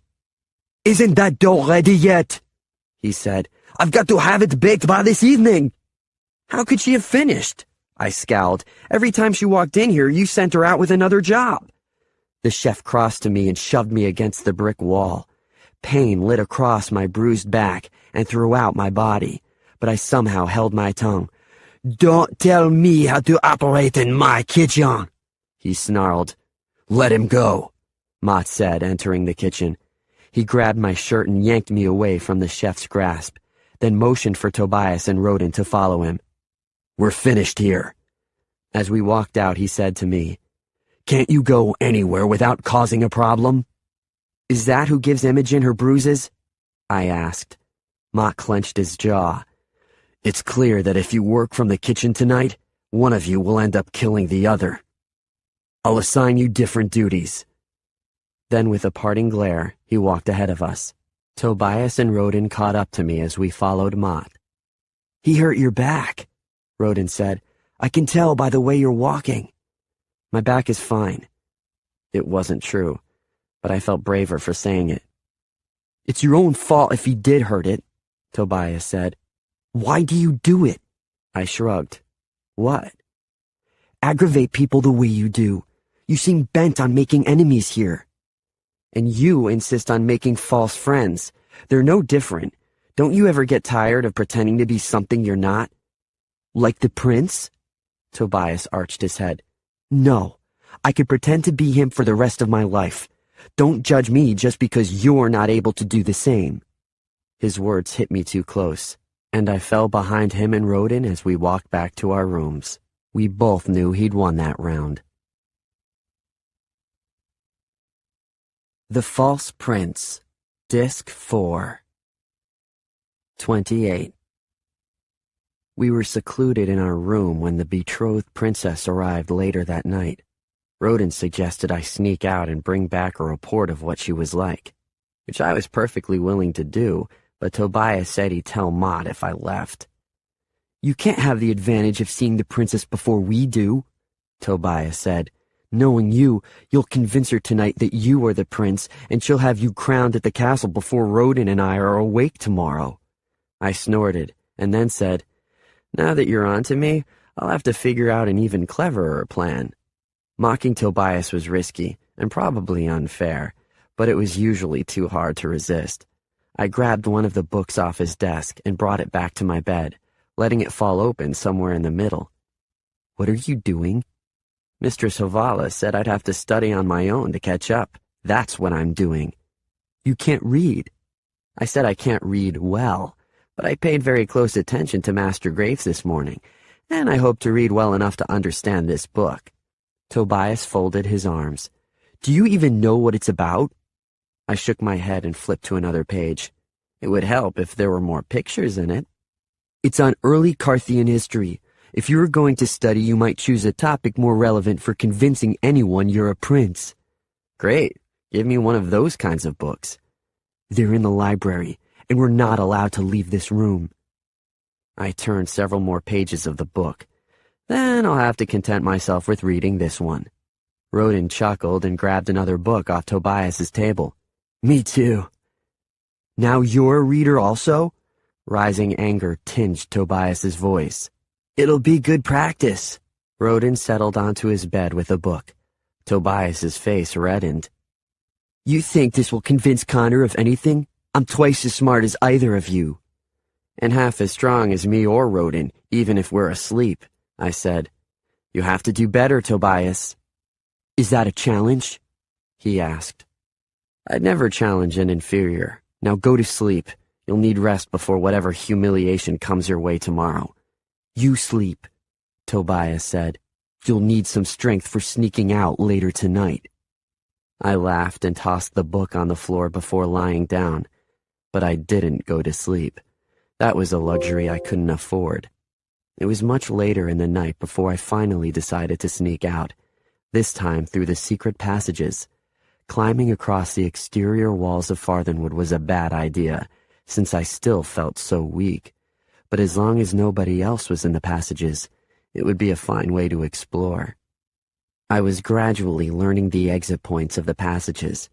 They ran throughout Farthenwood, or at least to areas where Farthenwood's architect felt a person might want to secretly travel. One of my favorite exits took me into the hallway around the corner from my room. It helped to see what was happening on the outside when everyone thought we were safely inside. I left the passages and entered the hallway using that door. As always at this time of night, there were only a few servants wandering the halls, so as long as I was careful to find the shadows in Connor's home, I had access to most of the places I wanted to go. This time, I even got a glance down the hallway at who was guarding our room each night. I practically choked with laughter when I saw him. He might have been younger than the three of us, and he'd fallen asleep. He wore a sword, but the smallest buckle of the belt still hung loose around his waist. Clearly, Connor no longer considered any of us at risk for running. The one well-guarded room wasn't far from Connor's. The vigils in front of the door were unfamiliar to me, and they stood very alert. It had to be the guest bedroom for the betrothed Princess Almerinda. It was impossible to continue any farther through the hallway without risking the attention of her vigils, so I slipped back into the passages. Somewhere in there was a door leading directly into Amerinda's room, but using it for any reason was a terrible idea. It did occur to me that there might at least be some way to peek into the room without entering it. The curiosity of what Amerinda looked like was very strong. While feeling around for any place to view into the room, I felt a hand on my arm and the point of a knife at my back. It had been only a matter of time before the others discovered the passages too. "Is this how I have to prove my strength?" Tobias's voice was thick, and he sniffed loudly. I wondered if he was crying. "Where'd you get the knife?" I asked calmly. Calm was important here. "I stole it from the kitchen."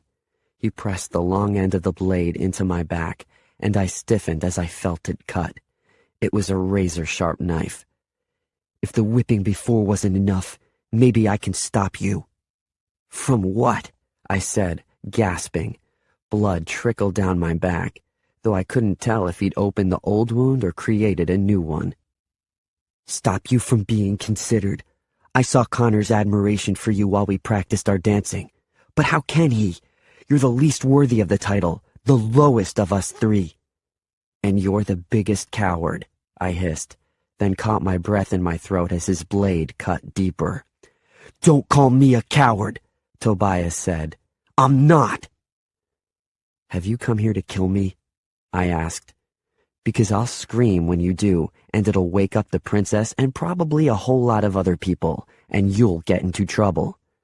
"You'll be dead." "Yes, but you'll be in trouble." Tobias lightened the pressure on the blade. "This is just a warning for you to back down. I will be king." "If you don't want to kill me, then lower the knife." Tobias released my arm, then said, "Don't try anything with me. I'll keep this knife ready if you do." I stumbled away from him, my head spinning. "What am I going to try in here? You know that if you're this paranoid as king, it'll eat you alive." "Maybe King Egbert should have been more paranoid. Then he wouldn't be dead right now." I stopped and grabbed onto the wall for support. It took every bit of my concentration not to be sick all over him. "You okay?" Tobias asked. Not that he cared. When I began walking again, he followed, adding, "What's the point of wandering around here every night?" The sting gradually eased. It was still fierce, but the whipping had hurt worse. Maybe he hadn't cut me as badly as I first thought. "Connor has you and Rodin in his control," I said. "Not me." "Not me either," Tobias quickly said, but from the tone of his voice, it was obvious that even he didn't believe it. "I'd like to go to our room now," I said. "I'm tired, and you hurt my back." "I'm not apologizing for that. I'd rather keep you weak." "What a person of honor you are," Tobias snorted. "A statement like that coming from you?" That brought a faint smile to my face. Then let's hope Connor chooses Rodin, so that Carthia has some hope of an honorable king. Tobias didn't like that, and he strutted ahead of me. Rodin would have this kingdom destroyed in a generation, with or without Connor's lead. He has no thought that someone else hasn't put there. I shudder to think either of you has any chance of being chosen. If Connor's choice was that obvious, my back wouldn't hurt so much right now. My warning is real, Tobias said, and if you try to tell anyone about this, I'll see that Rodin takes the blame. I know how to persuade Connor. You have no control over Connor. You may wear the crown one day, but he'll be king. I'll let him think he has control, then get rid of him. Where are we? Despite the pain I still felt, I couldn't help but smile wickedly. Connor's room is on the other side of this wall. Pray he is a deep sleeper, or else he heard every word you just said. Tobias made a sound in his throat and put his ear to the wall to see if he could hear Connor on the other side. I used the moment to grab his arm and twist it behind his back, and then withdrew my own knife from inside my clothes. Where'd that come from? You're not the only one who stole from the kitchen. I withdrew his knife from his belt and whispered in his ear. You're in a lot of trouble, Tobias. Connor knows about the notes you made, your plans to get rid of him. You've already lost. In a few days, he's going to kill you. Then I hit him over the back of the head with the butt of my knife, and he fell unconscious. 29. Tobias was asleep in bed when I woke up, so he must have found his way back to our room sometime in the night.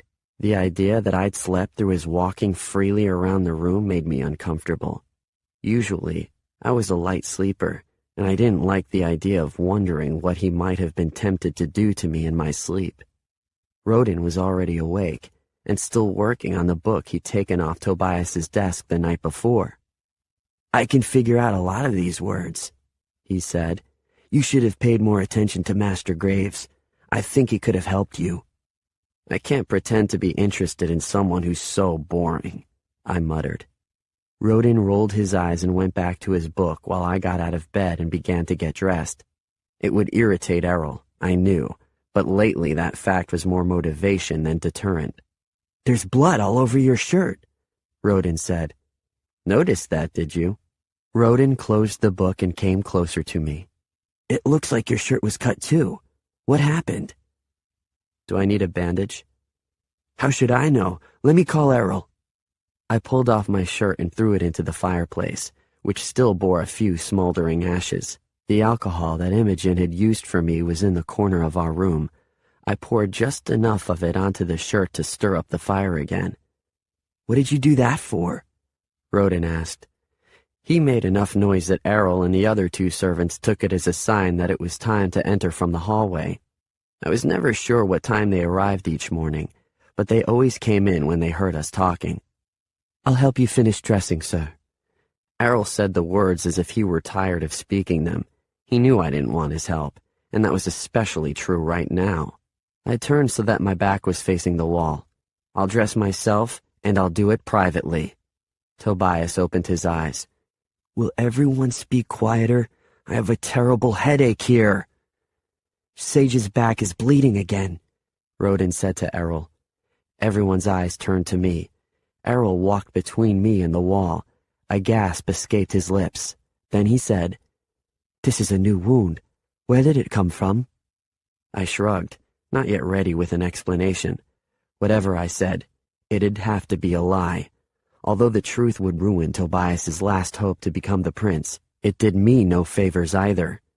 Errol gave up asking for details and said, The cut isn't so deep, but we have to take care of it.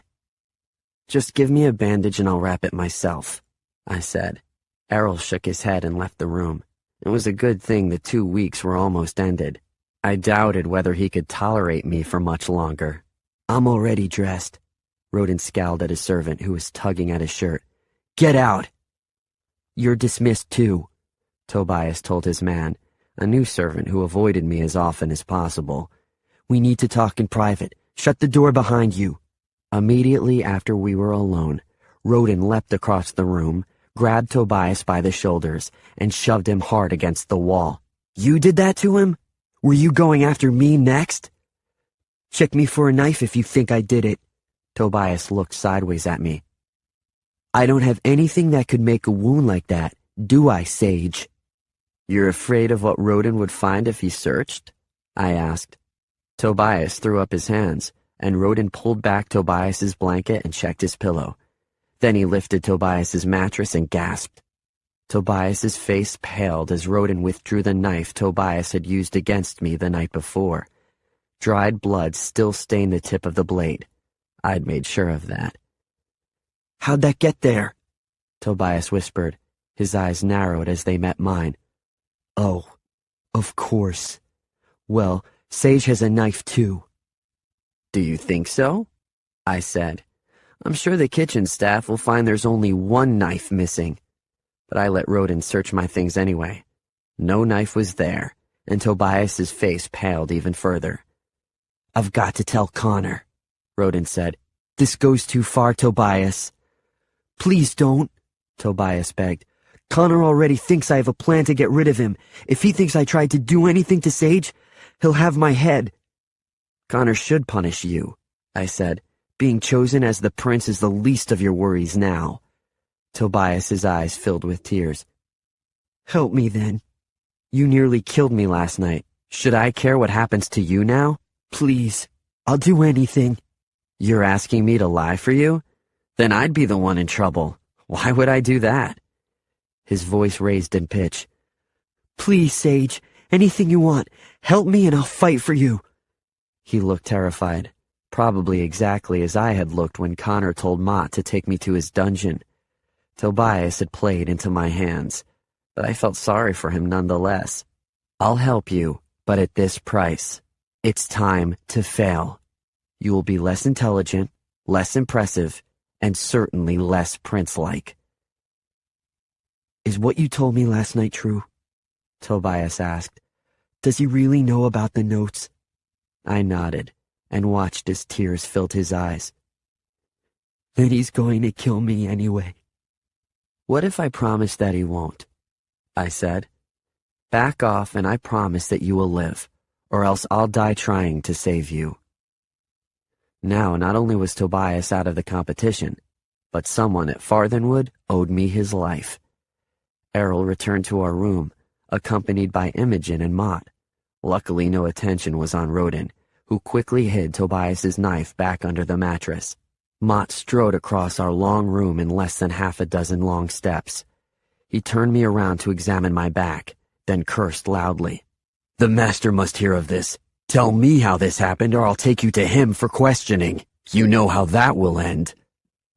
I glanced at Tobias, who nodded his agreement to my terms. "It's embarrassing," I said. "I tried to sneak out last night through the window. I got caught on the window frame and it impaled my back." "This is more than a scrape on your skin, Sage. You've been cut." "The window has a jagged edge," I insisted. "I'm lucky not to be hurt worse. But it's my own fault because I should never have been out there." For an extra touch, I shrugged innocently and added, "I hope nobody would notice." "How could you think we wouldn't notice a wound like that?" Mott cursed under his breath. "Was this your attempt at obeying the master's rules?" "All I wanted was to look outside," I said. "It would have been hard to go anywhere off that ledge." "It'd be impossible," Mott said. "But you might have fallen to your death in the attempt." He inhaled, then added, "Not a word of this to the master then, but I must punish you. I hesitate because I know how weak you must be from the last few days, but you'll miss today's meals." I started to protest. Then Mott arched his eyebrows and said, "Or shall we leave it to the master to choose a punishment?" "I wasn't hungry anyway," I said. Princess Amarinda had sent word that she would remain in her bedroom all morning, so Mott called Tobias and Rodin to accompany him to breakfast with Connor and brought in Imogen to take care of my wound. She immediately went to work on washing away the blood. Her manner was cool and businesslike, but her touch as she cleaned my back was as gentle as ever. He knows you're lying, she whispered. Am I such a bad liar? I'll have to wait until you tell the truth so I can compare the differences. She paused when I drew in a sharp gasp, and when she continued, the cloth was pressed so lightly on my back I could barely feel it. How did it really happen? A knife. Who held that knife? I hesitated, and she added, One of the other two boys, obviously. It isn't a stab wound, though. This was done with the long edge of the blade. You know your knife wounds. I heard the chef say this morning that one of his knives has gone missing. He keeps them sharp. That's why you were kneading bread, to get close to the knife block. Actually, it was to keep Tobias away from the knives. He'd already stolen one, and that was as much damage as I wanted him able to cause me. I thought that would at least get a smile or a chuckle, but she continued as if she hadn't heard me. I checked first thing this morning. The knife you took is back in its place, and I found a few drops of blood on the floor. I thought I had them all cleaned up. Frustrated, Imogen slapped at my bed. Sage, please, someone tried to kill you last night. Not really, he just wanted me to think he could. Why must you play these games? Because now there are only two people competing to become the prince. Even without seeing her, I knew Imogen was frowning in disapproval, but she only said, You know what I have to do now. It's going to sting. I'm getting used to... I started to say before she pressed the wet towel to my back and made me howl. Apparently, I'd reached the end of her sympathies. Maybe you want Errol back, she said. Maybe I do. I moaned. At least he wouldn't scold me the whole time. Someone should be scolding you, she said. If you're not strong enough to handle all these injuries, you should stop getting them. You'll never convince anyone you're a prince this way. Imogen began to wrap a new bandage around me. This one had to go diagonally over my shoulder and down below the older bandage. After she knotted it, she noticed the change in my mood and said more softly, I'm sorry. I didn't mean that. You'll do fine in convincing them. I remained facing the wall. What if I don't? What if after Connor chooses me, they look at me and only see Sage? Would that be so bad? Just to be who you are? This time I looked back at her, grinning. You mean other than being executed for stealing the crown? She laughed. Yes, other than that. Then I grew serious again. What about you? If you were in the court when I'm presented, would you bow to me? After a moment, she slowly shook her head. I hope Connor chooses you, and I think if he does that you'll be able to convince them. You'll be a fine king one day, but I know too much, and I won't bow to a fraud. I turned away as she left the room. Unfortunately, I understood exactly how she felt. Nobody should have to bow to a false prince. 30. As the day progressed, it became evident that I would eat better on this period of punishment from Mott than I'd eaten yet since coming to Farthenwood. Tobias snuck me back better than half of his breakfast, and Errol left some food in my room while cleaning up, expressing false dismay after I ate that it was food intended for somebody else. We were to remain in our room in private study because of Princess Amarinda being in the house, but after lunch was brought to us, Tobias gave me all of his lunch, and Rodin shared half. You owe me nothing, I said to Rodin. Not now, but if Connor does choose you, then I hope you'll make the same promise to me that you did with Tobias, to save my life. And will you make that promise to me as well? I asked him. Rodin shrugged. I can't make Connor do what I want, not even if I were king. I clapped Rodin on the shoulder. Then for the sake of my life, I'll have to continue hoping to be named the prince. Near us, Tobias's feet dropped to the floor, and he banged on the door for his servant. When he arrived, Tobias said he had to use the toilet, the only reason we could be allowed out of the room. Even our lessons would be held in this room for the day. Do you think Tobias is so angry that he'll try to kill you again?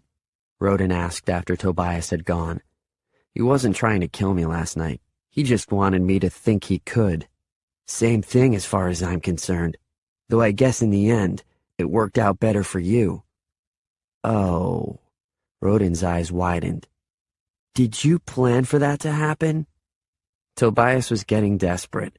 Once he took the knife when we were in the kitchen, I knew something was bound to happen soon. Why didn't you just report that he had a knife? There's forgiveness for that. But Connor wouldn't forgive what he did last night, and Tobias knows it, so he had to agree to my terms. Rodin slowly shook his head. You let him cut you. A smile spread across my mouth. Well, I let him make the first cut. I thought that'd scare him into stopping. I wish it had, because it really did hurt. Rodin laughed and shook his head incredulously. You're the craziest person I've ever met. Tobias may be more educated than you, but he's not the smartest of us. I chuckled, but Rodin turned serious and added, It really is down to you and me, Sage. I've still got to try to win. You know that. It's cruel, this game of ours, I said. Between us, you're Connor's favorite now. Rodin nodded. You can bait me all you want. I won't try to kill you. You could, though, I said. I've seen you out practicing swords with Cregan. Cregan hopes Connor chooses me, and he wants me to be ready for when he does. Rodin's voice raised in pitch. What's wrong with that? Nothing. I'm just glad to hear you're practicing for Connor's benefit and not mine. I'm running out of places to get hurt. I don't see why that's funny. I think you must like the pain, because you're constantly pushing people until they hurt you. I definitely don't like the pain, I said firmly. So if you do decide to kill me, make it quick. Rodin's laugh came without humor, and we finished lunch with little more conversation. When Tobias returned a few minutes later, Master Graves had already arrived and begun a particularly dreary lesson on the great books and fine art of Carthia. Tobias lay on his bed for the entire lesson, causing Master Graves to remark that he never thought he'd see a lazier student than me. I felt a little sorry for Tobias, watching him pretend to be less than he was, but unfortunately, that was his situation now. Errol and the other two servants came in mid-afternoon to get us ready for the charade of being servants to Princess Amarinda that evening. Why so early? Rodin asked. You may have been clean orphans this week, his servant told him, but you're still orphans. It'll take a bit more cleaning up to make you worthy of the betrothed princess. Have you seen her? I asked. If he had, the servant wouldn't acknowledge it. But while he gathered my clothes, Errol whispered to me, I've seen her. She looks as beautiful as any princess could. You should feel lucky to be able to serve her tonight. I was too tired to feel lucky, or to care what the princess looked like. I told Errol he could take my place tonight, which he said was fine if I'd do the laundry in his place. That was the end of our bargaining. Making us worthy servants included trimming the uneven ends of our hair so that it would tie back neatly, filing our nails, and lecturing us on the importance of always standing up straight around anyone we served. Unfortunately for Errol's best efforts on my behalf, the shorter side of my hair refused to stay out of my face. Finally, he gave up and told me to keep it pushed back whenever I was around the princess. We both knew I probably wouldn't. When we were finished, they placed us in front of mirrors. Our white undershirts were cut closer to the arms, to avoid the sleeves touching any of the food as it was served. The vests we wore over them were simple, earth-colored, and laced up the front, and the boots were low and second-hand. I snorted a laugh. Everything here is about costumes. We don't know the first thing about being servants, but they've certainly dressed us for the part. This is my part, Tobias mumbled beside me. Now, I like them. Rodin twisted in an attempt to see how he looked from the back. It's easier to move in these than the clothes Connor has had us in all week. Mott entered the room and surveyed each of us. I wondered if he'd polished his bald head. It looked shinier than usual, and he wore clothes nearly as fancy as Connor's. He was to be distinguished tonight as something more than a servant, though still not worthy to sit at the table. With a very stern voice, he said, As long as none of you does anything stupid, I believe tonight will be successful. Here are some things each of you must remember. Never address a master first, and never look them in the eye unless they are speaking specifically to you. You follow my directions and never take any initiative with the princess unless I order it."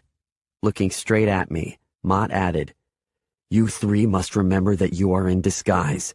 The worst thing that could happen would be for the princess to remember meeting you here tonight after you are presented at court. That cut is still evident on your face, Sage." "It'll be healed by the time I'm presented at court," I said.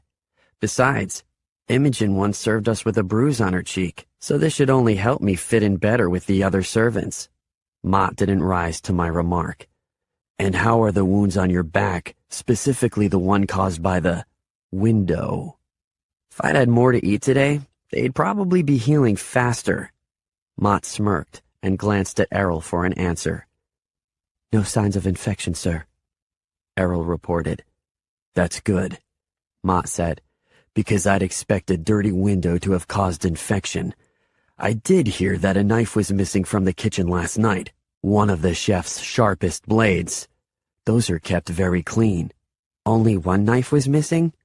Tobias glanced at me and then quickly looked away when I tilted my head in response to his silent question.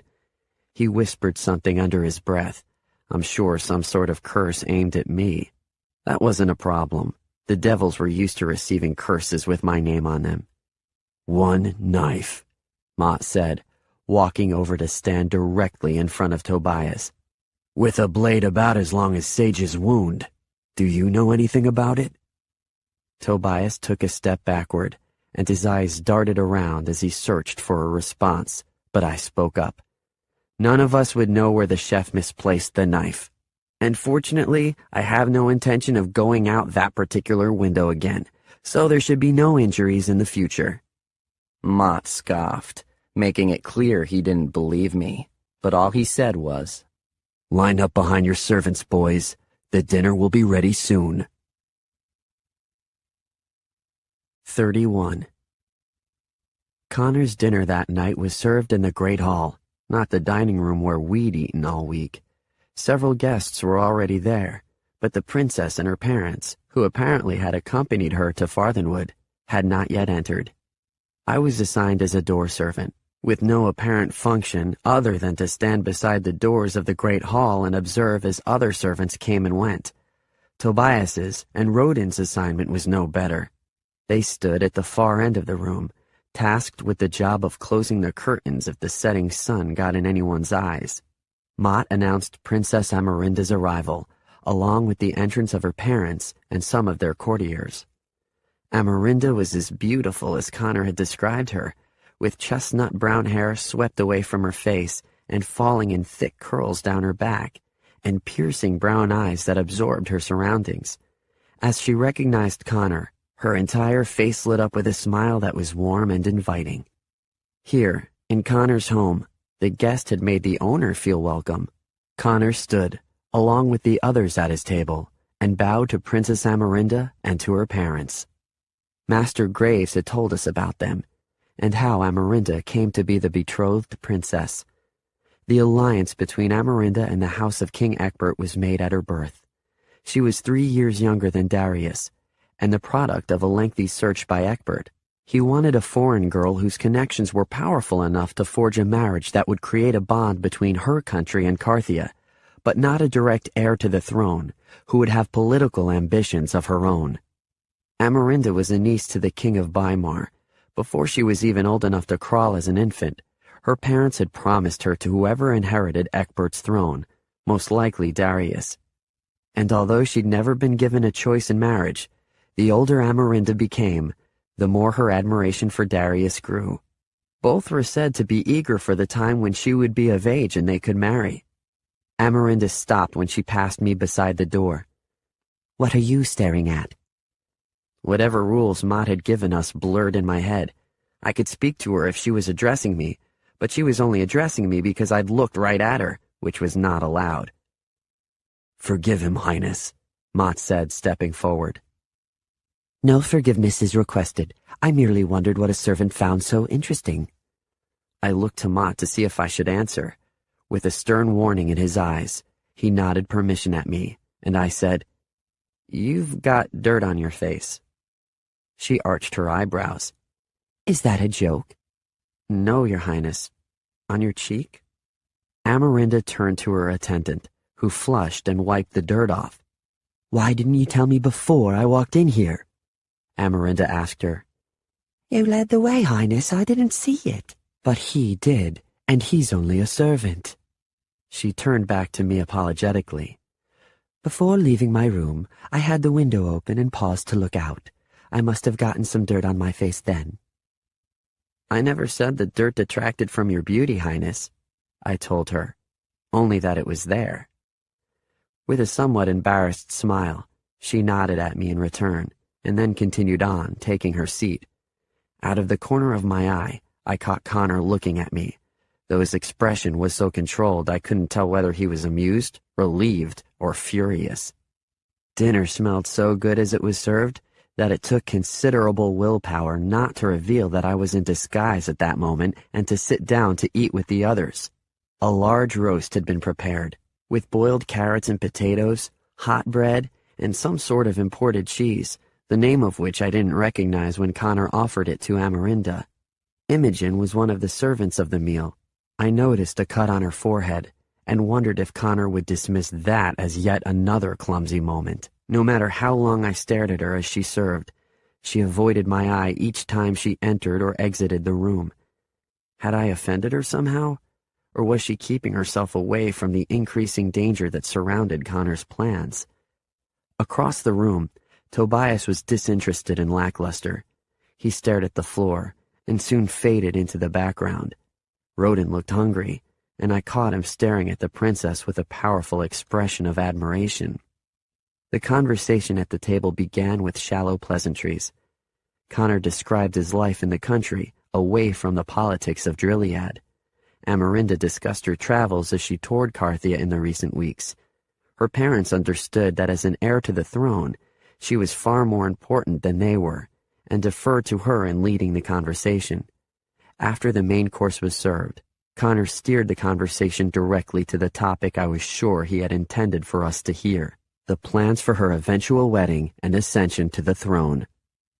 Amarinda pressed her lips together, then said, "Perhaps there will never be a wedding." She glanced over at Connor, who feigned appropriate concern. After a moment, she added, "There's a rumor that came to me only a few days ago regarding the king and queen, and their son." "Oh?" Connor's wide eyes actually looked curious. He knew exactly what that rumor was, and I couldn't help but respect his acting skills. "You haven't heard it?" "I was told the king and queen and their son are touring the northern country, which they often do at this time of year." "And may I ask when you last saw them?"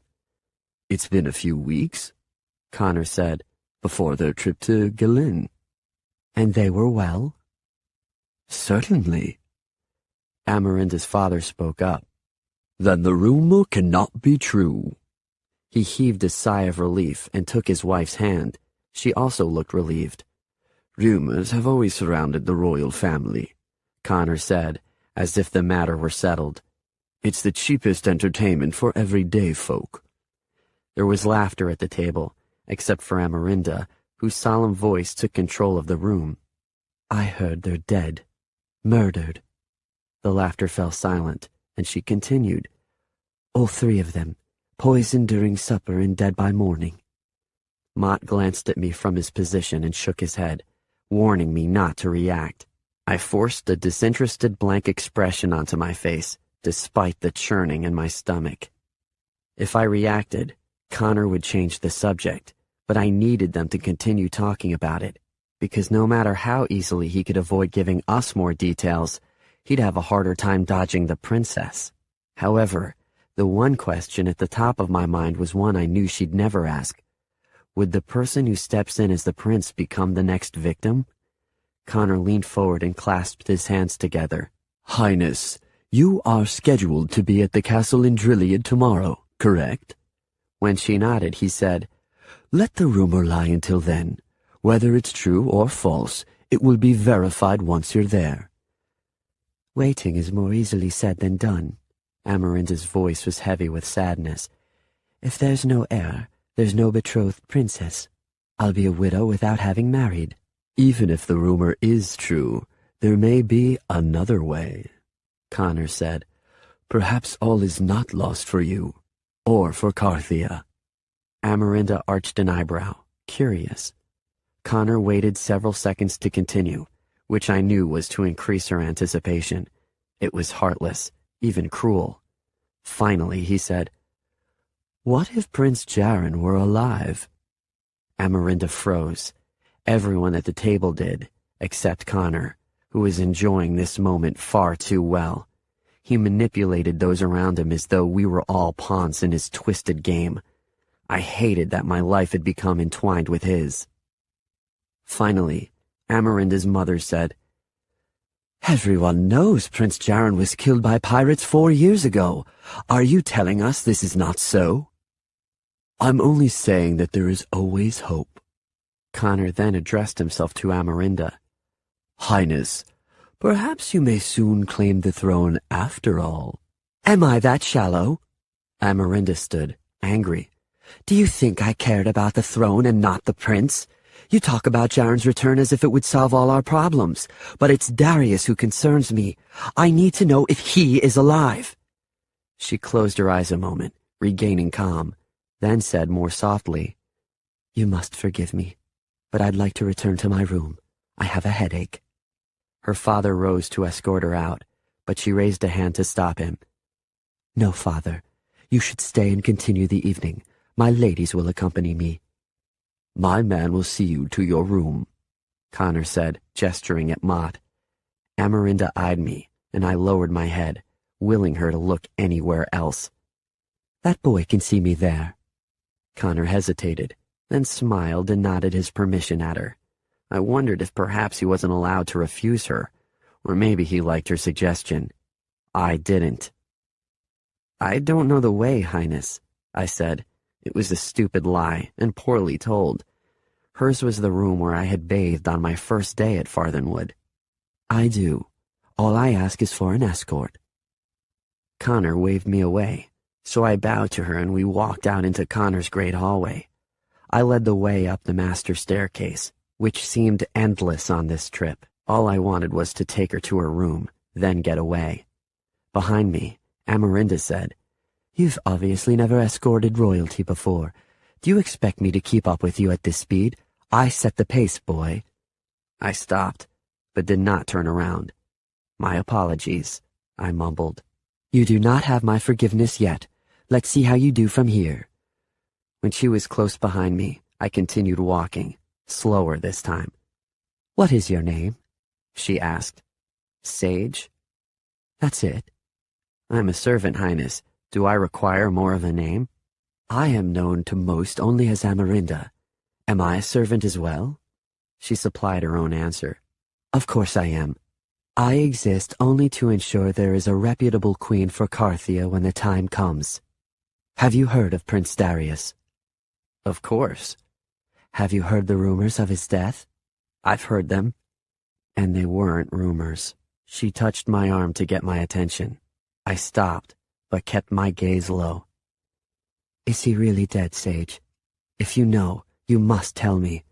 Perhaps you know someone who works in the castle at Drillied. Surely you servants talk with one another." For the first time, I turned to face her, though I didn't dare look her in the eyes. The servants wonder what Amarinda will do if she has to marry Prince Jaren to gain the throne. If he is alive, of course. Amarinda didn't answer for a very long time. Finally, she said, "You speak too boldly for a servant." I continued walking again. Amarinda caught up to me and said, "Is Jaren really alive? Whether the king's family is living or dead, if Jaren is alive, he must be presented at court." I stopped in front of Amarinda's door, still keeping my eyes on the floor.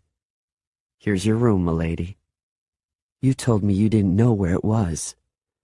And quickly realized what a stupid lie it had been. Rather than respond to her, I asked, "Is there anything else you need?" "Do you wonder why I asked you to escort me, Sage?" I shook my head and might have sighed a little too loudly. My back hurt from so much standing. I hadn't eaten yet, and I was tired of pretending. Beyond that, I didn't want to hear that a girl who'd have to marry me one day, if I was declared Prince Jaren, really loved the prince's older brother. I asked you here because you spoke honestly to me before. If I'd enter that room with a face smeared in mud and asked another servant how I looked, he'd have bowed and told me I looked as beautiful as ever. When you're in my position, Sage, you come to realize how few people you can trust. She waited, expecting me to respond. When met with silence, she went on. So I trust your opinion on my dilemma. Should I continue on to Drilliad, hoping Prince Darius will greet me there, but knowing in my heart that something is wrong?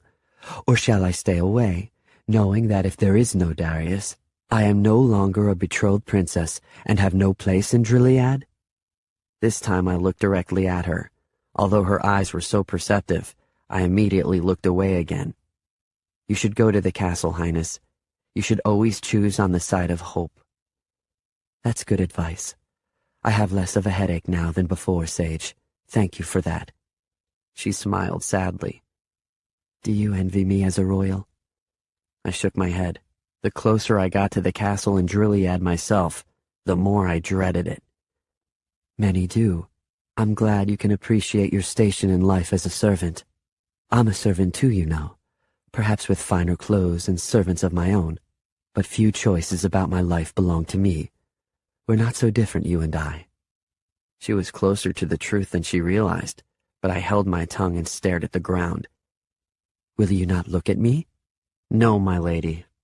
If I cannot look at you as an equal, I will not look at all. She placed a hand on my cheek and softly kissed the other one, then whispered, Remember this moment then, Sage, when someone of my status offered a kindness to someone of yours. Because next time we meet, if Darius is dead, I will no longer be anyone of importance. Then she entered the room with her ladies in tow. Only after her door was shut did I look up again. Darius was dead, and very soon she and I would meet as equals, but I had the feeling it wouldn't be a day she ended up celebrating.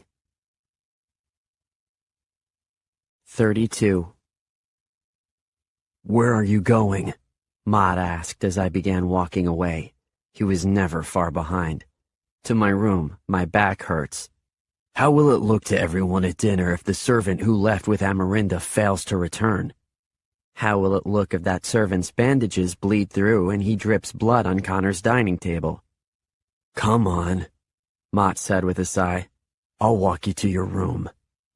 You don't have to. I know the way. Saving you from getting lost is not the reason I'm here. Tell me, what did you think of the betrothed princess? I think she loves Darius. There's plenty of time for her to learn to love Jaren. Besides, this is the way of life for royals. They do their duty to their country, and if they are very lucky, it will sometimes bring them happiness. I don't want anyone to do their duty for me. I grumbled. A charade like that is not for her.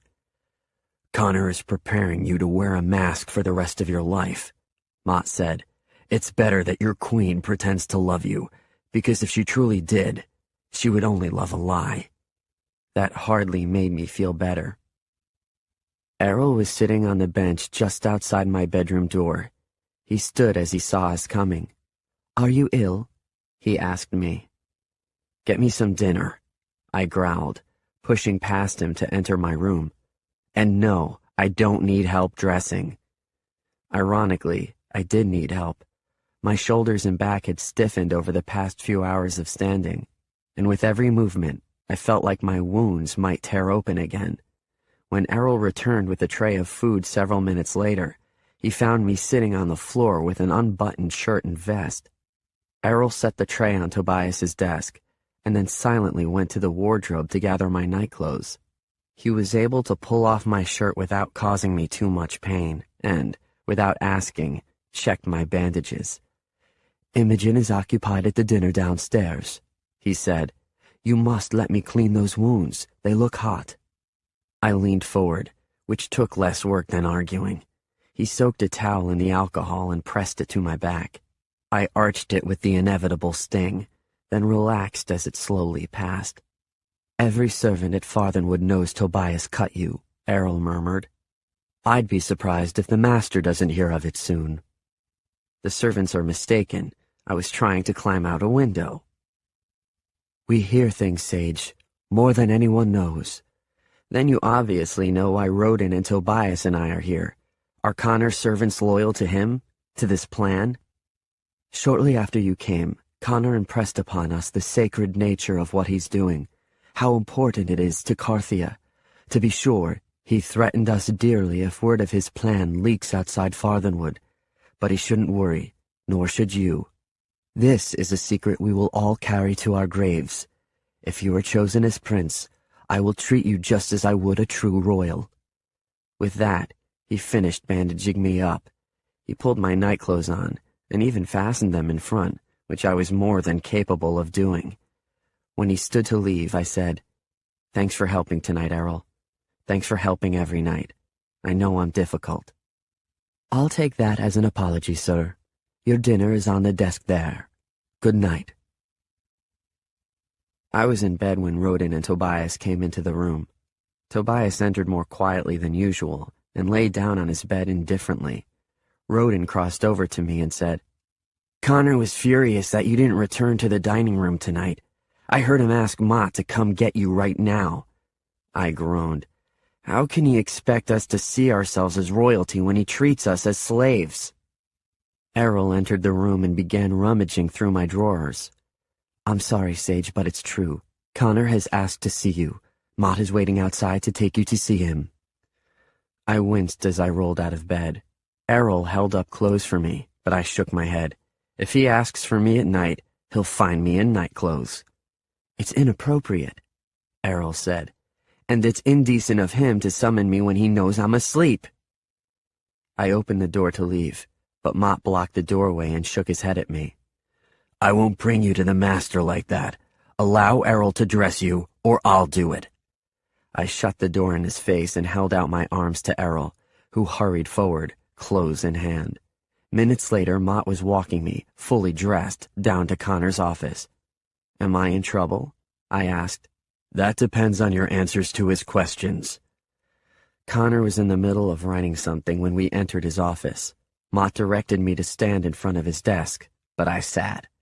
A minute or two passed before Connor even acknowledged I was there. Finally, he set the quill down and looked up at me.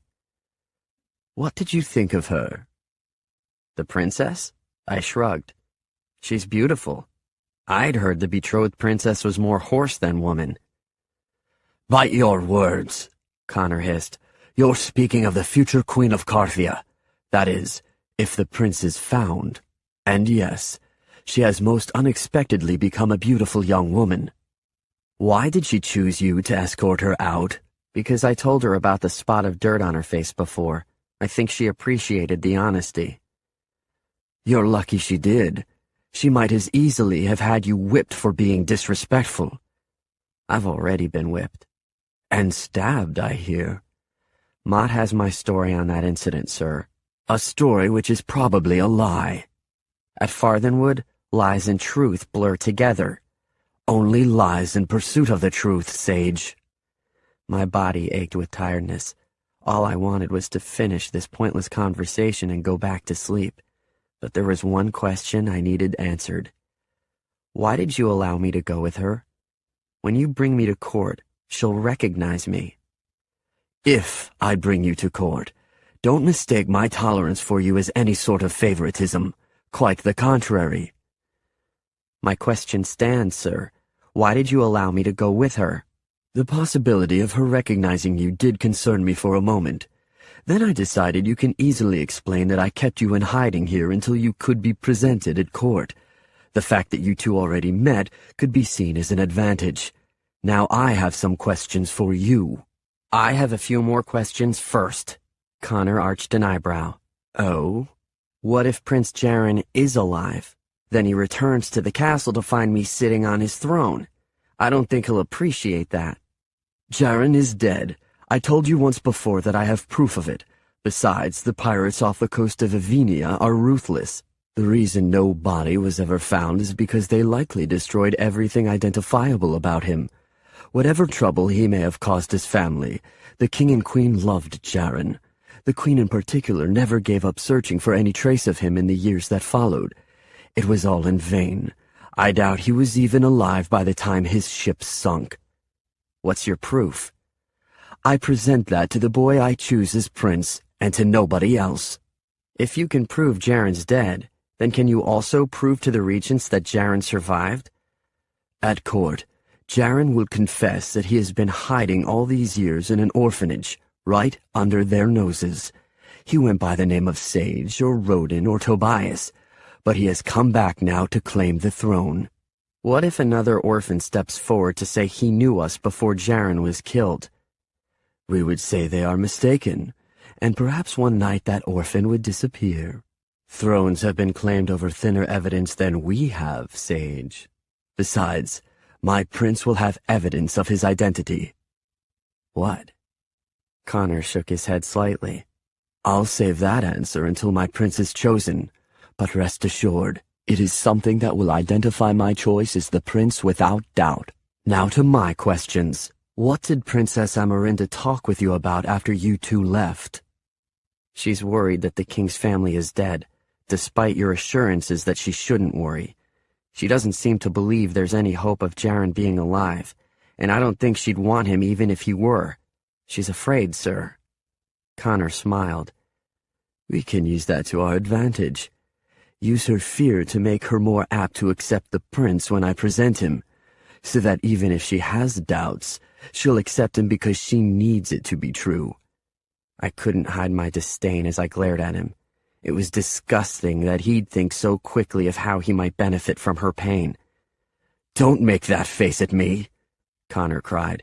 How convenient it must be for you to play the pious victim when it benefits you, or to be the prince, or the servant, or the orphan.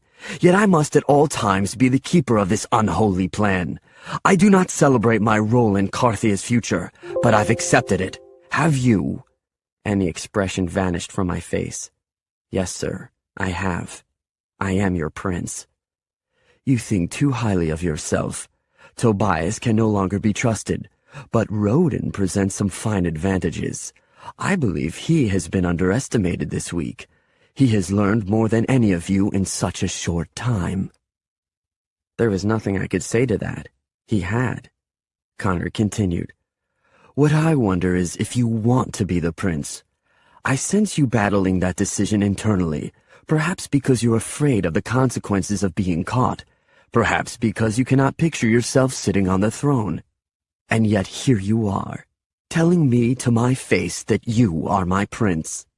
I threw out a hand, then immediately regretted the gesture when the movement pinched in my back.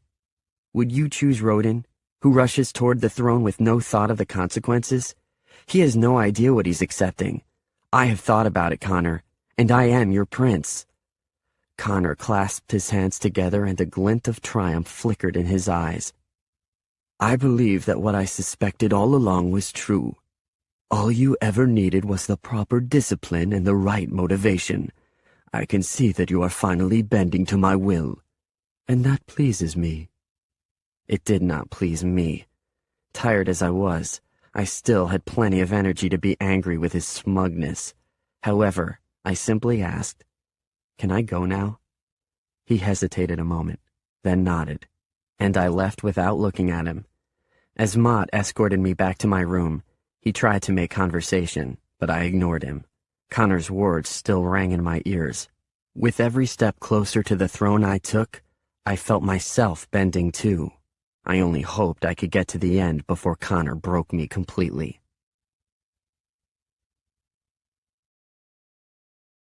33. Amarinda left with her entourage early the next morning, and our tutoring schedule resumed. Rodin's reading wasn't fluent, but he was amazing, considering how recently he'd begun learning. I thought he would be good enough to get by if Connor chose him as prince. Mott pulled me out of Mistress Havala's class to work on sword fighting with him, even though I insisted I couldn't fight with my back in bandages. If we wait for a full healing, it'll be too late, he said. We'll both use wooden swords today. He took one for himself and tossed me the other. I jumped away from it and it landed in the dirt. Afraid of a wooden sword? Mott teased. Just demonstrating my skills in evading an attack, I said, a grin tugging at the edge of my mouth. Impressed? No, pick it up. When I complied, Mott stepped me through the basic defensive moves. If you can't attack like Jaren, at least I can teach you to defend yourself. He thrust his sword at me. I moved mine in an attempt to block it, but his went right past mine and jabbed my ribs. You're worse than when I last saw you, Mott said. You shouldn't have whipped me so hard. You shouldn't have let yourself get stabbed. I smiled and swung my sword low to the left, getting in a swat on his thigh. Not bad, Mott said. But you lack the discipline that would be expected of a prince. I could always say that I'm out of practice. Nonsense. Prince Jaren was an amazing swordsman for his age before he disappeared. You cannot be as pathetic as you are now and hope to pass for him. Why do you think his sword was made? I blocked his attempt to graze my shoulder, maybe to encourage him to take his studies more seriously.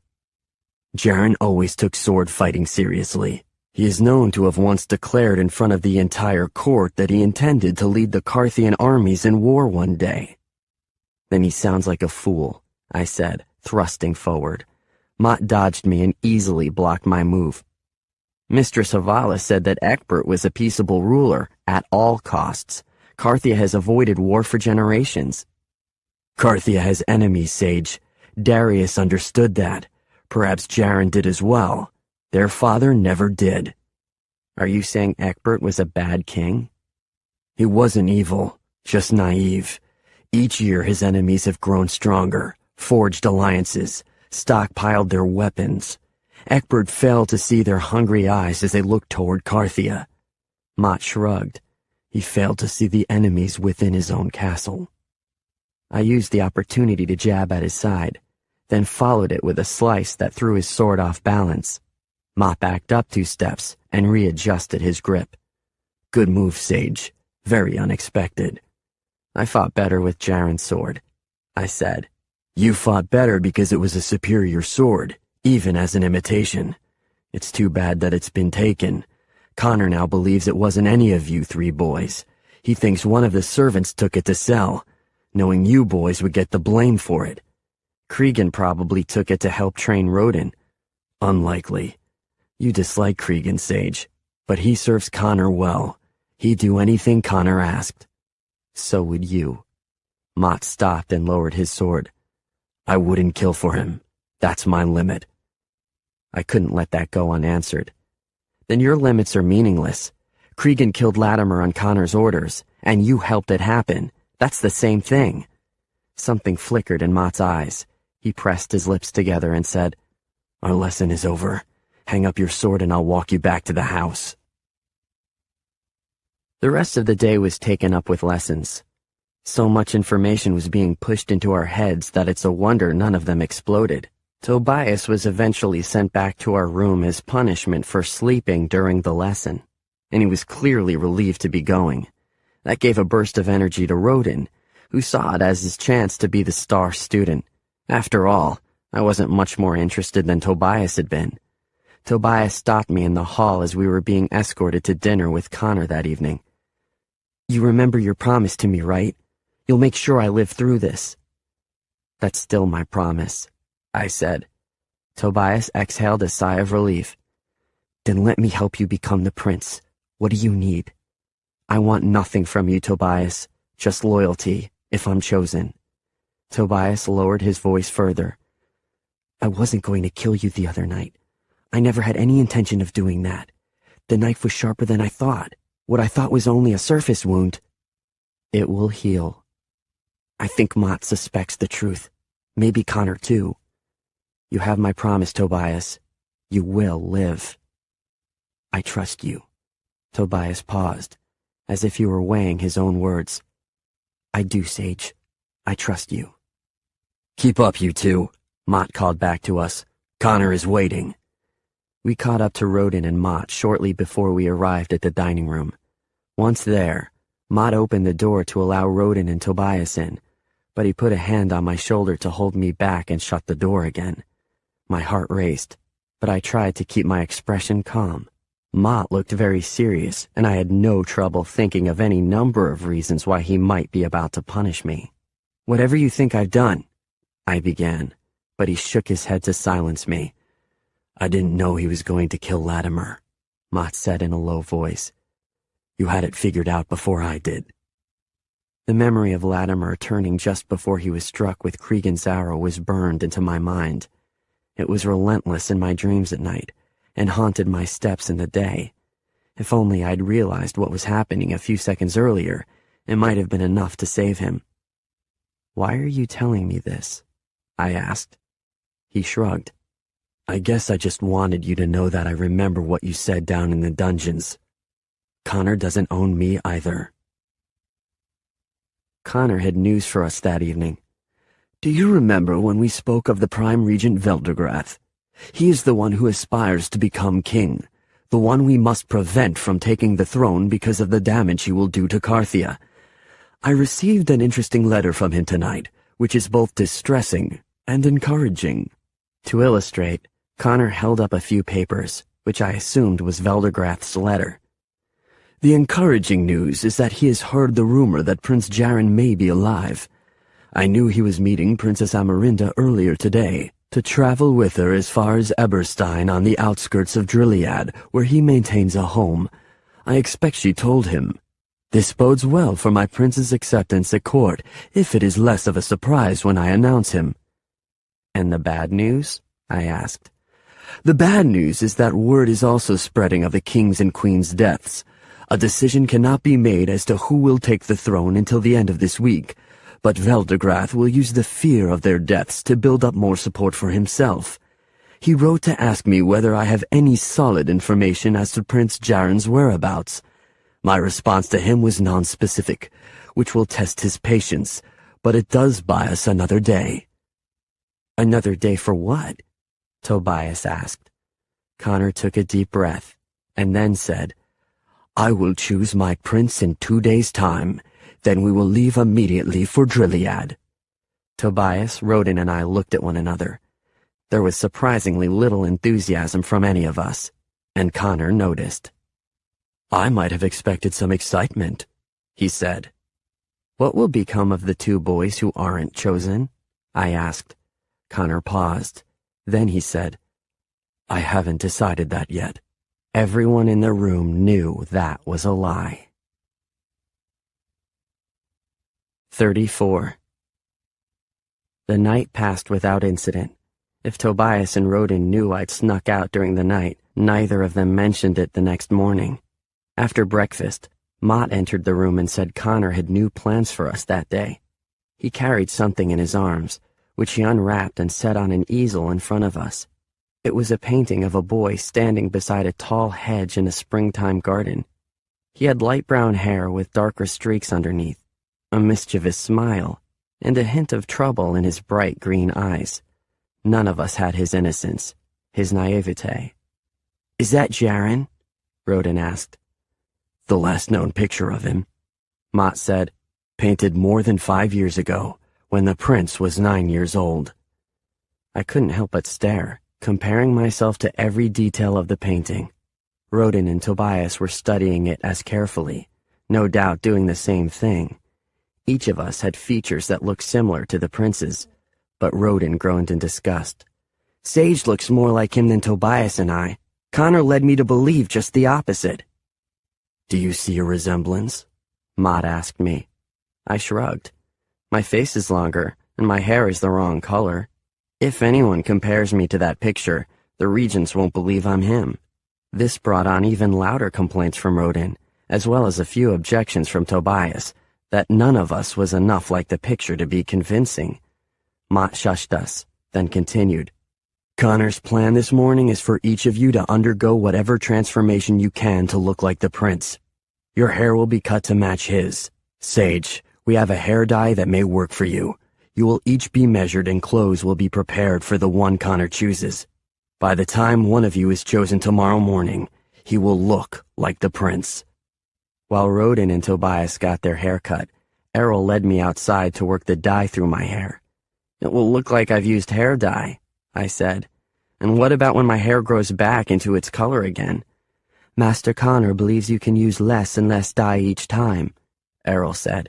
Within a year, it will appear as if your hair has naturally changed color. He thinks of everything, I said without any hint of admiration. I had no mirror to see myself once the dye was washed out some time later, but Errol smiled when he looked at me and seemed pleased. It's amazing how that one thing has brought your appearance so much closer to the prince's. I'm certain Connor will choose you. Most of us servants believe that. Which would have been comforting if we hadn't passed Connor in his office with Rodin as we walked back in. Rodin was kneeling before Connor at his desk. His hair was styled just as Jaren's had been, and he looked very nice. If there were inconsistencies between his look and Jaren's, they could easily be explained by the changes in a face over time. I am exceptionally impressed, Connor was saying to him. You have surprised me, Rodin, and pleased me. Tobias, any similarities between you and the prince have vanished. Do not consider your chances of being chosen tomorrow to be good. No, sir, Tobias said. I hadn't even seen him in the room. He must have been beyond our vantage point. Ah, Sage, Connor said, noticing us at the door. It seems that once again you're behind the others. I still find myself looking at an orphan, albeit one with the same hair color as the prince. I am your prince, I told Connor, then walked on past his office. Errol caught up to me and whispered, Perhaps I was wrong to have said that Connor would choose you. You might be too late. With my hair cut and styled an hour later, I gasped when Errol handed me a mirror. Errol's wide eyes hinted at his equal amazement. The resemblance is so strong. You could almost be Jaren's twin, he said. I couldn't stop staring. Was this really me? I was too accustomed to hiding my eyes behind my hair and feeling dirty and grimy. Had Connor known this was possible when he first took me? Had he seen through all that? Take me to see Connor, I said. You walk differently, Errol observed as he followed me down the hallway a moment later. You are different, Sage. Let's hope Connor sees things the same way. Connor's office door, which was usually open, was closed this time. I think we should come back, Errol said. I rolled my eyes and knocked on the door. Enter, Connor said from his office. I opened the door. Mott was sitting on the chair in front of Connor at his desk, but turned to see who had come. He stood when I entered, as did Connor. Connor said nothing for several seconds. His eyes scanned me up and down, and his mouth hung open. It can't be, he said. More than I'd hoped for. I told him he could be the prince's twin, Errol said. Connor's eyes flashed at Errol. Get out!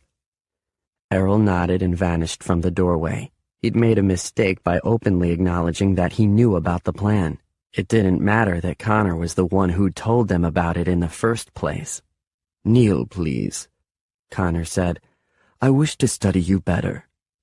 Come as close to me as you'd like, I answered. Study me here, on my feet. You won't kneel. Would a prince? Connor raised his voice. You're not a prince until I say so. I don't need you to say so, sir. As you see me standing here, I am the Prince of Carthia. I turned to walk out of the room, but Cregan flew past me through the doorway. Master Connor, he said in breathless words. You were right. Veldegrath is coming. How far away did you see him? Mott asked. Several miles off, but he wasn't alone. He has an entire company of men with him. Soldiers? Not in uniform, but they're armed. Connor nodded. I could almost see plans forming in his mind like storm clouds gathering. He wants to intimidate us, not fight, so we must welcome him in with all hospitality. Get word to the staff to prepare a meal large enough for him and his company, and remind them not to speak of my plans unless they all want to hang for treason. Then he turned to Mott. Find the 3 boys. Hide them in my secret tunnels. I know about them, sir, I said. I can take us there. Connor looked surprised only for a moment. Then he nodded and said, Sage, you must find Rodin and Tobias and hide in the deepest of my tunnels. I don't need to tell you what will happen if you are found. Mott, go to their room. Destroy any trace of the boy's presence here. I began to leave, but Connor said, "Wait!" He opened the bottom drawer of his desk and withdrew a small locked box decorated in emeralds. "Take this with you. Do not open it, and do not let it get into Veldegrath's hands." Cregan, Mott, and I each ran our separate ways. In the library, I found Tobias and Rodin, who stood when I entered. "You look so different," Tobias said. "I admit I couldn't see the resemblance to the prince before, but now—" "Veldegrath is coming," I said. "You must come with me at once." "What's the hurry?" Tobias said, putting his book away. "Connor can declare you or Rodin as prince and resolve his plan today." As they followed me upstairs, I answered them. "Veldegrath is the last person in this kingdom who wants to see Prince Jaren return. If he finds us, we're all dead." The False Prince, Disc 5. 35. I led Tobias and Rodin to an area of the tunnels I had discovered on my last trip. They went deeper than any others and, in one area, placed us beneath Farthenwood's main entrance. The rock foundation of the house was showing its age. Using small gaps in the mortar, we had a limited view outside. Since finding the tunnels, I'd felt Farthenwood was designed for a paranoid man who expected enemies to enter his walls. If Connor's father had built this house, he had no doubt made his son just as paranoid. From where we stood, we could see the approach of Veldegrath and his men. They were at least 50 in number, and each carried a sword, but they were still too far away for us to tell which of them was Veldegrath. "It's an act of war for Veldegrath to do this," Tobias said. "Only if Connor doesn't invite him in, which he's going to do," Rodin said. "Connor thinks the army is only for intimidation," I said. "We have no means to fight him, so hopefully Veldegrath only intends this to be a show of power, maybe to persuade Connor to join him if Carthia does fall to civil war. If Veldegrath wants the throne this badly, he won't give it up easily," Rodin said. "Whomever Connor declares as prince will eventually have to face Veldegrath." A moment of silence followed. That idea didn't appeal to any of us. Finally, Tobias said, "If you hadn't already forced me out of the plan, Sage, I would have withdrawn right now." Ignoring Tobias, Rodin angled forward to get a better look. "That's got to be him," Rodin said. "There, in the center." It was obvious by his fine clothes and the men who surrounded him that this was Veldegrath. He had hair the color of midnight, which he wore pulled behind his head so tightly that I wondered how he could blink. His face was constructed of hard angles and long lines. I tried to imagine him as king of Carthia. If a person could be judged solely on appearances, this man was a tyrant. Connor walked out to Veldegrath, and they greeted each other with courteous bows. "My old friend," Connor called out, loudly enough that we were able to hear him. "To what do I owe the honor of your visit?" "I've heard troubling news about you, old friend." The way Veldegrath voiced "old friend," it was clear he considered Connor anything but that. "May we speak in private?" "Certainly. In anticipation of your arrival, I've had my chef make up some soup for your traveling companions. They must be hungry." "Perhaps we should eat first," Veldegrath said. "I anticipate you'll feel less hospitable to me after we talk business." With that, Connor led Veldegrath and a few men inside, while the rest dismounted as Connor's servants assisted them in caring for their horses. "Why does Connor help them?" Rodin asked. "I'd send them on their way." "I'd give them soup," Tobias said, then grinned. "I'd use the rottenest meat in my stores and hope they all got sick on it. It's diplomacy," I said, irritated they couldn't see that. "It's all Connor can do right now, and for all of our sakes, let's hope it works. Come on." They followed me up another bend in the tunnels to the main floor. We were near a secret door behind a tapestry in Connor's office, where they were certain to have their private meeting. Although their voices would be muffled, we could hear them from where we stood. Tobias whispered, "If they eat first, it'll be a while." So we waited. It was impossible to determine the passing of time from here, although with the sting in my back and ache in my legs, It probably felt longer than it really was. Tobias and Rodin wanted to sit, but I reminded them that any position they took now, they would have to maintain after Connor and Veldergrath entered, or risk making a noise that would give us away. So we all stood in silence. After a very long time, we heard Connor's voice as he entered the office. I always feel bad news is better handled on a full stomach. Don't you agree? It's only bad news if you're up to something you shouldn't be. My fists clenched at Veldergrath's arrogance. Even if he was correct in his suspicions, Veldergrath wasn't king yet and had no right to question Connor. We heard the squeak of Connor's chair as he sat, and his invitation for Veldergrath to sit as well. Then Connor said, You should explain yourself. Am I accused of doing something wrong? The betrothed princess was here for dinner last night, correct? Yes, she is a lovely young woman. A bit distressed, though, at having heard news about the deaths of the king, queen, and Prince Darius. She heard it only as a rumor. Veldergrath huffed. A rumor you and I both know to be fact. Obviously, you could not confirm or deny that to her. But she told me something else you said, some things that I find remarkable. You told her that Prince Jaren may be alive. I believe he is. We sent 3 regents to Issel to determine this. Have you heard any news from them? No. Then how have you come to this stunning conclusion? Connor hesitated a moment, then said, Old friend, you seem distressed at the possibility. Don't you see what a great advantage it would be to the kingdom if Prince Jaren were alive? Eckbert's line would continue, and Carthia would be saved from certain war. Surely there could be no better news, yet you don't appear to welcome it. Of course. Veldergrath seemed to be taken by surprise, but he recovered quickly. Of course I hope the prince is alive. But you and I both know how impossible that is. My question is not whether we should hope for that news, but how you have come to be so certain of it. Obviously, an accusation follows this question, so why don't we move straight to it? As you wish, Veldergrath said. Master Connor, I'm told you had a sword made, a replica of the one Prince Jaren used to carry. It was an imitation, not a replica. Sadly, I've recently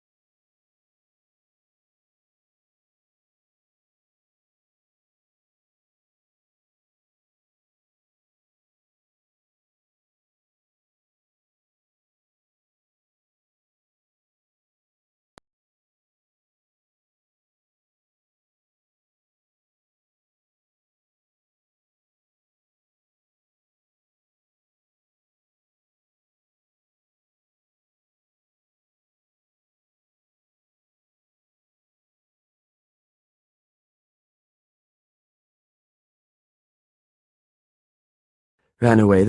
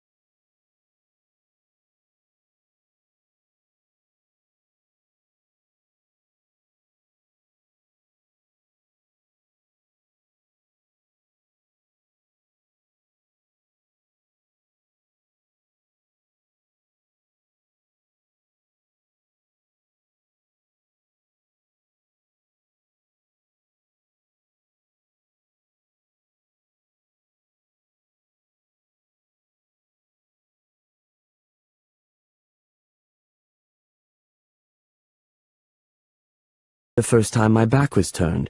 If you know of their whereabouts, please tell me and I will have them punished. Lies fell from his lips as gracefully as raindrops from a cloud. There's one last thing. You sat with the king's family at supper the night they died. Many regents did. But you were given the honor of pouring their drinks. Connor's voice remained calm, despite Veldergrath's clear insinuation that Connor was the one who had poisoned them. And you dished up their pudding, sir. Is there a point to these questions? Perhaps not. Are you aware that there is something missing from the residential quarters of the castle? A box covered with emeralds? My fingers rubbed over those emeralds. Connor must have stolen this box from the king and queen, either shortly before or shortly after their death. I didn't know what was in it, but whatever this box contained, it was probably going to be used as proof that one of us was Prince Jaren. You ask that as if you think I have it, Connor said. I'm certain that you'd never steal from the king, even a dead one, Veldergrath said. But we have friends who are less certain of your character. So to appease the other nobles who are suspicious of you, I ask your permission to search Farthenwood. Connor laughed. An estate of this size, and you hope to find an emerald-covered box? A box, or a prince. Do I have your permission? Several of your men are rough-looking. They will frighten my staff. No harm would befall any innocents here. Veldergrath's insertion of the word innocence was calculated. That is my promise. Connor's voice was grim as he spoke. Do what you will, Veldergrath. Waste your time in my dusty corners and crowded cellars if you must. You'll find nothing. We didn't dare move until after Veldergrath had left the room. Then Tobias turned to me and hissed, "You know these tunnels. Are they safe?" All I could do was shrug. I didn't know. 36. Veldergrath's men decided to begin in the dungeons and work their way up. So we made our way to the upper floor, keeping ourselves as far from the men as possible. "This is a terrible idea," Tobias whispered as we walked. "If they do get into the tunnels, we'll be trapped. Then we go onto the roof and make our escape there," I said. Rodin's eyes widened, but he nodded his agreement. Tobias seemed even more anxious. "The roof? And fall to our deaths?" "I've been there," I said. "We won't fall." "Then let's go now," Rodin whispered. "There's too much chance of us being spotted if he sent men to search the grounds or guard the doors. Veldergrath is no fool, so he must expect that he's done that. Going onto the roof is our last option." We reached the upper floor using a tunnel that put us near the nursemaid's bedroom. I wondered if any children who once lived here had used the tunnels to play tricks on their caregivers. It's what I would have done. Temporarily safe from Veldergrath's men, Rodin nodded at the emerald box in my hands. Is that the box Veldergrath was talking about? Probably. What's in it? It's locked. You don't seem curious, Tobias said. I'd have to break the box to get into it here, and I won't do that. Whatever its contents, we'll find out soon enough. There was a moment of silence, and then Rodin asked, Sage, did you know you look so much like the prince? I always felt I looked more like myself than anyone else. I grinned, then shrugged. I'm too scarred for a prince. Too many calluses and rough edges. A similar face may not be enough. Besides, what we saw is only a painting, an artist's interpretation of what Jaren looked like. Have either of you ever seen the royal family in person? Neither of them had. Rodin observed, quite accurately, that royalty rarely visited orphanages, or invited poor orphans to state dinners. The king came through Karchar about a year ago, I said. So I stood on the street to see him. He looked right at me as he passed. I could have sworn he did. Everyone was supposed to bow to him, but I didn't. Why not? Tobias asked. Honestly, Sage, have you no respect? An Avenian bow to a Carthian king? Wouldn't that dishonor the king of Avenia? Tobias's groan was muffled by Rodin, who asked, So what happened? A soldier clubbed me across my calves. That sent me to my knees, and I was in no hurry to get up again. For a moment I thought King Egbert would stop the entire procession, but he didn't. He only shook his head and continued on. Rodin chuckled softly. It's a wonder you've lived so long. If Connor doesn't choose you, it will only be because you're too reckless to trust on the throne. I can't deny that. My point is that people don't always look the same in real life as they do in their paintings. My resemblance to a 5-year-old painting doesn't matter. Facing the regents is the real test. We immediately fell silent when footsteps clambered up the stairs near us. How many? Tobias mouthed. I shook my head. Maybe 4 or 5 men, but it was impossible to tell for sure. We heard several other men still on the floor below us. They spread out, each of them taking one area of the upper floor to search. One of Connor's servants was with them to open any locked door or cupboard. There's a lot of storage up here, one man said. All the better for a hiding place, Another said. Check every trunk, beneath every bed. I wouldn't hide a prince in a dusty room like this. We search everywhere, the first man ordered. My spirits lifted a little. There was no mention of secret passageways, which there would have been if any entrances had been found downstairs. It didn't appear they even suspected these tunnels were in the house.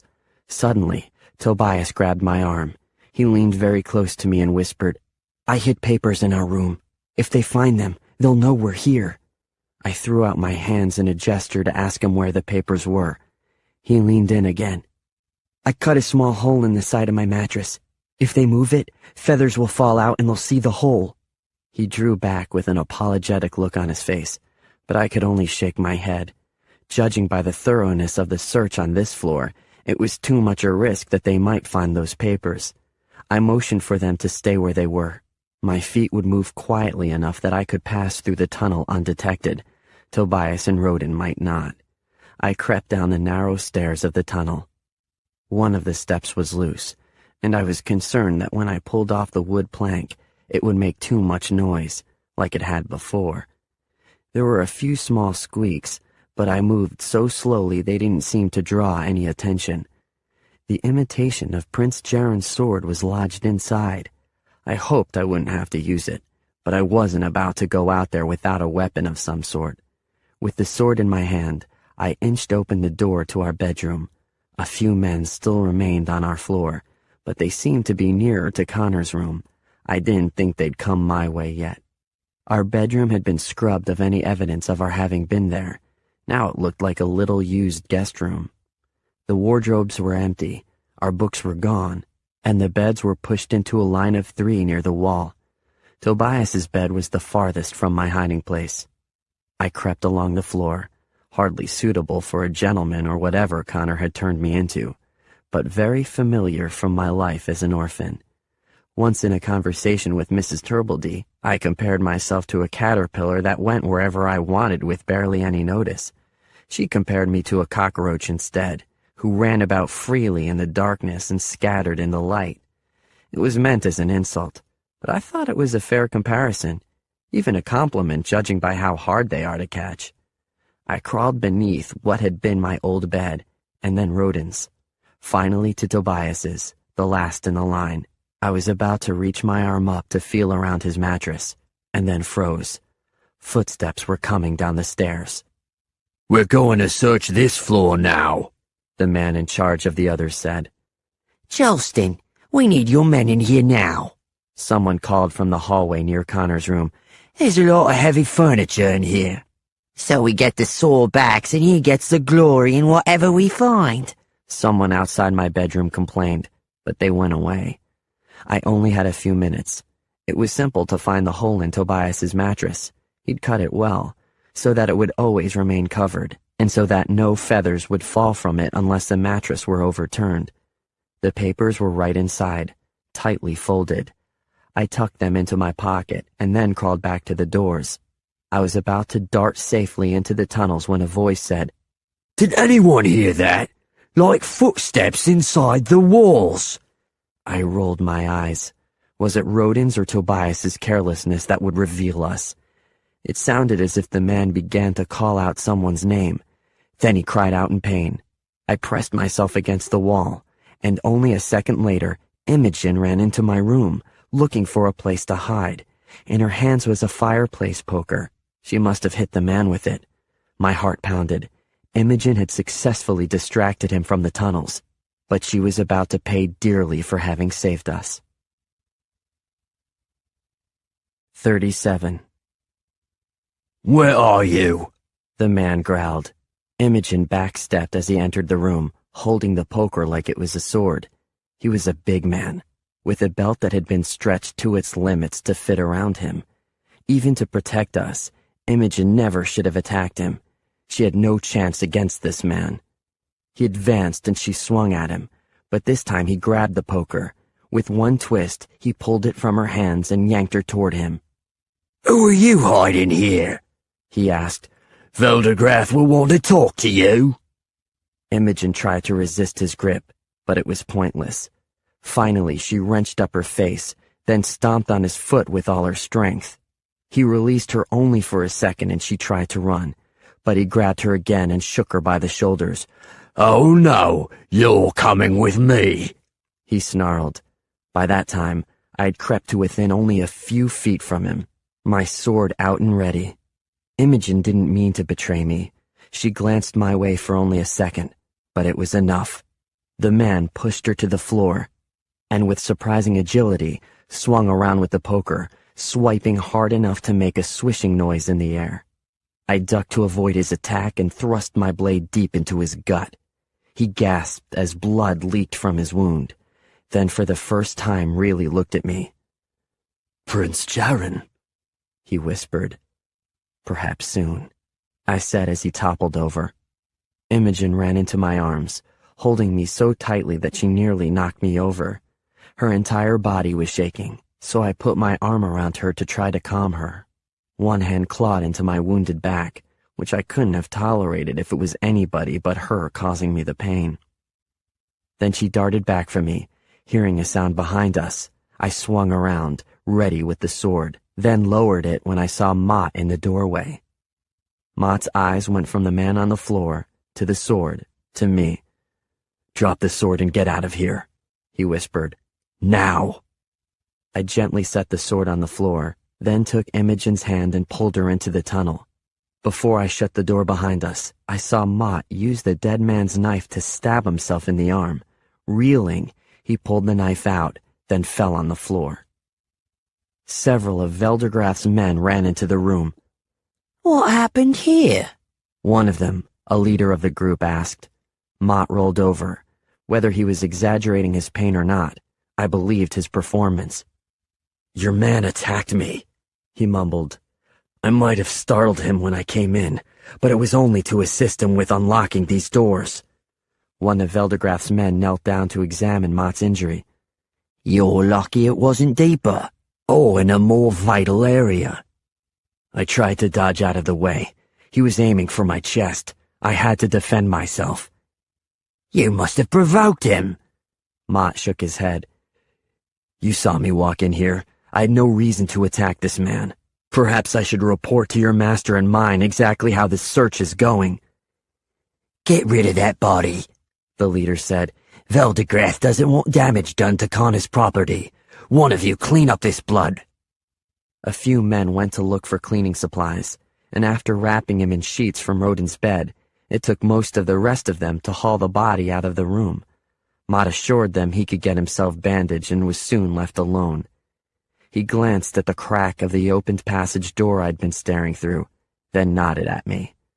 I closed the door tightly and sank against the wall with my arms wrapped around my knees. Imogen sat silently beside me. I vaguely felt her presence, but took no notice of it. As it was, all I could do was stare into the darkness and try to keep breathing. Connor said he would let the devils have his soul if it meant succeeding with his plan.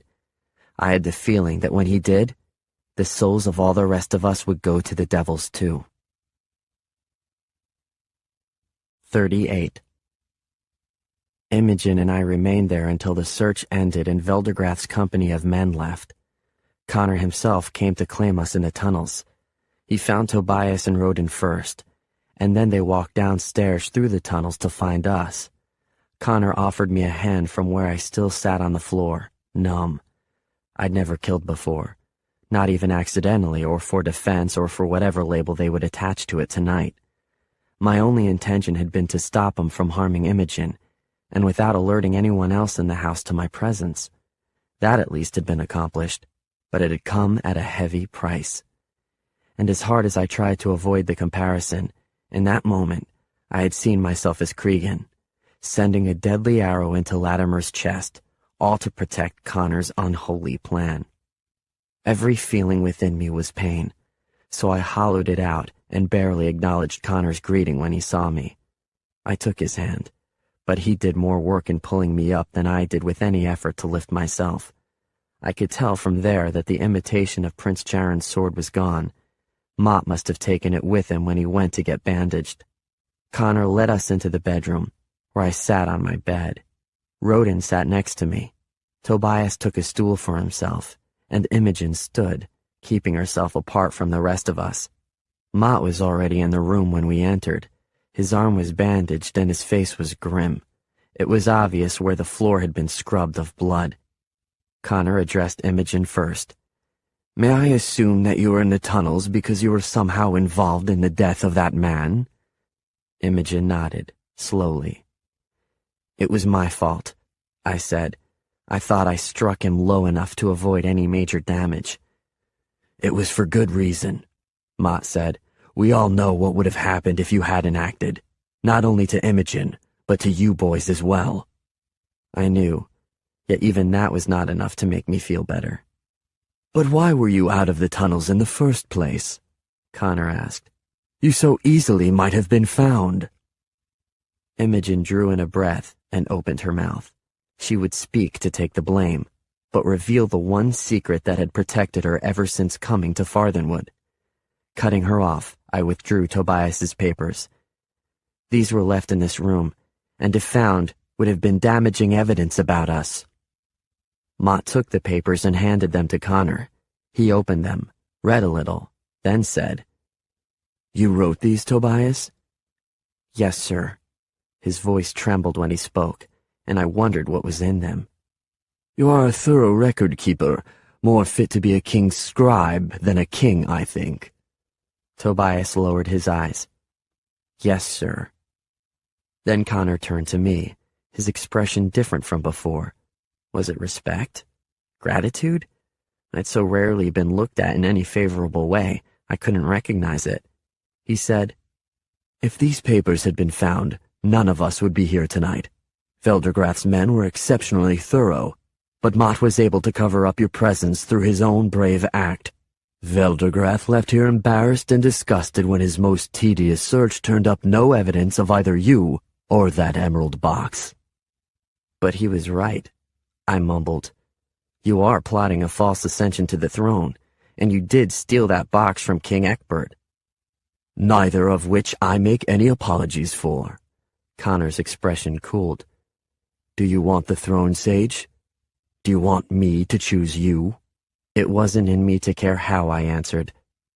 I accept the throne if the alternative is for Veldegrath to take it. My voice sounded as tired as I felt. That's not the same thing. Tell me that you will be a good and noble king, that you want to claim the hand of the betrothed princess, and that you are glad I've done this for you. Lie if you must, but tell me that you want it.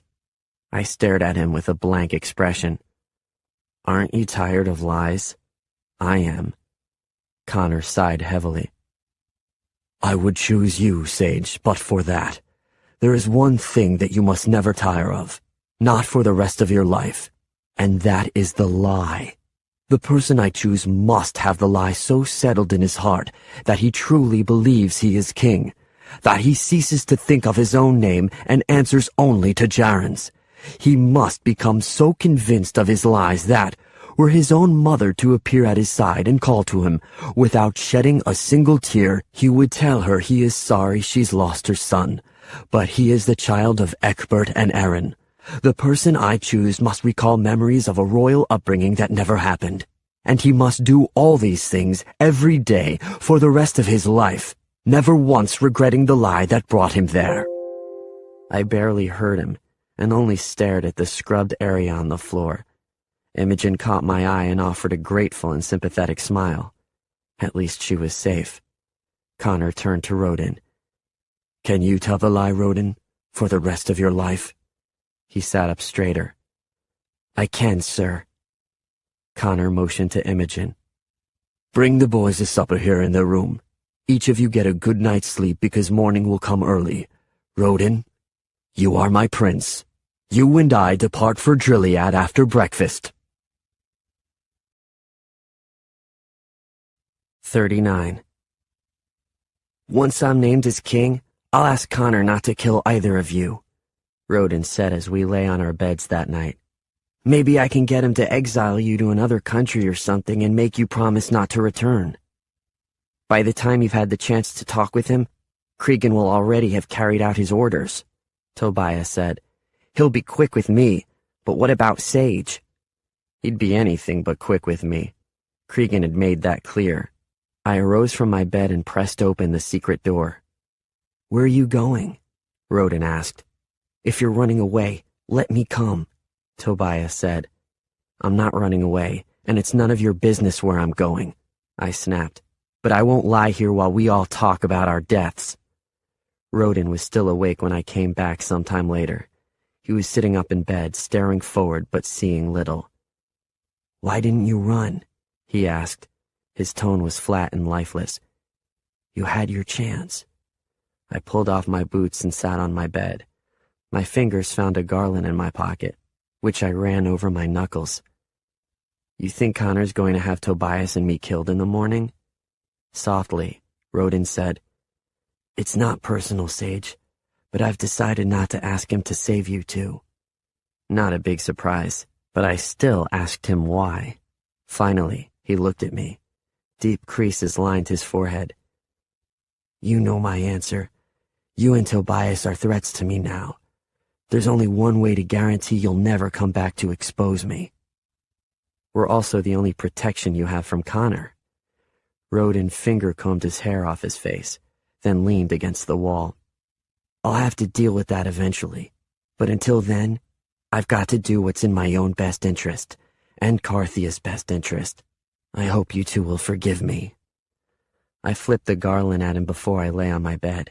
There's your alm of forgiveness, Rodin. Pay it to the gods or devils, or to Connor, whatever altar you bow to, but don't ask it from me. Errol and the other two servants awoke us shortly before dawn.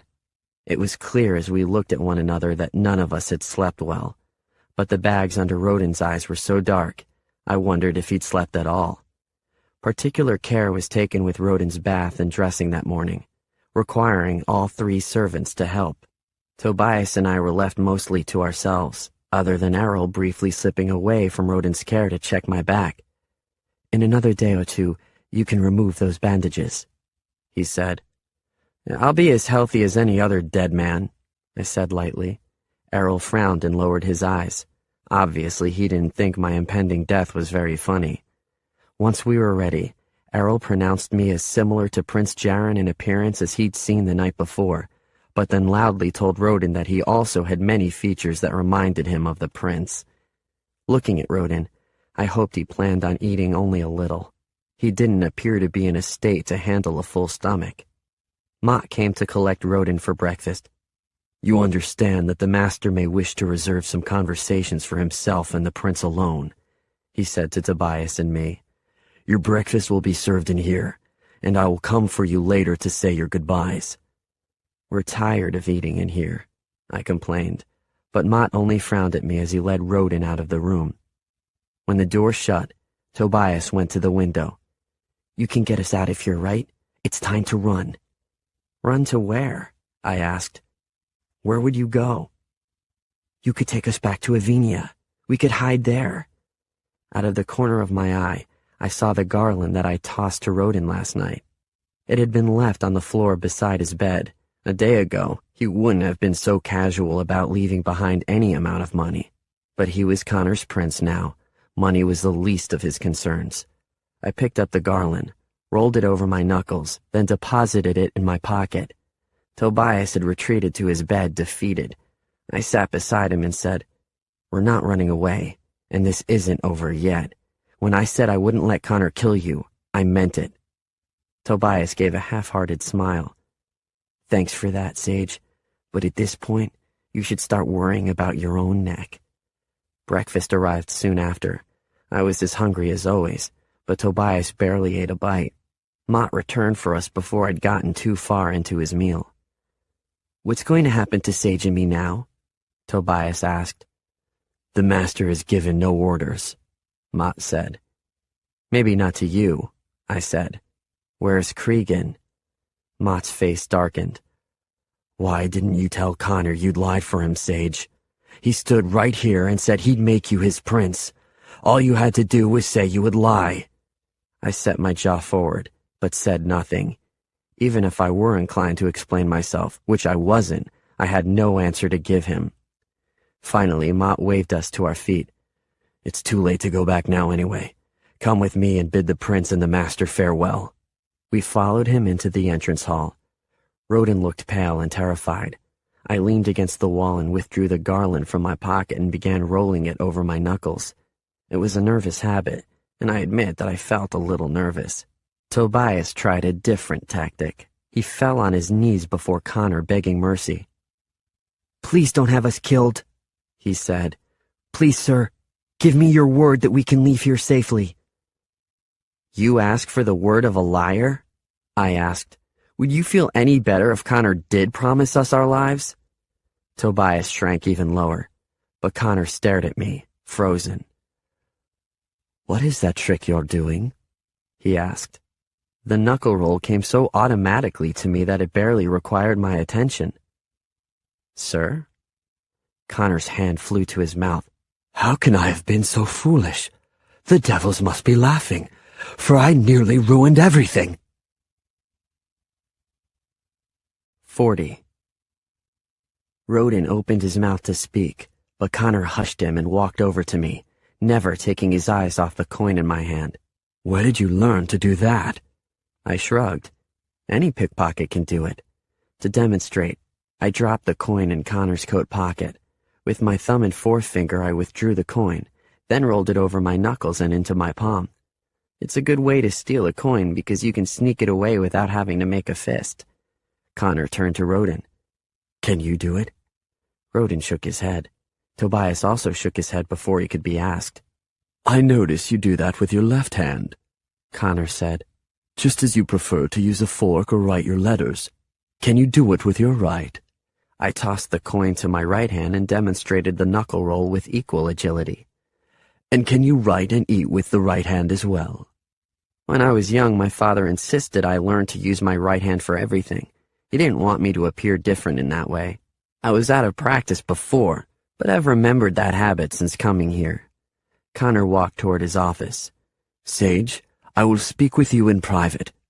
It was an order, not a request, and I followed him into his office, where he shut the door behind me. You don't have to lie for the rest of your life. There was a desperation in Connor's eyes I'd never seen before. There is another way. Oh? Claim the throne now as Prince Jaren. Be him for a year or two, any respectable length of time. Then assign the throne to anyone you want. You may leave and return to a private life, albeit one of wealth and luxury. What are you asking, sir? I knew, but I wanted to make him say it. Be the prince, Sage. I'm convinced now that it can only be you. What about Rodin? Prince Jaren was famous for his ability to roll a coin over his knuckles. As I've rehearsed this plan in my mind, I anticipated everything the regents might ask in accepting or rejecting you. I considered qualities of his personality and what might remain in his character as he grew and changed. Jaren was trained throughout his childhood in the royal tradition, so my choice would have to display some semblance of that training as well. But until I saw you there, I forgot that this coin roll was an occasional habit of his, a parlor trick, but one few others could do as well. Sooner or later, the regents would expect to see the prince do that. I sat down in one of the chairs and crossed one leg over the other. Rodin can be taught to do it. Not in time, and not as well as that. He'd look like he'd just been taught. Sage, you must be the prince. I didn't answer right away. Admittedly partially because I knew how desperate Connor was for my response. Finally, I looked back at him. No. Connor exploded. What? Has this all been a game to you? Just a test to see if you could get this far and then reject me? No, sir, but I got to thinking last night while we were in the tunnels. Veldergraff's men would have killed me if they'd found me, right? Somebody did kill the king and queen and Prince Darius. They'll kill me too eventually. I don't want power or wealth, Connor. I want to stay alive. Veldergraff won't dare harm you once you're seated on the throne. If the High Chamberlain, Lord Kerwin, accepts you as Prince Jaren, then Veldergraff will too. As for the royal family, you don't have to worry about the same threat. Why not? They were killed for political reasons. If you use different politics, there will be no motive. My eyes narrowed. How do you know that, Connor? Do you know who killed them? Is that an accusation? He boomed, then lowered his voice, struggling to keep his temper. Regardless of who killed them, I know who their enemies were, and they're no threat to you. I can guarantee your safety on the throne, Sage, and I'll guarantee your death here if you refuse me. You won't kill me, I said. I'm the only hope for your plan to succeed. Let's not pretend otherwise. Connor sat in the other chair facing his desk, his eyes pleading with me to accept his offer. Sage, no harm will come to you upon that throne, and you can reign only for as long as you want to. Then I can hand the throne over to you. Connor's face reddened and he stood, yelling again. Hand the throne to anyone you choose. Just make it to someone you trust. I am not a villain in this story, no matter how many times you've attempted to frame me that way. Are you a hero, then? I'm just a man trying to do what I think is best for my country. If I've made mistakes along the way, they were made out of a desire to do the right thing. I have terms, I said. You're insufferable, Connor said. Have you waited for this moment since we met?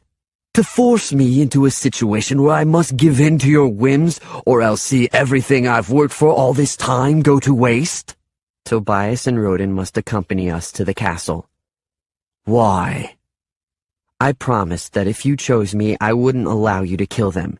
It's the only way I'll be able to keep that promise. It's a foolish idea. They're a threat to you now. If you had left with Rodin just now, Tobias and I were going to be killed, correct? Connor waved a hand in the air. I can't deny that, nor will I apologize for it. The two boys not chosen know everything. They can use that knowledge to blackmail you, harass you, and intimidate you for the rest of your life. Information is a dangerous thing in the wrong hands, Sage. As of this moment, they are the greatest threat to you. But I will decide how to manage that threat. There's more. Imogen will come to Drilliad as well. Fool boy! May I remind you of the betrothed Princess Amarinda? Imogen has no future connected with you. Once I'm made prince, I'll pay off her debt to you, then set her free. Either all of them come with us, or I don't." Connor cursed, then grabbed a small marble statue off his desk and threw it at me. It whisked past my shoulder, hit the far wall of his office, and cracked the wood paneling. He probably intended to miss, but maybe not. "You are not the king yet," he growled. "I'll bring them with us, only to get your stubborn head into the carriage with me. But until you are crowned, I am the master, and if I see a need to dispose of them, I will." "Fair enough," I said. Then a mischievous grin snuck onto my face. "So, do you want to bow to me now, or wait until we reach Drilliad?" Connor brushed past me and into the entrance hall. He shouted orders for a carriage to be prepared for 7 travelers. Cregan would now be our driver. "Hail His Majesty the scourge of my life," Connor said to Rodin and Tobias as he stomped up the stairs. "I fear the devils no longer, because I have the worst of them right here in my home." 41. Since Connor's traveling group had now swelled from only himself, Mott, and Rodin to a group of 7, we were informed that there would be a delay before we could be ready to leave. Tobias looked pleased and relieved, but Rodin's expression was almost murderous as he stomped away. I wasn't sure where he was going, but knew he'd return when it was time to leave. He couldn't risk being left behind. After changing into riding clothes upstairs, I told Mott that I wanted to go for a ride. "This may be my last chance to be truly alone, perhaps ever," I explained. "Let me have that time with my thoughts." Mott gave a permissive bow of his head. "Be careful. You're Connor's prize now." "I'm never careful," I said, grinning. Mott didn't smile back. I walked past the kitchen toward the back door of Farthenwood that would lead me to the stables, and was only barely outside before someone punched me in the arm. Not a hard punch, compared to most hits I've taken, but an angry one. Imogen had been standing just outside the door. She'd probably seen me in riding clothes and came out to wait for me. "What was that for?" I asked, rubbing my arm.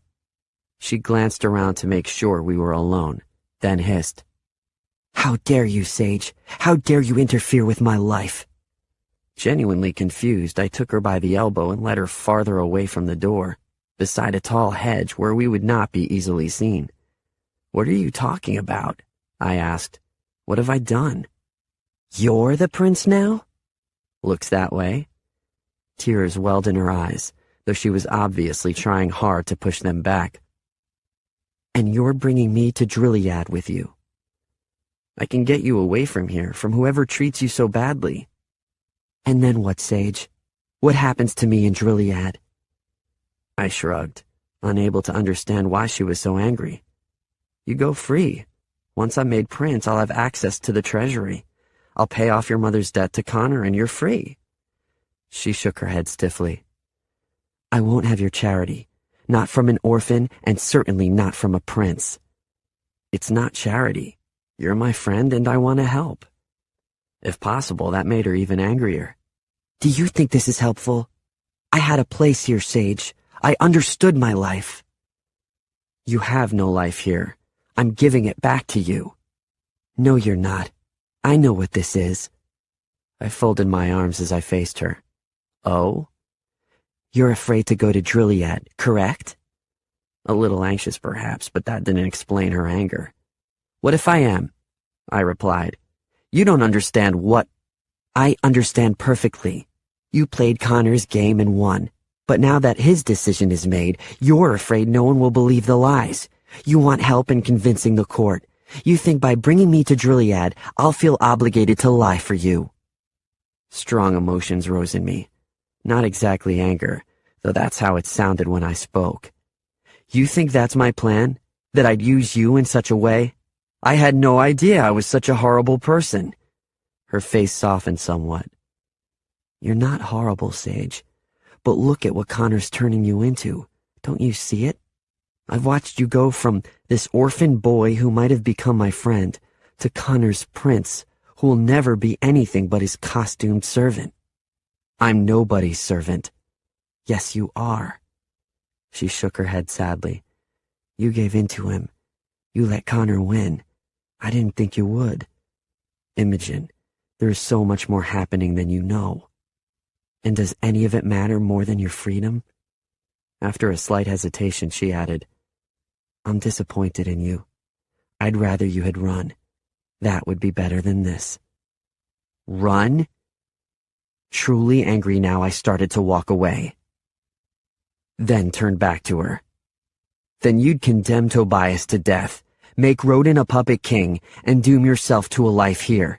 Connor's held you down for so long, you've forgotten what it's like to breathe free air, and you've given your life to his control forever. You'll never breathe free again. I started to answer, to say whatever was necessary to make her understand. But in the end, I hesitated too long and finally only managed to suggest she should pack her things before Connor was ready to leave. She shook her head, then hurried back into the house. As much as I wanted to follow her, gut instinct told me that would only make things worse.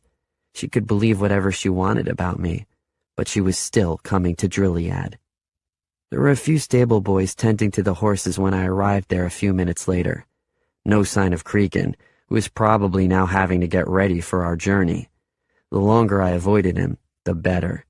Cregan had wanted Rodin to be chosen. He'd be furious with me for winning out at the last minute. I chose a quarter horse named Poco for the ride.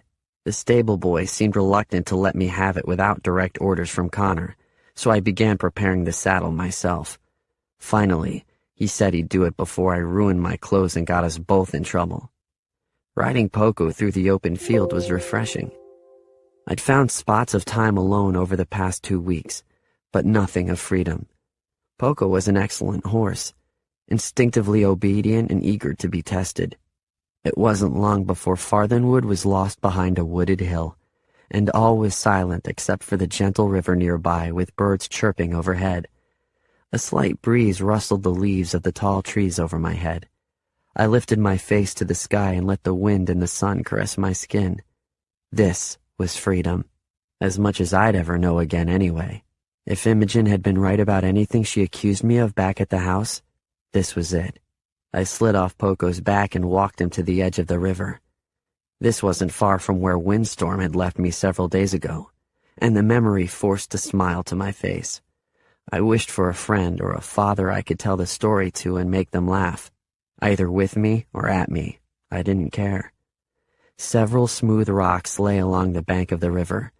I grabbed a fistful and flung them one by one into the water, watching them skip a time or two before disappearing. One rock I kept for myself. It was little surprise only a few minutes later when another horse snorted in the background. Mott had come, no doubt. I'd seen him watching me from a distance when I was in the stables, and by the time I reached the arch of the eastern hill, Mott was in the stables. It must have killed him to wait this long before finally approaching me. "Do you mind a little company?" he asked. Yes. It didn't matter. He dismounted and walked over to me. We stood side by side for a long while watching the river. Eventually, Mott asked, "Did you know he'd pick you because of that trick you can do with the coin?" I don't think anyone can predict what Connor will do. It's what makes him so dangerous. But you must have guessed it, or else you would have escaped this morning. Using the passages, it would have been an easy thing to run. Look what happened to Latimer when he tried to run. That brought on an uncomfortable silence. Finally, Mott said, "Connor wants you to know that we're ready to leave soon. Errol is waiting to help you change into traveling clothes." "You'd think they'd make traveling clothes more comfortable," I muttered. "I believe when I'm king, my first order will be to let everyone wear whatever clothes they want." Mott chuckled. "Fashion. What a mighty beginning that will be for your reign." After another pause, he added, "What kind of king will you be, Sage? Tyrannical and fierce, like Veldergrath would be? Complacent and indifferent, like your father?" I turned to him. "Like Egbert, you mean?" "Of course." With a cough, Mott added, "Get used to it. If you are Jaren, then Egbert is your father." I let that pass.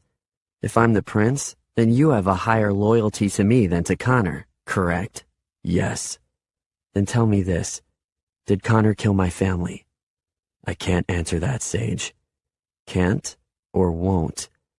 You haven't been declared the prince yet. I held out my arms to Mott. Who do you see now, Sage or Jaren? Mott studied me for a long time before answering. The bigger question may be, who do you see? I don't know. It's not easy to be one type of person when you've worked so hard to be a very different type of person. Mott's reply came so fast I wondered if he'd been waiting for just that type of opening. And tell me, Sage, which person have you worked so hard to be, the orphan or the prince? He walked to his horse and untied a bundle on its back, unwrapping it as he carried it to me. Then he set the imitation of Prince Jaren's sword in my hands. My thumb rubbed over the rubies in the pommel. Thinking of how much you could get for them at market? Mott asked. No. I held the sword out to him. I don't understand. I thought you must want it. You stole it before, didn't you? He didn't wait for an answer. We both knew the truth.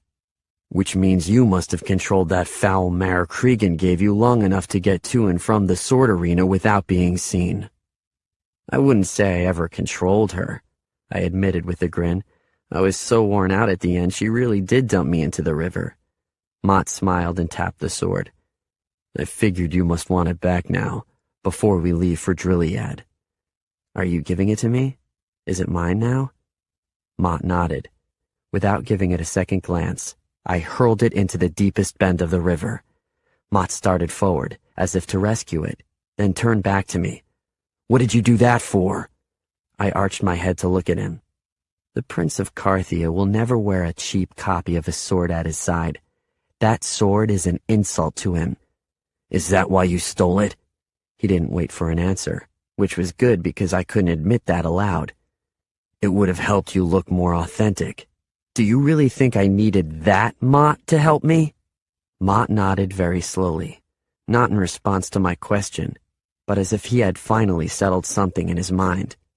No, you will not need that sword, Your Highness. Then you think I can convince them that I'm the prince?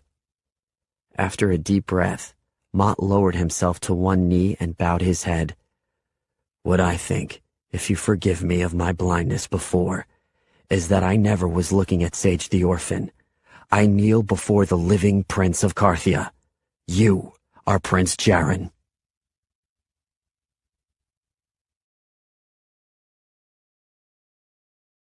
"42. Jaren Artolius Ecbert III of Carthia was the second son of Ecbert and Erin, king and queen of Carthia. All of the regents agreed it would have been better if this child had been a daughter rather than a son. A daughter could have married into the kingdom of Galin as a measure of preserving peace. Nor was the young prince particularly impressive as a royal. He was smaller in stature than his brother had been, had a talent for causing trouble, and appeared to favor his left hand, a quality frowned upon for Carthian royalty. Privately, Erin cherished her second son. The older child, Darius, was already being trained as a future king. He had belonged to the state from the moment of his birth, and fit the role well. He was decisive, controlled, and detached, at least to his mother. But less was expected of Jaren, and he could always be a little bit more hers. Erin never had felt comfortable as Queen of Carthia. It required her to hide much of her true spirit and zest for adventure. Indeed, engaging in a secret romance with young Ecbert had been the greatest adventure in her youth. She hadn't paused to consider the consequences until it was too late, and she was in love. Erin had served drinks in a small tavern at Perth for a year, working off the debts her father had acquired after becoming seriously ill while at sea. It was humiliating work. Until then, their family had enjoyed a fair social status, and she had enough education to know how far they had sunk. But Erin endured it, and eventually the tavern began to prosper under her guidance. Ecbert spotted her one night when he and his attendants traveled through Perth. He returned the second night in disguise, enchanted by her beauty, charm, and loyalty to her family. By the third night, Erin had figured out who Ecbert really was. He begged her to keep his secret, only so that he could continue to see her again. At the end of a week, Egbert paid off her father's debts, with extra to the tavern owner on a royal command that he must never reveal Erin's humble origins. He brought Erin back with him to Drilliad, and made her his queen. In marriage, Egbert and Erin were happy, but as king and queen they disagreed on how to rule Carthia. Erin saw enemies in the faces of those Egbert sought to appease with favorable trade laws and by ignoring clear violations of treaties. Their older son Darius would one day have to bear the consequences of Egbert's fear of conflict. Jaren would be given more freedom to pursue his own desires, and Erin loved him for that. Jaren was still very young when it became clear that he was his mother's child more than his father's. The fire he set in the throne room was not malicious. He had taken a bet from a friend, a castle page, that tapestries could burn. He intended to prove it by burning only a hidden corner of the tapestry. Over 300 years of threaded history went up in flames before servants were able to put the fire out. Commoners also loved the story of Jaren, at age 10, challenging the king of Mendenwall to a duel. None of them knew that Jaren had overheard the king accuse Queen Erin of not being a true royal. They only laughed at the image of a 10-year-old boy facing off with a king 4 times his age. The Mendenwall king humorously obliged Jaren, and undoubtedly restrained himself during the duel. Although the king easily won the match, Jaren satisfied himself that he did give the king a nasty cut on the thigh, and he practiced his sword fighting twice as hard from then on. As Jaren grew, Egbert became increasingly angry and embarrassed by his son's antics. Instead of compressing himself into a model royal, as his father wished, Jaren rebelled further. He snuck out of his bedroom window at night, as often as the weather permitted, and on too many occasions when the bad weather should have discouraged him. Heights never bothered Jaren, not even after the time he fell more than 10 feet from a tower and had his life saved by an acroterion at the edge of the gable. He learned to scale the exterior rock walls with his bare hands and feet. Few people ever knew of that, because the only person to ever catch Jaren was his older brother. Jaren never understood why Darius kept his many offenses quiet. Perhaps because Darius knew he'd one day be king, and hoped Jaren wouldn't embarrass him as well. Or because Darius wanted to spare his father the rumors that would swell throughout Carthia and abroad over how a king who couldn't control his own son could possibly control a kingdom. It never occurred to Jaren that Darius loved him, protected him, so that he could have the life Darius never could. In fact, Jaren never fully understood that anyone in his family, other than his mother, truly loved him, until it was too late and they were all dead. Shortly before his 11th birthday, Jaren's parents called him for a private council. Both Galin and Davinia pressed at Carthia's borders, threatening war. The regents were in an uproar, threatening to depose Egbert if he didn't push their enemies back. Jaren was a distraction for the country, and something had to be done. Egbert had found a school up north in the country of Weimar for Jaren to attend. It would give him an excellent education and teach him proper decorum for a prince. Jaren angrily protested. He swore to his father that if he tried to send him to Weimar, he would run away and never be found again. Egbert retaliated, telling Jaren that if he did not go, it could mean the end for Carthia. He had to prove to both his own country and to the enemies at his border that he could be decisive. He would send his own son away and end the embarrassment. Erin pled with Jaren to accept Egbert's decision, to do it for Carthia, to do it for her. "I will do it for you, mother," Jaren had said. "I'll leave you for your own sake, but you will never see me again." He hadn't meant those words. He was angry and felt horrible even as the threat tumbled from his mouth. But he also hurt in a way he couldn't describe. Enemies weren't at Carthian borders because of him. They were there because his father had looked the other way for too long. Perhaps there were Carthians who laughed at the prince's latest antics, but they would stand by their king when he called them. Jaren left the very next day, rather quietly. There was no farewell supper, no grand entourage to accompany him to the docks at Issel. Only a few officers would journey with him to Ivinia, then across the Arenboll Sea to the gates of Weimar. Jaron got on board the ship and immediately complained of rolling seasickness, despite the fact that the ship had not even left the harbor. A calming medicine was offered to him, and it was recommended that Jaron go to his room below decks to rest. Jaron never took the medicine, and it was no easy matter for him to slip out the small porthole of his room. Still, he had a smaller build than most 10-year-old boys, and after he worked his shoulders free, the rest was simple. Unaware that Jaron had left, the ship set sail without him. The ship was attacked by pirates late that afternoon. When news of the piracy returned to Carthia, a search was made for any survivors. There were none, all of them killed in fighting the pirates or drowned at sea. Because Jaron's body was never found, a search was made throughout Ivinia and Carthia for any hope of his survival. Before long, most people believed he had joined dozens of others in the ship at the bottom of the sea. Safely on land, Jaron quickly found he had skills that enabled him to blend in with Ivinians. He was good with accents, and had studied enough of foreign cultures to move amongst them like a native. He pickpocketed for spare coins or worked odd jobs wherever he found them. Still, he went hungry most days and spent his nights huddled in the shadows, hoping to go unnoticed by the street thugs who patrolled the darkness. It was Darius who found Jaron first. Jaron had dropped a coin in an offerings dish at a church.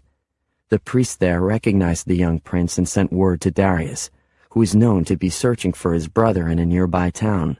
To stall for time, the priest kindly told Jaron he had some extra food, and if Jaron agreed to wash the church steps, he could stay the night. Darius arrived early the next morning, alone. Over a small breakfast with Jaron, Darius described the suffering of their parents, who had tortured themselves over having lost their son. Jaron dissolved into tears and said he would gladly return home if his parents would allow him to come. Darius told him to stay at the church and he would ask their father what should be done. Darius left Jaron in his room, thanked the priest for his services, but informed him that, sadly, the young boy was not the lost prince of Carthia. However, he expressed his pity for the boy and paid the priest to continue to watch over him for another week. 1 week later, Jaron would finally begin to understand his role in the future of Carthia. 43. At the end of the week, a man came to meet with Jaron in the church. If anyone had asked, the priest would have said he did not know who the man was, only that he had the air of someone of great importance. But nobody asked. As far as they knew, the boy living in the church was an orphan. Jaron recognized his father immediately, despite his extravagant attempts at disguise. They did not embrace. It was not his father's way. But there were tears in his father's eyes, and for the first time, Jaron saw his father as a man, not as a king. They sat in the center of the pews and received little attention from the few patrons who had come that day. It was awkward at first, for although they sat close together, father and son had grown miles apart. "When I was your age, I wanted to be a musician," Egbert said. It was a poor attempt at connecting with his son, but it was all he had. "Did you know that?" Jaron nodded. His mother had told him that once. And when he was very young, his father would occasionally show him how to play some of his favorite instruments, although he was careful never to do so when there were servants around. His father thought it would be an embarrassment. Egbert smiled at the memories of his own youth. "I enjoyed playing the fiddler, and although I confess I wasn't very good, it brought me a lot of joy. Do you remember when you were younger? I taught you a song or two, I believe." "I remember one of them," Jaron whispered. "Mother's favorite." Egbert folded his arms together and leaned against the bench of the church. "My father, your grandfather, couldn't tolerate the squeaks and pitches of my music, and discouraged me from playing. He said music was a useless education for a future king, and a waste of my time. Although I didn't understand it then, he was right. Jaren listened quietly. It was hard to picture his father as ever having been a boy, as ever having any desire unconnected with the throne. You and I are not so different as you might think, Jaren. I spent much of my own childhood wishing I could have been someone other than a crown prince. I'm not a crown prince, Jaren reminded him. Just a prince. Darius will take the throne. As he should, and he'll be a fine king one day. But what about you? What do you want for your life? Being a prince doesn't seem to suit you.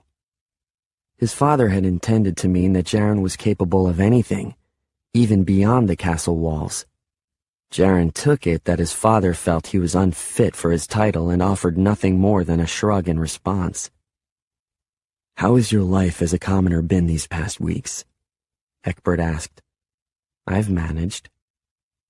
I knew you would, and I know you can. Jaren glanced up at his father with questioning eyes.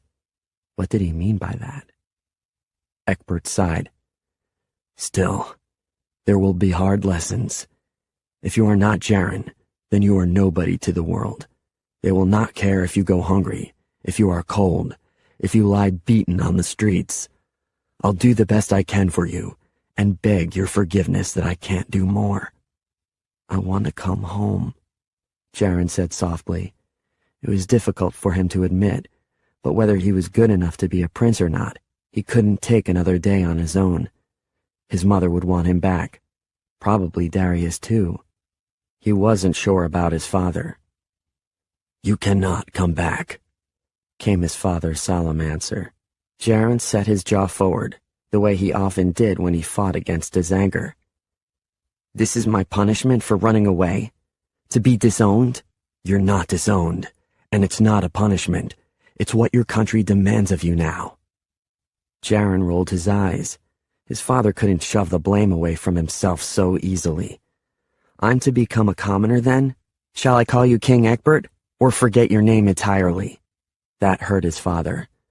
But Jaren hurt too, so he felt justified in his words. You are always my son, Egbert answered. But the situation with the pirates has changed everything. Everyone believes you are dead, and I cannot allow that belief to change. They were silent for several seconds. Finally, Jaren spoke. If I came home, would you declare war on Evenia for sinking that ship? Egbert sighed heavily. I would have to, because you could provide the proof that it was Evenian pirates who attacked a ship with a royal on board. If I start a war with Evenia, Galin will almost certainly align with them, and we shall be nearly surrounded by enemies. Carthia could not survive that war. And if I remain missing, would you have to declare war? If you remain missing, I can tell my people that I will not declare war until there is proof of your death. Then we both know what has to happen. Jaren had said it matter-of-factly. He had considered this possibility, but hoped against it. What about Darius and Mother? Darius misses you, but he knows there are sacrifices we make for the good of Carthia. Your mother doesn't know you've been found. Obviously, she would want you to come home to her, but she doesn't see the enemies that surround us. Not like I do. We've always had enemies at our borders. But not all at the same time. Since you've been missing, they have backed off our borders, royal courtesy in our time of mourning for you. But the news is worse. I have enemies within Carthia, within my own castle. There are regents who look at my throne with greedy eyes. If I declare war and vengeance for you, they may not support me. They are the ones I fear. Do you think they're a danger to you? Egbert forced a smile onto his face. Regents are always the greatest threat to a king, but I have Darius. If they get to me, the royal line must continue, or else Carthia will destroy itself in civil war. That's Darius's duty, Jaren. Do you understand yours? He understood it far too well for a boy of only 10 years. Mine is to remain missing, to not come back. Do you understand that you cannot reveal your true identity out here? You must change everything about yourself that you can. Lighten your hair with some dyes, and grow it out to alter the look of your face. I'm told you speak with an Avenian accent. Keep that. I can use my left hand, Jaren offered. I always preferred it anyway. And rid yourself of anything you might have learned in the castle. Of learning, of culture, of skills. There is an orphanage in Karchar, not far from here but back within Carthia's borders. It's run by a woman whose reputation is good, Mrs. Turbledy.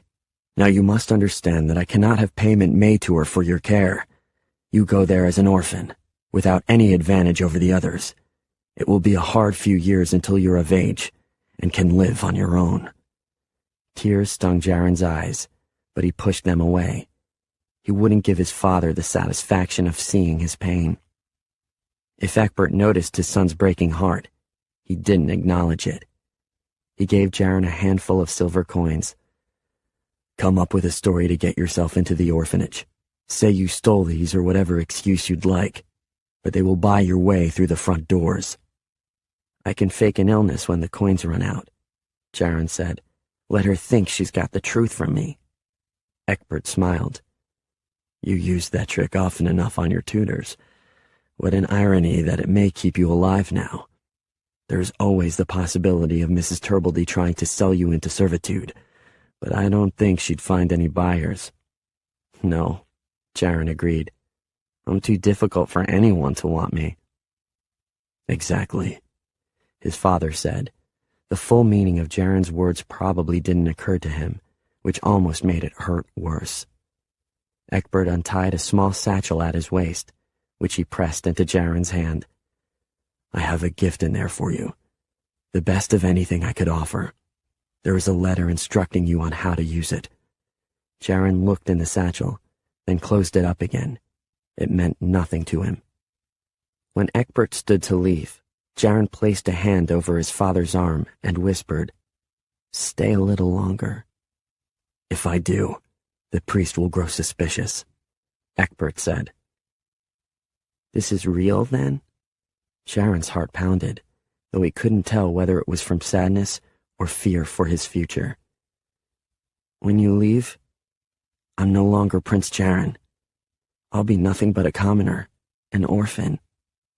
You will always be a royal in your heart, Egbert said tenderly. According to Wikipedia, a clef is a musical symbol used to indicate which notes are represented by the lines and spaces on a musical stave. Am I alone? Egbert shook his head. I will come in disguise on the last day of every month to the church nearest Mrs. Turbledy's orphanage. If you ever need to see me, I'll be there. Then he left. And from that moment on, I became Sage of Avenia, orphan son of a failed musician and a barmaid, who knew little of the king and queen of Carthia, and cared even less. Completely alone. The False Prince, Disc 6. 44. My head snapped up as our carriage bumped over a rock in the road. Connor, sitting in the seat directly opposite me, watched me with obvious disgust. I knew he hated having to choose me as his prince, but Tobias, who was asleep on my right, was a complete failure. And Rodin, sitting up straight on my left, could not convince the regents. Imogen was on Connor's left. She stared straight ahead, refusing to acknowledge that she saw anything at all. Mott sat on Connor's right, and nodded slightly at me when I looked at him. There had been no point in lying any further to Mott. Back at the river, he hadn't asked whether I was the prince. He knew it, and he knew by my reaction that he was correct. Undoubtedly, he had 100 questions to ask, and there were so many things I wanted to tell him, just to have somebody to speak openly to. But Connor was anxious for us to leave, and there was no time.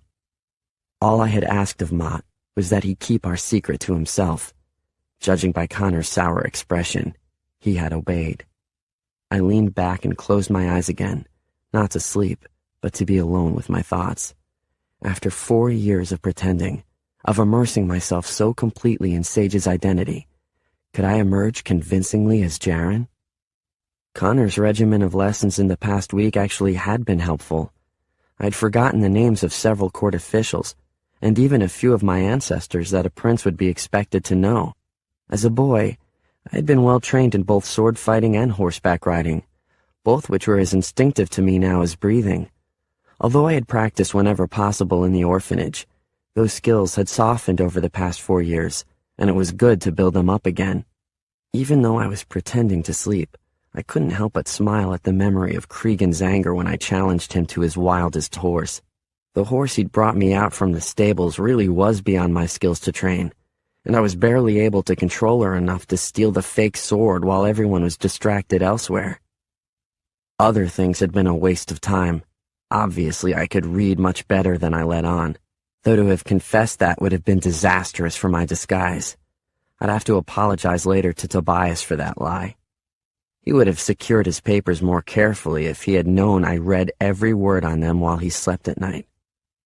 Of course, my back still stung from where he'd cut me, and that was a far worse crime. I'd agree to forgive him if he forgave me. There were a lot of things I'd have to ask forgiveness for, and I feared I wouldn't receive half as much of it as I wanted. Not from Imogen, who had trusted me with the greatest secret of her life, that she could speak. I had trusted her with nothing. Not from Amarinda, who pled with a broken heart for any truth about whether Darius, the prince she was betrothed to and loved, was alive, or about the existence of his younger brother, whom she would eventually have to marry if Darius really were dead. And I'd get no forgiveness ever from my mother, who went to her death believing I died in an attack by Avenian pirates, nor from my father. For most of the past 4 years, I blamed him for keeping me away from the castle. True, I'd accepted his request without argument, but how could I have known then how difficult these recent years would be? He would have known much of what was ahead of me, and still he chose peace for his country over his own son. Maybe it was the right thing to do. I still didn't know for sure, but it didn't diminish my shame that they'd had to send me away in the first place, nor my anger at my father, who at his first reunion with me in the church already had a plan to keep me away. I returned every month to the church near the orphanage to see my father, but I never let him know I was there. We never spoke again. It was only after Connor told me that both my parents and my brother had been killed that I began to understand my father in a new way. He had said that his greatest enemies were the regents. Connor had told me that all 3 members of the family were intended victims, so that a regent would have to be crowned. While at Farthenwood, I slowly began to understand that as long as 4 years ago, my father had foreseen the possibility that all of them could be murdered one day. He didn't keep me away to protect himself from embarrassment, nor was it to avoid having to declare war on Avenia. My father kept me away to keep me alive. After pirates had tried to kill me, he must have worried that the rest of his family's lives were in danger. He had told me in the church that day that the royal line must continue to save Carthia, so that if the worst happened and they were all killed, I would remain to claim the throne. He'd even given me a way home. I just never expected to need it. He had let me think the worst of him for over 4 years, and I'd eagerly done so. For that, I could never have his forgiveness. When Connor first brought me to Farthenwood, I thought he knew that Jaren was alive and he was searching for the prince, hoping to use him for some sort of ransom. So I determined that he must never suspect my true identity. That would have been bad. But Connor's real plan was far worse. He was hoping to fool the entire kingdom with a fraudulent prince. I knew then that the best course of action was to play along with his plan, get him to choose me on my own terms, then return to Drilliad to prove my identity. Connor had his plan, and I had mine. Whether either of them would work remained to be seen. Connor kicked my feet to get my attention. "We're nearly there," he said.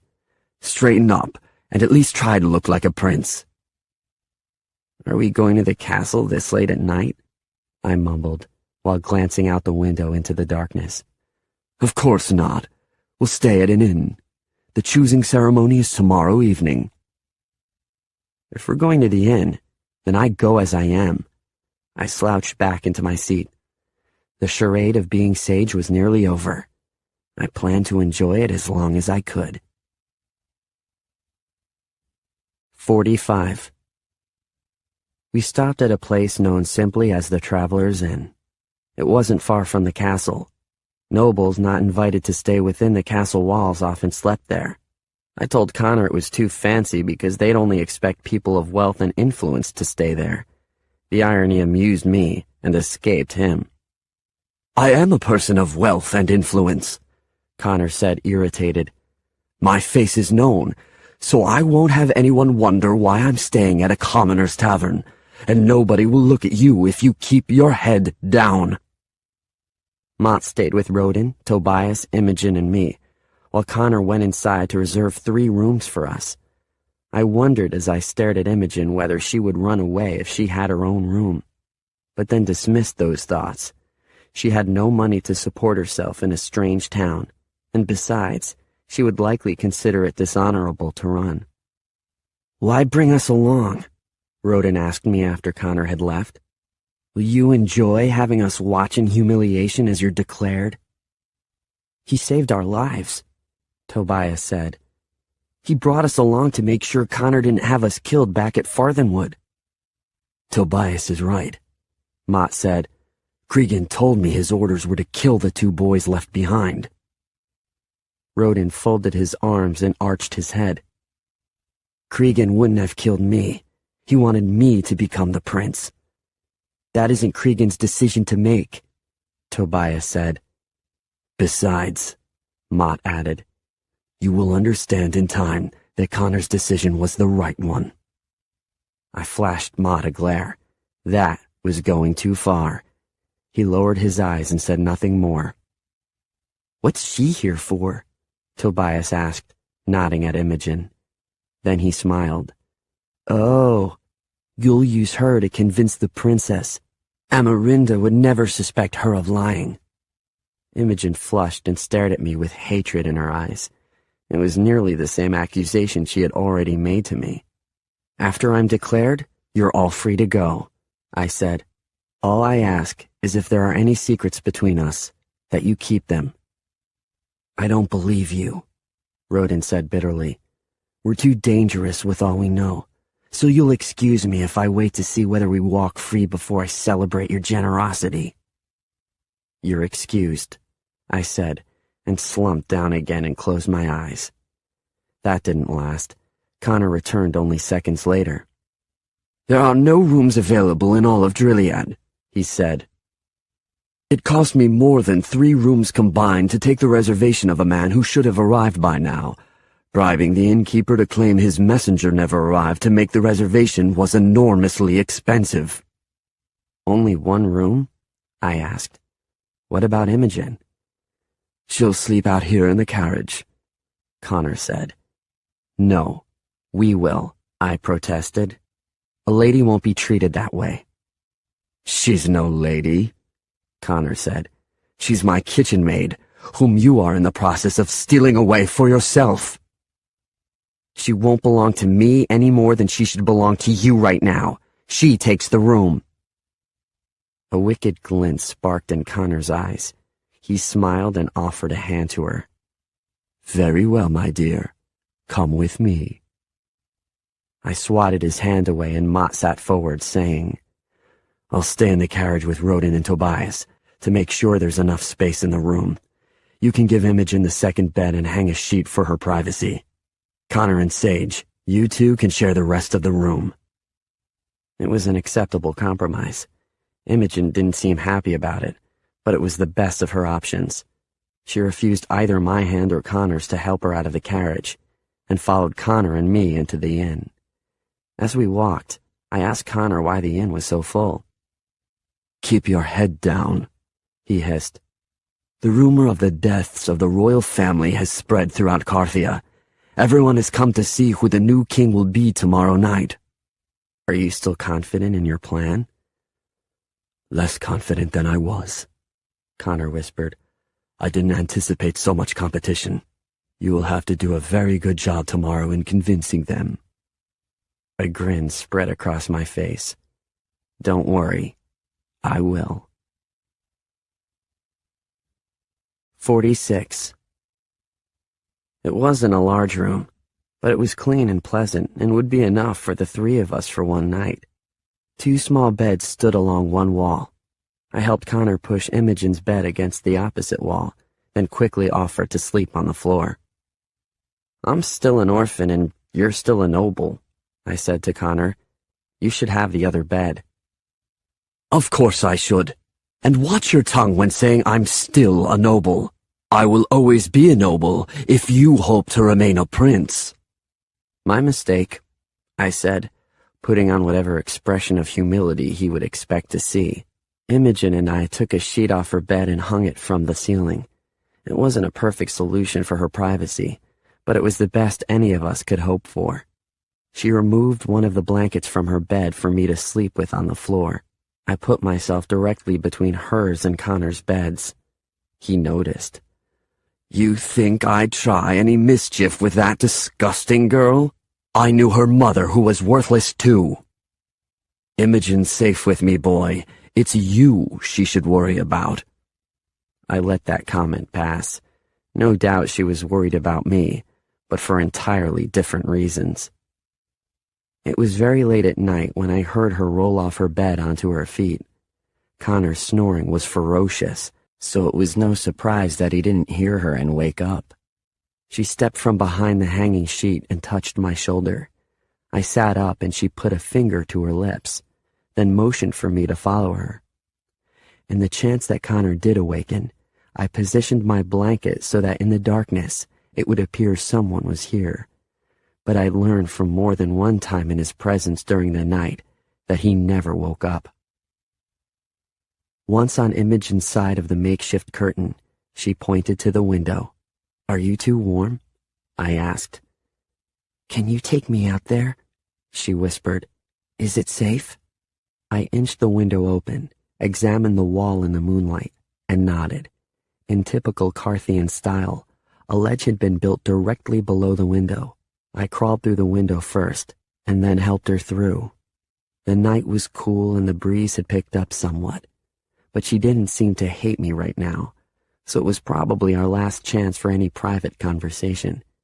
We sat on the ledge and leaned against the wall of the inn, letting our legs dangle below. Do you often go out on ledges at night? I asked. You do. I saw you once crawling around the walls of Farthenwood. She shrugged and said, I don't think you saw me watching you, though. I hadn't seen her, which was amazing because I'd always watched carefully for anyone below me on the grounds. I couldn't sleep, she added. All I could think about was the carriage ride. Rodin is so angry with you. Is he? With so much cheerfulness in that ride, I barely noticed. She ignored that. Doesn't he understand why you brought him? What would have happened if you'd left him behind? I was silent. It was nothing new to have someone mad at me, but Rodin's anger bothered me, and I couldn't quite figure out why. Back at Farthenwood, I said horrible things to you, Imogen continued. I don't know why I said them. Maybe I deserved some of it. No, you didn't. I blamed you for my own worries about coming to Drilliad, leaving the safety of Farthenwood. But now that I'm gone, I can't imagine returning there. Anything is better than Farthenwood. She lowered her eyes. I'm sorry. I should have trusted you. I deserved no trust, and yet she asked my forgiveness? Could she see me in the darkness and know how her words bit into my heart? Or did I have no heart, no soul? Connor had said we must prepare to sacrifice our very souls to bring Prince Jaren to the throne. I had done just that, although not in the way Connor thought.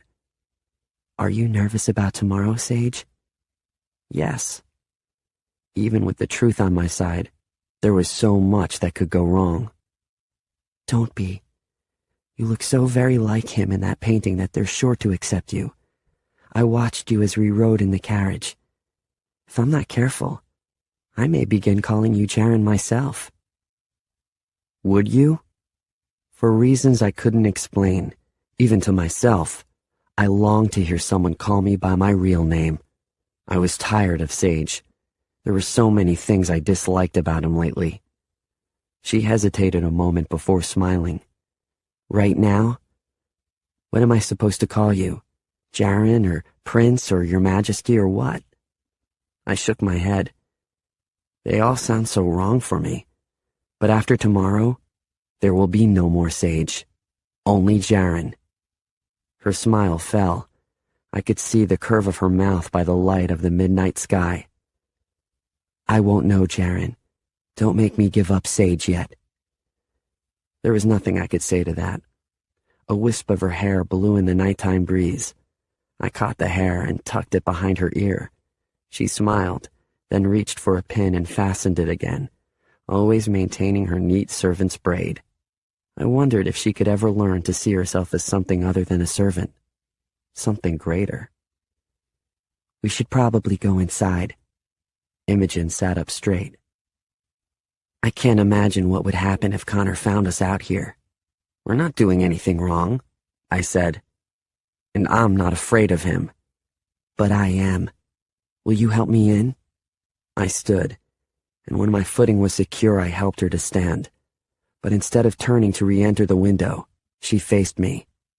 Back at Farthenwood, you told me there were more things happening than I understood. What did you mean by that? I pressed my lips together, then said, I meant that there's a big difference between acting like a prince and being a prince. If you see me after I'm crowned, will you try to talk to me as Jaren? Can you do that? Without answering, she crouched down to the window. Before she returned to the room, she paused and said, You'll become a king tomorrow, the most powerful person in the land, but I'll still be Imogen, a servant girl. After tomorrow, it will no longer be appropriate for me to talk to you. Before I could answer, she disappeared through the window. By the time I climbed through and shut it tightly, she was already back in her bed. Her message was clear. I was a prince now, and she had returned to being Imogen the Mute. 47. Morning came early. I'd barely slept, if at all. One thought after another had tumbled through my mind faster than I could make sense of it. For most of the past 4 years, I had accepted the idea that I would be Sage for the rest of my life. Letting that go and allowing myself to be Jaren again was more difficult than I had anticipated. I was already awake when Connor tried to kick me into consciousness, so his foot hit my hands and nothing worse. Then he called for Imogen to wake up and go downstairs to order us a breakfast. Ours was to be served in our room. Then she could take something to the boys in the carriage. He gave her no instructions on when she could eat. We'll stay here in the room until it's time to leave, Connor said. I've got only hours left to prepare you for presentation. I am prepared, I grumbled. Connor smirked at me. I would have expected more humility from you today. Our highest priority is to rehearse the order of action tonight. And don't try to tell me you know about that. I didn't. Tell me then. Get dressed and straighten this room first, or else the maids will wonder about our arrangement last night. I have a few duties for Ma to attend to this morning that I must speak with him about. By the time I dressed and replaced the hanging sheet and my blanket on Imogen's bed, Connor was returning with Imogen behind him. She carried a tray that she set on a table in our room. I wondered if she had risked speaking to the staff to order our breakfast, or if not, how she had communicated our order to them. Maybe it was a good thing you brought her along, Connor said. It's handy to have a traveling servant. I thought that's what Mott is for, I said. He's more than a common servant. Surely you've noticed that by now. Imogen left as quickly as she could, and Connor handed me a plate filled with hot cakes, eggs, and thick slices of bacon. It's a large breakfast, I said hungrily. This is nothing compared to what lies ahead for you, Connor said. Once you're the prince, You may tell your servants anything you wish to eat, and they will provide it. They will feed it to you if you desire." "I don't. There's no need to tempt me for this position, Connor. You have me. Now tell me about court tonight." "All 20 of the king's regents will meet in the throne room at 5 o'clock.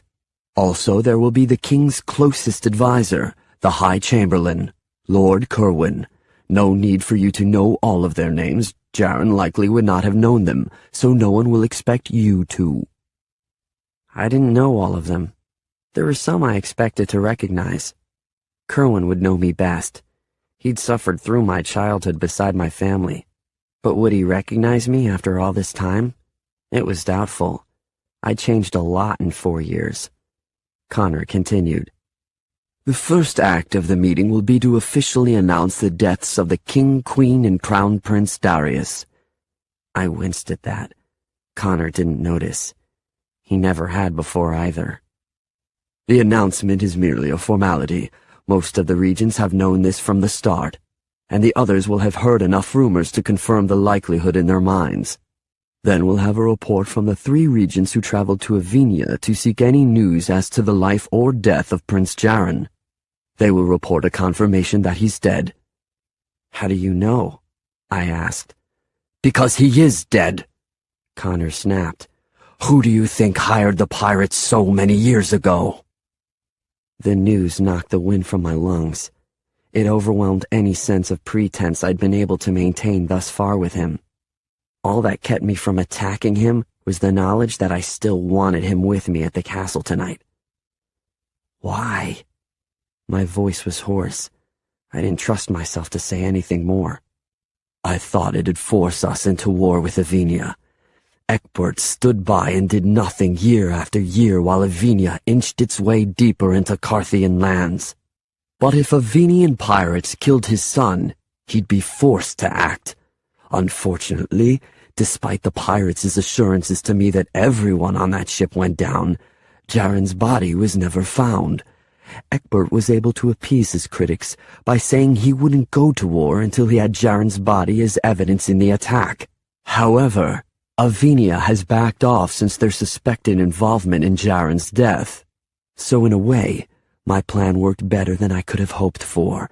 Our borders are safer, and no war was needed." Connor paused as if he expected me to say something. What did he want? Congratulations? He seemed to sense my discomfort, then added, "I know this secret is safe with you, because you can't reveal it without betraying your own true identity." "No," I mumbled. "I can't betray my identity. Yet." Connor brushed his hands together as if the matter were settled. "So let's continue. When the 3 regents report that Prince Jaren is dead, this will be the time when, as the High Chamberlain, Lord Kerwin will stand and declare that a new king must be chosen. However, before he stands, I will come forward and announce that the regents are wrong about Jaren's death. That's when I will introduce you to the court. There will be a bit of commotion initially, but Kerwin will have you brought to him. There will be several questions, a careful examination of you. It will take some time, and no matter what they say, you must answer calmly and with confidence. You must keep your sharp tongue under control, and you must not make a single mistake. Can you do it?" "I can." That pleased Connor.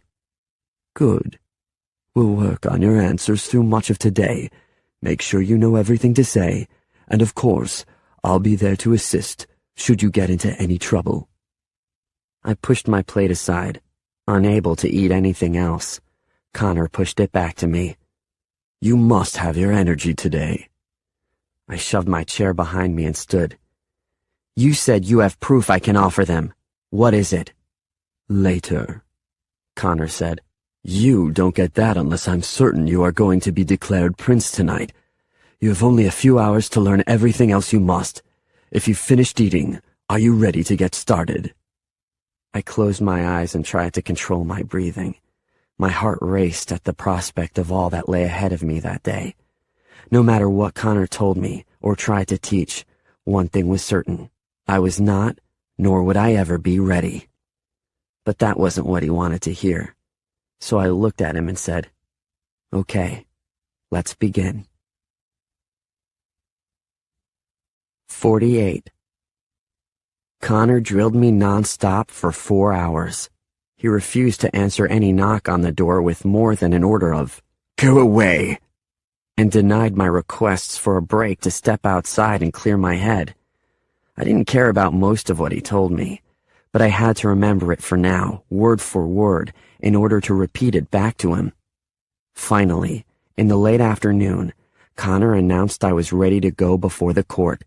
He declared himself an excellent teacher due to the fact that I had learned so much in such a short period of time. Little did he guess how much his student already knew. Yet there were a few things I did not know, things I had been too young to understand when I left there as a child. Connor had provided me with details of Jaren's early life with such intimacy that I had asked him how he could know so much. "I read the Queen's diaries," he said. "She wrote about Jaren often." Did she? It was impossible to sound as if I didn't care what my mother had really thought of me, and the curiosity burned my heart. I knew she loved me, because all mothers love their children, but she had stood with my father when they first sent me away, and I'd never quite gotten over that. Jaren had the reputation for being a difficult child, I said. Did she ever forgive him for that? Connor smiled.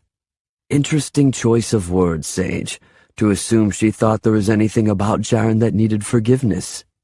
She believed he was just like her. He may have been difficult, but she loved him all the more for it." We had to move on quickly from that conversation. It was too close to me, too hard to think about. Connor also provided me with a convenient story of how I escaped the pirates. According to him, I had seen their ship approaching and escaped in a rescue boat moored to the ship.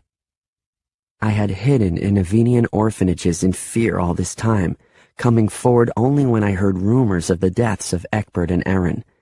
I urged him to change the story a little. Have me hiding at Mrs. Turbledy's orphanage.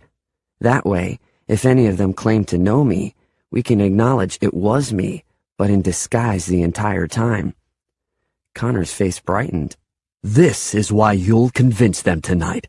You have a great gift for thinking fast when necessary." So when Connor announced that I was finally ready, I was not prepared for what happened next. He invited Maud into the room, who was carrying rope in one hand and a length of fabric in the other. Maud's face was pale, and he entered the room barely able to look at me. "Are you ill?" Connor asked him. "No, sir. We can't do this." Then he glanced at Connor with moist eyes, and I understood.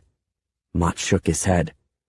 "If you knew, this boy—" "Do it," I said, turning to Mott. It took all my strength to force the words out, knowing what was coming. "You're Connor's miserable dog, aren't you?" Without warning, Connor grabbed me around the neck where he held me while Mott tied my hands. I noticed he gave me a little slack on my wrists, but it didn't matter. Despite the churning inside me, I had to let Connor do what he was going to do. Then Connor released me, and Mott tied a gag in my mouth. He still refused to look at me, but I saw deep creases in the lines of his face. He wasn't any happier about what was going to happen than I was. "Remember, Mott, don't leave any marks," Connor said. Mott put a hand on my shoulder, and for the first time looked into my eyes. He squeezed my shoulder gently, his attempt at an apology, then speared his fist into my gut. I stumbled backward and fell onto the floor. It was difficult to draw in a breath, especially with the gag between my teeth, and I barely had time to recover before Mott yanked me to my feet again. He unfastened the top 3 buttons of my shirt, then walked behind me and hooked his arms through my elbows, pulling my bound hands tightly against me. I grunted from the pain in my shoulders and down my back, but he gave me no room for movement here. Connor withdrew a knife from his sheath and walked up close to me. He put the tip of the blade against my chest and held it there. "I know it was Tobias who tried to kill you before," he said, but he couldn't do it because he's weak. A leader needs to be strong, Sage. Do you believe that? I didn't move. All I could focus on was the point of the blade. Of course you do. You killed Veldergrath's man when he tried to attack Imogen, so you can be strong, and I admire that. But you must know when to be strong, and when to give up control. In a very short time you will become the leader of Carthia. Before that happens, I need to make it very clear what the arrangement will be between you and me. No marks, Master Connor, Mott said. Connor glared at Mott, clearly annoyed, but he lightened the pressure of his knife and said to me, You will be king in any decision a king may make. However, from time to time I will have suggestions for you. You will obey them without question or hesitation. If you do not, I will expose you as a traitor to the crown, and believe me when I say I can do it with no danger to myself. If you do not obey me when I give the command, then you will be publicly tortured and hanged in the town square for treason. Princess Amarinda, if she is your wife by then, will be expelled from Carthia, to forever live in humiliation. And if you have children, they will die of starvation and shame. Do you believe I can make this happen? I still did not move. Connor's face twisted in rage. He reared back, and with his free hand punched me again in the gut. Mott still braced me from behind, so there was nothing I could do but bite down on the gag and groan in muted pain.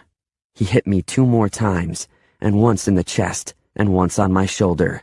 Then he ripped me away from Mott and threw me on the floor. He knelt beside me and hissed into my ear. You are nothing other than what I have made you into. I have followed through on my threats to other royals. Attempt to betray me and meet their fate. Do you understand? I nodded, and he lifted me back into a sitting position. He said, In your first act as king, you will remove Veldergrath as a regent. Tell the court you suspect Veldergrath may have something to do with your family's deaths, and you refuse to have him as a sitting regent in the court. Your second act as king will be to install me as your prime regent. I don't care who you replace Veldergrath with, though as your prime regent, I am happy to recommend names if you are unfamiliar with them. Do you agree to this? I nodded again. With his knife, Connor cut the ropes binding my wrists, then sliced through the gag on my mouth. As soon as he did, I spat at him. He wiped the spit off his face, then slapped me hard across my cheek. This would be easier if you accepted that what I want is a better situation for us both, he said.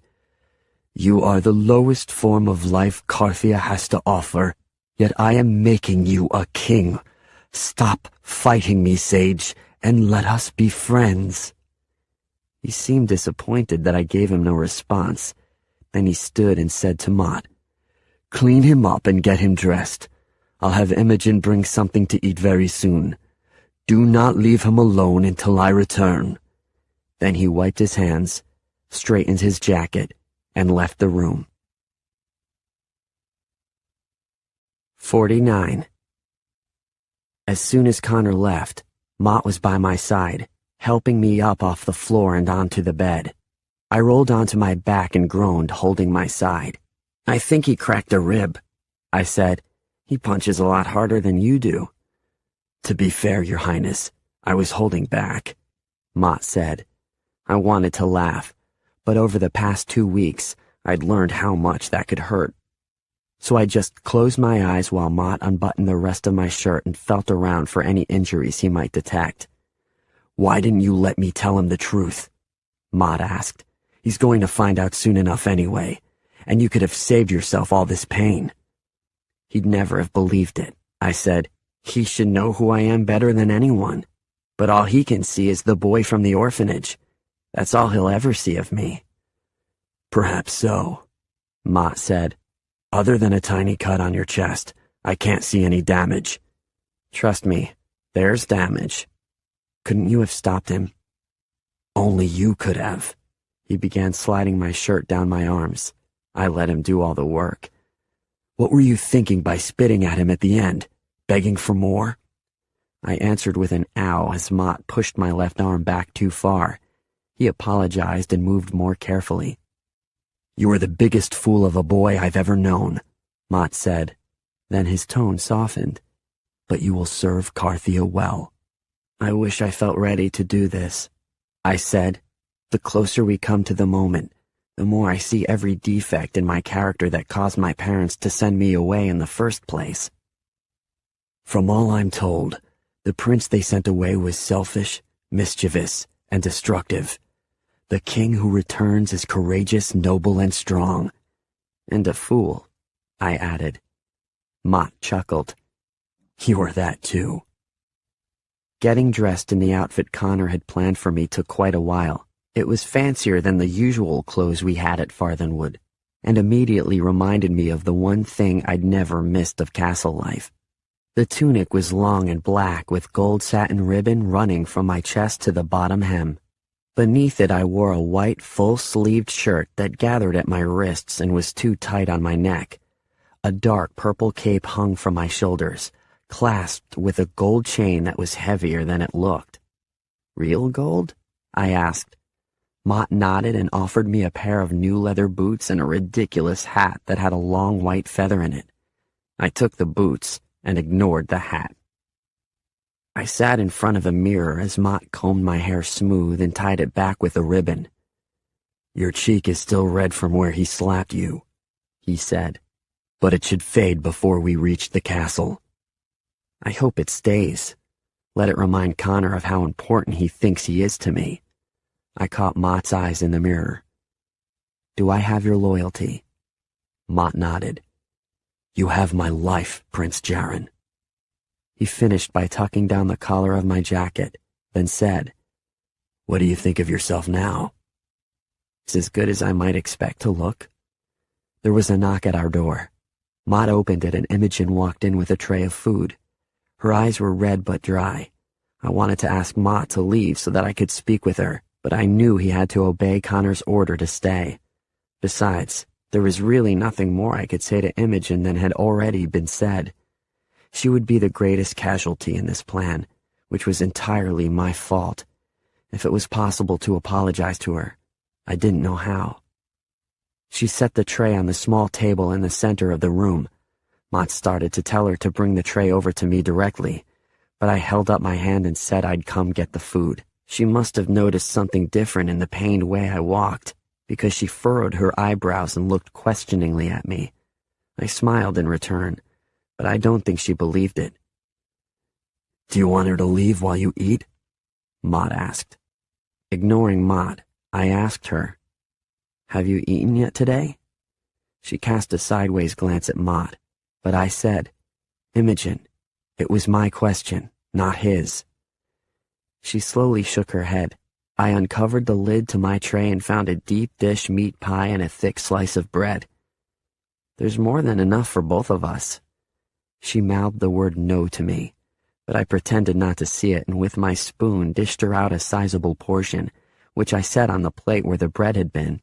I handed it to her with the spoon and said I'd eat my half after she finished using the utensil. "Have you eaten, Mott?" I asked. "I'd better have, because that meal won't split a third time," Mott said. Once Imogen began eating, she devoured the food as if it were the first she'd eaten in days. She finished her meat pie and then found the napkin and carefully wiped the spoon clean before handing it back to me. "Do you want more?" I asked. "I'm not hungry." She shook her head and stood, backing away from the table with a bowed head. "She comes to the castle with us tonight," I told Mott. "It's not Connor's plan," Mott began. "It's my plan, though. What have Tobias and Roden been doing all day?" "Connor heard a rumor last night. He sent them into town to see if they can learn anything." "What's the rumor?" "That there are other princes, Sage. It appears that Connor is not the only one with this plan." "Yes, but Connor has an advantage the others don't, correct?" Mott returned my smile. Imogen noticed the exchange between us, but of course said nothing. Connor returned to the room just as I was finishing the meal. He ordered Imogen to return the tray, and Mott to wait outside. Then he shut the door behind us. He carried 2 bundles in his arms. "You look good," he said. Better than I feel, I responded coolly. Connor looked at me without sympathy. I trust your bruises will keep my words in your memory for a long time. It was safe to say that I would never forget them. Bile rose in my throat every time I thought of his cursed words. I tilted my head at the bundles. What's in them? He began unwrapping the first, smaller bundle. You've seen this before, he said, revealing the emerald-encrusted box. It belonged to Queen Erin. There is something about her that few people knew. Indeed, I did not know it myself until I took this box after her death and saw the contents. He slid a thin bronze key into the lock and opened the box. All I could see were a few folded papers. What are they? He handed them to me. You will put these in your pocket. I think we have more than enough to earn your identity, but it's always wise to have a backup. I unfolded the papers, and an inadvertent gasp escaped me. I had known my mother was artistic, but did not appreciate her abilities while I was a child. It was a simple sketch of me at about the age I would have been when she and my father first sent me away. I became fixed on the way she drew my eyes, not with the arrogance or defiance the castle artists inevitably gave me, but with the subtle details only a mother would notice, as if she saw things about her son that everyone else missed. Looking at the pictures, I saw myself the way she must have seen me, and as I gently brushed my thumb over the drawing, I felt her love for me. Then I noticed Connor studying me as I looked at the drawing. I quickly folded it and shoved it in a pocket of my tunic. Connor continued to watch me. Prince Jaren? I scratched my face. Guess I'll have to get used to people calling me that. Do you think I can eventually pick up Sage as a nickname? No, you cannot. Connor smiled and his expression relaxed. But I suppose I should begin calling you Jaren to get you used to it. He hesitated. For a moment there I thought, what's in the other package? I asked. It was a sufficient distraction. Ah! Connor set the box down and began unwrapping the other bundle. This is the proof that will seal your identity. When the prince boarded the ship that day 4 years ago, he was wearing his crown. It has been lost all this time, assumed to be at the bottom of the sea. Indeed, even if a diver had found it with the intention of putting forward a false prince, the metals and jewels of the crown would have been damaged by the salty waters. But see it for yourself. He finished unwrapping the bundle and pulled out the crown I had last worn on that ship. It was a circlet of gold, with rubies set at the base of every arch, and was trimmed in braided gold bands. The crown had been made for me to grow into, so I suspected it would fit better now than it used to. It was in perfect condition, other than a dent I'd created when I fell from a tree once while wearing it. The pirates rescued this from the ship before it sank, Connor said.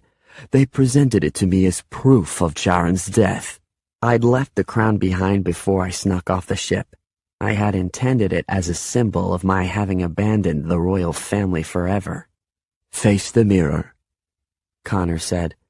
I obeyed, and watched as he set the crown on my head. The weight of it resurrected a flood of memories for me. As of that moment, I was the prince again, and soon the entire country would know it. 50. Connor's plan was for Cregan to drive him and me directly to the castle in time for the announcement. I argued that Tobias, Rodin, and Imogen should come with us, but Connor expressly forbade it. So I nodded at Imogen and then shook hands with Rodin. It's not too late to back out. Rodin's grip was powerful. You never wanted this. No, I never did. We had no disagreement there. But this is my future, not yours. A flash of anger crossed Rodin's face, but he backed off while I shook hands with Tobias. I think you're supposed to be the king, Tobias said, smiling. The stars are shining for you tonight. He must have felt the note I placed in his palm when we shook hands, and he hit it well when we pulled our hands apart. The ride to the castle was very quiet between Connor and me. He had started our ride by trying to quiz me on any last-minute details. I assured him that I knew everything I had to know, and told him to let me have my silence. I watched the castle rise into view as we approached. I hadn't been there in 4 years, and when I left, I had never expected to see it again. It was one of the younger castles in the surrounding region, and, as such, had borrowed heavily from other countries' architecture. It was built of the large granite blocks from the mountains of Mendenwall, and used the round, heavily decorated turrets of Weimar rather than the plain and square turrets common elsewhere. Like Galen's architecture, the heart of the castle was tall and layered, while its wings were long and square, and small ledges extended beneath the windows. To the people of Carthia, it was the center of their government, a symbol of the king's power, and a sign of the prosperity we had always enjoyed. To me, it was home. However, it quickly became apparent that we were not the only ones trying to get through the gates. A dozen carriages were ahead of us in line. One by one, a castle guard spoke to someone in the carriage at the front of the line. A few got through, but most were turned away. Connor leaned his head out the door and signaled to a carriage that had been refused entrance. "What's happening?" he asked the occupant. "Can't say exactly. Whenever I said to the guard, though, he waved us away. Can you imagine such rude treatment? I happen to have the long-lost son of Carthia, Prince Jaron, with me." I started to lean forward to get a look at him myself, but Connor pressed me back into my seat. "Do all these carriages hold the missing prince?" Connor asked. "There are several frauds, I'm afraid. Several carriages contain nobles invited to the castle to greet whatever king is named tonight, and they are allowed through. But my boy, the prince, is with me, so they have chosen poorly." "Let us hope the correct boy is crowned tonight," Connor said, and then wished him well as our carriage moved forward. When we were alone again, Connor added, "His boy looked nothing like Prince Jaron. The guards must be screening for possibilities here at the gate, letting only the most probable candidates through. Don't worry, Sage. Your resemblance is close enough to get us through." I wasn't worried. But when we reached the gate, Connor learned the truth about the screenings. The guard looked at me and arched an eyebrow. At least he was impressed. "Who is this?" he asked Connor. "Prince Jaron of Carthia, as you can plainly see. He must be presented at court before a new king is named." "I've seen many Prince Jarons tonight," the guard said. "Have you anything else to say?" This was a request for a code word. It was an old tradition amongst the royal family to have a code word in the event that an impostor ever tried to enter the castle, or if we had to enter the castle while in disguise. The guards at the gates of the castle were the only other ones who knew the code word even existed. If Connor had known the code, he would have asked if the Queen planned to wear green at the dinner tonight, because it was the only color he had brought to match her dress. At least, that had been the code 4 years ago. All Connor could do was shake his head. "I'm sorry," the guard said. "You may not enter the castle tonight." "But I'm Bevan Connor, one of the 20 regents." "Then what I meant to say is that you may enter." The guard flashed a glare at me. "The boy with you may not." "He is Prince Jaron." "They all are."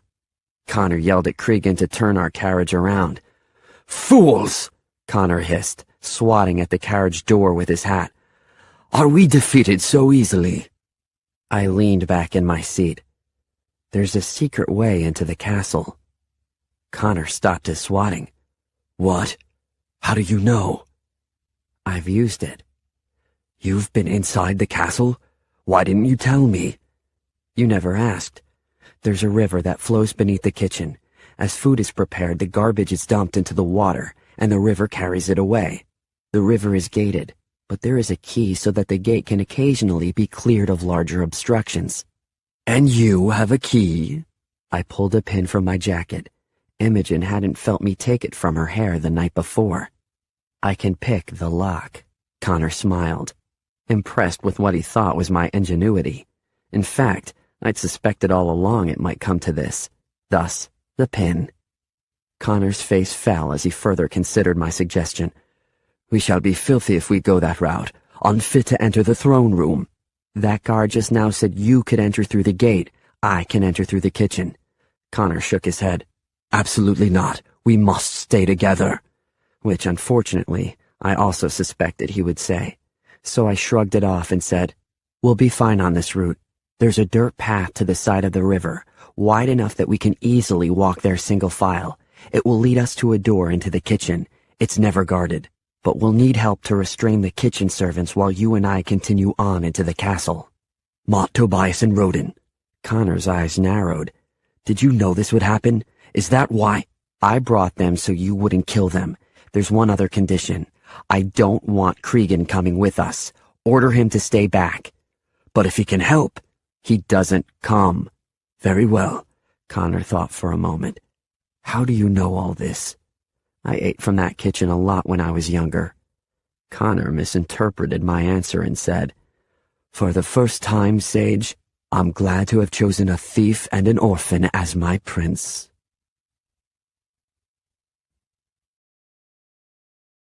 51. As my note had instructed, Mott, Tobias, Roden, and Imogen were already waiting at the river entrance into the castle when we arrived. Connor looked surprised to find them there, but must have explained it away in his mind. He called to Cregan. Take this carriage back to the inn and wait for us there. I don't want it here to arouse anyone's suspicions. Have Tobias take it, Cregan said. He's not useful for anything. Then he's not useful for managing a carriage. Get going. We must hurry too, because I fear we'll be late. I led the way up the river. Imogen was behind me, then Connor, then Tobias, Roden, and Mott at the last.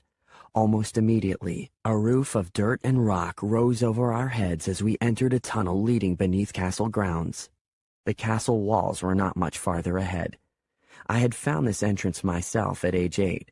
The kitchen staff all knew how often I used it to sneak in and out of the castle grounds, but they liked me and never told anyone. I was finally found out when I fell into the river once and returned to the castle smelling of rotten fruit and moldy meat. It smells horrible in here, Tobias said. Nobody promised it'd be pleasant. I called back to him. As it grew darker, Imogen walked closer behind me. I noticed she kept one hand ready to grab my arm if she started to fall in. We reached the gate, which was in desperate need of a cleaning. The gate was clogged with large, rotting chunks of food and debris. It dammed up the water to a higher level of reeking muck than usual.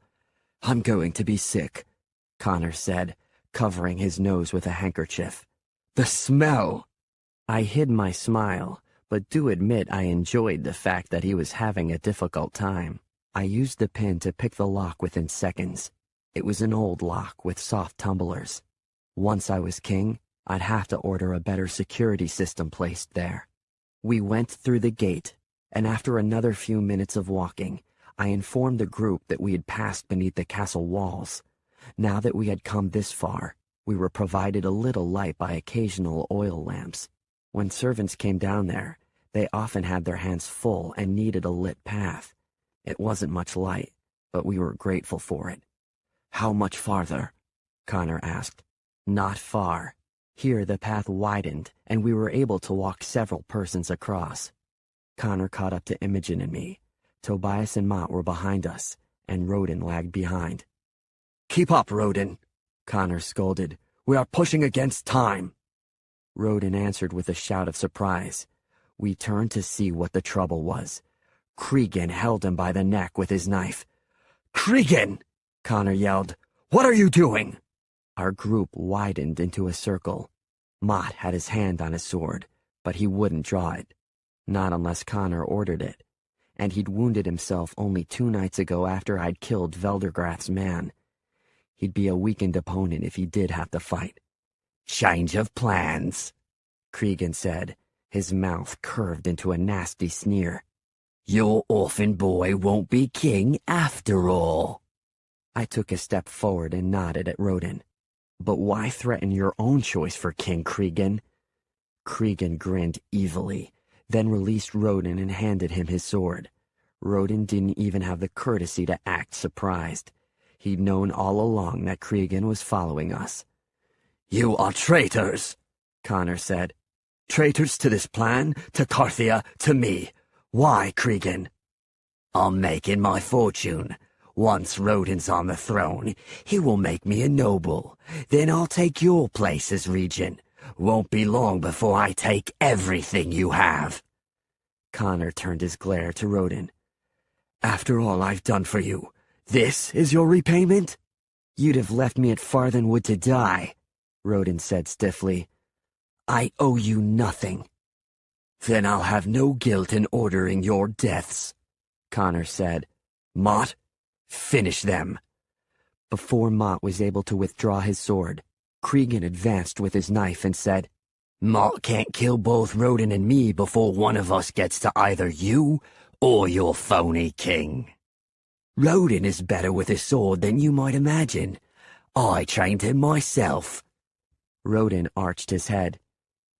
"And for that brief time I was your prince, you told me everything I'd need to know to convince the regents." "Not everything," Connor said. "You won't succeed." "Yes, I will," Rodin said. "Only Cregan and I go on from here. Hand me the crown, Sage. If you cooperate, everyone leaves in peace." Maybe Rodin believed that, but I could tell from the expression on Cregan's face that he had no plans for any of us to leave here alive. "Sir?" Mott asked. Other than Cregan and Rodin, he was the only one carrying a weapon. "I don't know." For the first time since we met, Connor sounded weak. "I didn't expect—" "We're at a standoff," I said calmly. "Maybe you and Rodin will get one of us. But even with your small brain, Cregan, you must know that Mott will get one of you, too. Whether it's you or Rodin who falls, neither of you can win this way." Cregan's face fell. He had not expected us to call his bluff. "The stronger of us should be crowned," I continued. "Can we all agree on that?" Rodin nodded. Hesitantly, Cregan and Connor did as well. "Then Rodin and I fight. The winner goes on to the castle. Do you accept the challenge, Rodin?" "Your back is still injured," Mott warned. "Good point. If Rodin wants to make it a fair fight, then how about if I'm the only one with a sword?" I grinned, but nobody else liked the joke. Cregan licked his lips, savoring the idea of seeing me fall. "It was never going to be a fair fight, boy. Rodin's too strong." Rodin looked back at Cregan, then to me. "Okay, the winner advances to the throne. Please give me the crown instead, Sage. I don't want to kill you." Lucky coincidence. I don't want to be killed. That infuriated him. "Stop making a joke of this as if I'm no threat. I'm better at the sword than you might expect, and I've seen you fight." I removed the crown from my head and handed it to Mott. "Don't let it get dirty. Let me have your sword." "It's heavier than the prince's was," Mott said. I locked eyes with him. "Mott, your sword?" With an obedient nod, he handed it to me. Rodin attacked immediately, while I was still facing Mott, one of the advantages of being a left-handed person who had been forced to train with his right. I blocked his advance with my left hand, then rotated toward him and struck him hard at his weaker side. Rodin stumbled back with an expression of surprise at my abilities, but he quickly advanced again and swung harder at me. He'd improved significantly since I last fought him, and those were only in practices. This time, his blows were intended to kill, and he watched for me to make even the tiniest mistake. "You were faking before," he said, parrying my thrust. "You've been trained to fight. If you knew my father, you'd know that I was trained for show. He never intended for me to actually fight." Rodin smiled and cut toward me, aiming low. "I'm still better than you." "Perhaps, but I'm handsomer, don't you think?" That took Rodin off guard, and I was able to swing around and kick him in the side. He fell to the ground but kept his sword ready. I started toward him with my blade. All it would take was a quick slash and this match would be over, but I hesitated. Could I strike after promising to save his life if he wasn't chosen as prince? Did I still owe him that? I backed up to higher ground. This match would not end with his death. "You could have killed me there," Rodin said, leaping to his feet and advancing. "Why didn't you?" "Oh," Rodin came to his own answer. He grinned as he engaged my sword again. "I should have known from when you stabbed Veldergrath's man. You don't have the stomach for killing. Unfortunately for you, I do." Then he brought his sword down over his head. The force of his blade crashing against mine set me off balance, and I stumbled down the bank. In the limited space we had between the wall and the water, Rodin continued edging me toward the river. I didn't like the idea of falling in. I'd lose the sword fight, and possibly my life. Also, I'd end up smelling really bad. Our blades moved faster and harder, but Rodin's confidence was unshakable. If Cregan had chosen him for his natural ability, then he had chosen well. I wished Rodin could be on my side after this, because he'd make an excellent captain of the guard. Finally, my boot hit on a rock, throwing me off balance, and Mott's sword fell from my hand. I dove for it, but it slid into the river. Behind us, Cregan laughed, sensing victory. Rodin lowered his sword and walked up to me, his blade near my throat. I arched my head and backed into a squatting position, but the blade followed me. "Do you offer mercy?" I asked. "If you accept that I win this challenge, if you concede that I win and give me that crown, then you and the others may go in peace. That is the mercy I offer. I am Prince Jaren." "If you were Jaren, then you'd never fall for a simple trick like this." I flung my leg to the side and swept it beneath Rodin's feet. He landed on his back with a hoarse groan. I grabbed the rounded edge of the blade and wrenched it from his grasp, then stood and aimed it at his throat. Rodin closed his eyes. "It's what you said you would do on your very first day," he mumbled. "Beg mercy and trick your opponent. I'd forgotten." "No!" Cregan yelled. "Not him!" He ran at me with his knife outstretched. Mott stepped between us and grabbed his hand, twisting it behind his back. To regain his balance, Cregan clutched at the crown in Mott's other hand. Mott stabbed him in the back with the knife, and Cregan fell into the water, pulling the crown in with him as well. Blood seeped through the water as both the crown and Cregan's body were carried away downstream. "I surrender," Rodin said, lowering his head. "Do what you must." I placed a hand on his shoulder and pulled my sword away. "I'd have brought you with me into the court, Rodin. We could have been friends." Rodin shook his head. "I don't need friends. All I wanted was the throne.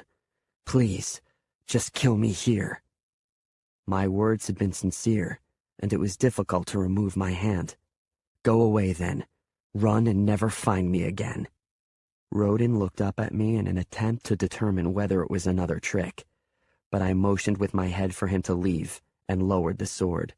Wordlessly, Rodin scrambled to his feet and ran out of the tunnel. His footsteps echoed in the tunnel until he'd gotten too far for us to hear him anymore. "The crown!" Connor said, standing near the edge of the dark water. "There's a chance it'll get carried on Cregan's body back to the gate," Tobias said. "It's probably sunk already," Connor said. "Let me try to find it." Tobias turned to me. "Sage, when you are king, let me be one of your servants." "Be my friend instead," I said. "Go find the crown." Tobias bowed and ran back down the river. Above us, we could hear the faint tolling of bells. "The meeting's begun!" Connor shouted. "We have to hurry. There's only minutes to spare." I started forward, then gasped and stumbled to my knees. "You're hurt?" Mott cried, then called to Connor. "Wait!" "I can help him." Imogen didn't flinch in the moment of Connor's and Mott's shock at hearing her speak, but continued. "You two secure the kitchen and stall the meeting. I can get Sage there." Connor's strained voice revealed the panic he felt. "Sage?" "Just get to that meeting." I looked directly at Mott. "Go now!" Mott nodded and took Connor's arm. "Sir, Prince Jaren will be there. Let's go." "I will get there in time," I told Connor. "Have Mott secure the kitchen for us." They ran ahead, and Imogen knelt beside me asking, "You knew about Rodin and Cregan? How?" It was their last chance to make Rodin the prince. She reached for the hem of her skirt, intending to tear off strips for a bandage. "Where are you hurt?" "Nowhere. Everything's fine, really." I smiled and held out my arms to prove it to her. I just needed a reason to get separated from Connor. "Do you think Maud has secured the kitchen yet?" "I don't know. I don't understand. You faked that injury?" "I've got to go now. There's not much time left." I stood to leave, but she grabbed my arm. "Your crown." "I won't need it." "Sage." "Will you make me one promise, Imogen?" She pressed her lips together, then said, "What is it?" This was harder to ask than I'd expected, but I forced the words out. "Next time we meet, things will be different. Will you try to forgive me?" "Forgive you for what? Becoming the prince?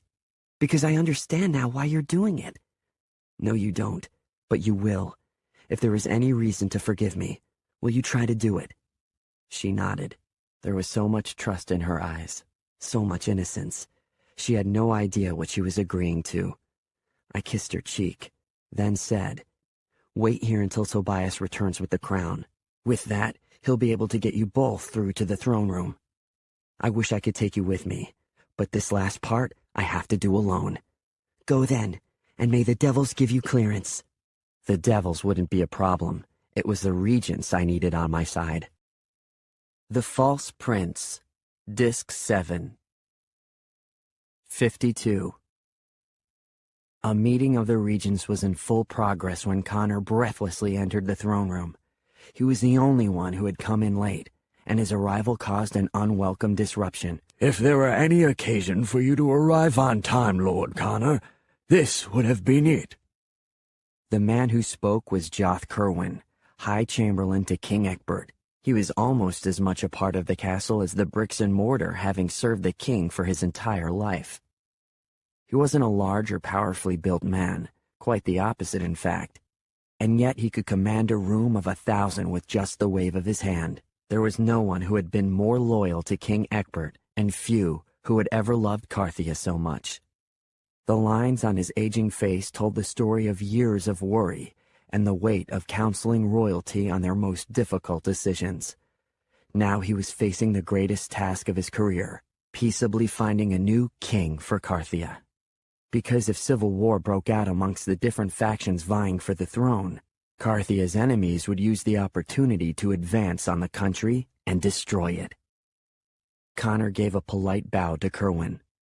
"My Lord High Chamberlain, I had trouble getting here. Forgive me, please." There were 19 other regents in the room, seated according to their rank at a long rectangular table. Connor's place was near the end, but he hoped that by the close of the evening, he would replace Veldegrath at the head of the table. This was a vain and largely useless group. Few who had ever worked a real day in their lives. Even if they knew of the risk and expense Connor had undergone to bring a prince to the throne, they would never appreciate the valiancy of his efforts. Connor had accepted that it was his role to save Carthia, but this collection of stiff-necked, silk-wrapped snobs would never understand that. "You may take your seat," Kerwin said. "I have already made the announcement formally declaring King Egbert and his queen and son to be dead. In only moments, the death bell will toll, 1 round for each royal." Almost immediately, the bells sounded throughout the castle. Their ring would carry beyond the outskirts of the capital city and would signal to the commoners that a royal had died. 3 patterns of the bells would confirm the rumors were true. The entire royal family was gone. When the bells fell silent, Kerwin continued. "Lords Meade, Beckett, and Hentower, who traveled to Issel this past week, have confirmed for us that Prince Jaron must have died in the pirate attack 4 years ago. Therefore, we are left with no alternative but to—" "There is something more to that story." Connor's words were smug and tilted toward the self-righteous. This was a speech he had practiced so often in his head that he could repeat it in his sleep. "May I speak, Lord Kerwin?" Kerwin nodded permission at him, and Connor stood. "With deference to my fellow regents who searched for proof of Jaron's death this past week, they are wrong.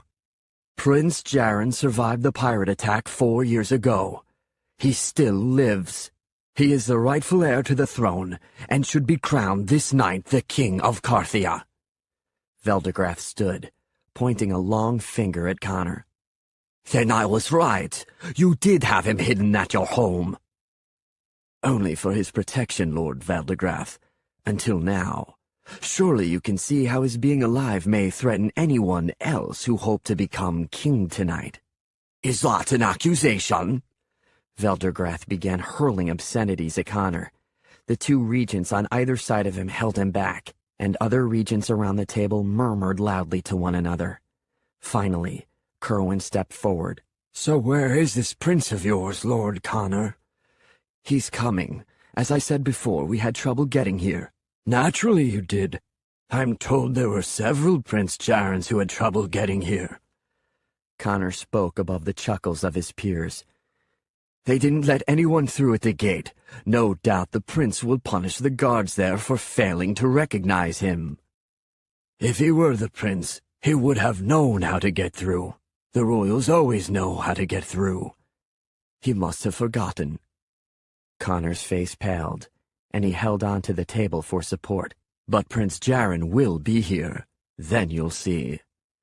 Hearing footsteps in the hallway, he turned to the doors of the throne room expectantly. Almost as if on cue, someone did enter, but it was not who he hoped to see. Maud, Connor said. Only regents are allowed in this meeting, Veldegrath said. You may wait with the other guests and nobles in the Great Hall. That's where the new king will greet his people.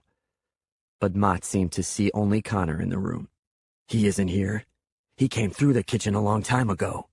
Perhaps your false prince is lost in the castle, another regent said, to laughter in the room. He grew up here. Of course he's not lost. It was an attempt at confidence, but desperation cut too clearly through Connor's words. I propose we continue this meeting. Veldegrath waited until all eyes were on him, and then added, We must not keep the people waiting, and I'm sure whoever is chosen as king will want to speak to Lord Connor on the subject of treason. Then something must have happened in the adjoining room, the great hall where hundreds of citizens had gathered to wait for the announcement of the new king. What had been a steady hum of conversation suddenly fell completely silent. Behind Mott, a castle servant burst through the doors. "Forgive me, regents," he said, forgetting the customary bow of his head. "But you should all come into the Great Hall, as quickly as possible." Although they were 20 men and women of great status and power, well trained in decorum and manners, no one would have known it by the way they hurried from the throne room. The only one who did not push his way out was Kerwin, who slid through a secret door between the throne room and the Great Hall. He was the first to see what had caused the entire crowd in the Great Hall to fall silent, for Prince Jaren was standing at the head of the room. 53. I was in no hurry. All that mattered was the order in which I completed this plan. I stood on the dais at the head of the room, the platform reserved for royalty, or the courtiers required near them in this formal setting. Behind me were the thrones of the king, queen, and Darius. Jaren's throne was no longer here. I wondered how long I'd been gone before it was carried away. The room was filled with a few hundred people, none of whom I recognized, but they clearly recognized me. I had come through a door connecting directly from the private rooms of the royal family. There was no announcement of my arrival, but apparently it hadn't been necessary. Their wide eyes and total silence while staring at me confirmed that. I saw Kerwin come through the door from the throne room, where he and the other regents had been meeting. Him I recognized. He'd hardly changed over the past 4 years. Still a powerful presence, and someone I'd always respected. From his expression, it was obvious he knew who I was supposed to be, but he seemed to be fighting his own eyes. "Who are you?" Kerwin asked, cautious as always. The first order of business was to withdraw my sword, the real sword belonging to Prince Jaren. Before leaving the castle 4 years ago, I had hidden it beneath a loose floorboard in my old room, accessible only by crawling under the bed. My room had remained exactly as it was the night I left. My sword was still there as well, and other than a thin blanket of dust, it looked exactly as it had before. I balanced the sword horizontally on both hands and knelt before Kerwin as he approached me. You know me, Lord Kerwin. I am that boy who burned the throne room, the boy who challenged the king of Mendenwall to a duel. I am the younger prince of Carthia. I am Jaren. A whisper passed through the room. Kerwin seemed unimpressed, but he was still listening. I stood, but pointed to a nick in the blade of the sword. After I lost the duel to that king, I threw this sword in anger, and it hit a sharp corner of the castle wall. You later returned it to me privately, and said that if I don't respect my sword, no one will respect me. Then you apologized because you had also heard what the king said about my mother, but you hadn't dared to challenge him. Kerwin faltered a moment, then recovered. Someone could have overheard that. Perhaps so, but it was I you spoke to that day. Without taking my eyes off his, I reached into my pocket and pulled out a small golden rock. It was the last gift my father had ever given me inside the satchel at the church. Since I stole it back from Connor, it had never been hidden especially well. Anyone who wished to venture high onto the ledges of Farthenwood would have found it. Later, I moved the rock to the bank of the stream on the outskirts of Connor's estate, where it hid in its careful place amongst 1,000 other ordinary rocks. This is for you. I pressed the stone into Kerwin's hand. Kerwin turned it over in his hands, unimpressed. Imitator's gold? It's worthless. No, it's real gold. I am real, Lord Kerwin. Tears filled Kerwin's eyes. He pulled a creased and worn paper from his pocket and unfolded it. His hands shook increasingly as he read it. Then he turned to the audience and said, This note was given to me by King Egbert about a month after Prince Jaren's ship was attacked 4 years ago. I was instructed to keep it with me at all times, and to read it only if someone ever came forward claiming to be the prince. This is what it says. He read aloud. Many may one day claim to be the lost prince of Carthia. They will be well rehearsed, and some may even look the part. You will know Prince Jaren by one sign alone. He will give you the humblest of rocks, and tell you it is gold. Kerwin folded the paper again, and then said to the audience, Lords and ladies of Carthia, I present to you the son of King Egbert and Queen Erin. He is the lost royal of Carthia, who lives and stands before you. Hail, Prince Jaren! Then he turned to me and fell to his knees. He took my hand in his and pressed the note into my palm, then kissed the back of my hand. In turn, everyone in the room sank to their knees and said, Hail, Prince Jaren! Kerwin looked up at me, and a single tear fell onto his cheek. Your pants are filthy, as if you rolled in the dirt before coming here. I would expect nothing less from the boy I remember. I smiled. I've come home. Do you know me now? In a crowd of 1,000 boys claiming to be the prince, there would be only one with the same look of trouble in his eye. I promise never to forget you again. Suddenly, as well as I thought I had everything planned out, I was at a loss. Should I tell them to rise or issue a command? They were all watching me, waiting for what I'd do next. There was only one person in the room who had failed to kneel. Bevan Connor stood at the back of the room, frozen. I walked into the crowd, which stood and magically parted before me. Connor found his words and spoke them slowly. It cannot be. You. I suspected it once or twice, but was I blind? You saw who you wanted to see, Connor. Nothing more. He sees nothing but a fraud, and so do I, Veldergrath said from behind me. This is clearly an impostor. I turned and smiled at him. You are relieved of your duties as Prime Regent, Lord Veldergrath. Then to Connor I said, See how I keep my promises? For now, you are my new Prime Regent. Connor didn't return the smile. He was still more frozen than not. "You cannot do this!"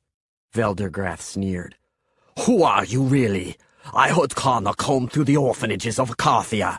No doubt he found you there amongst the other fleas and vermin." He did. I lived in several orphanages at various times, and went by the name of Sage. Trace my records back as far as you can. You'll find the first entry about 4 years ago, shortly after Jaren disappeared. Veldergrath laughed at that. "So you admit to being one of them? Now you expect me to bow before you?" I grinned. You're right. That is funny. Then I laughed with him, laughed so hard that I put a hand on his shoulder to better share the joke. He didn't appreciate that, and slid my hand away, like brushing an earwig off his clothes. With my other hand, I lifted a coin from his vest, and then rolled it away on my fingertips. His laughter ceased, and another chorus of whispers echoed through the room. You know me, don't you, Lord Veldergrath? He rubbed his silver ring as the signs of anxiety washed over his face. I nodded at his ring. I stole that from you once, right off your finger. You remember that, I'm sure. It was hours before you noticed. You told my mother I was incorrigible. "Apparently little has changed," Veldergrath muttered. More loudly, I asked, "Do I have guards in here? Escort Lord Veldergrath out of this castle." I flipped his coin back at him.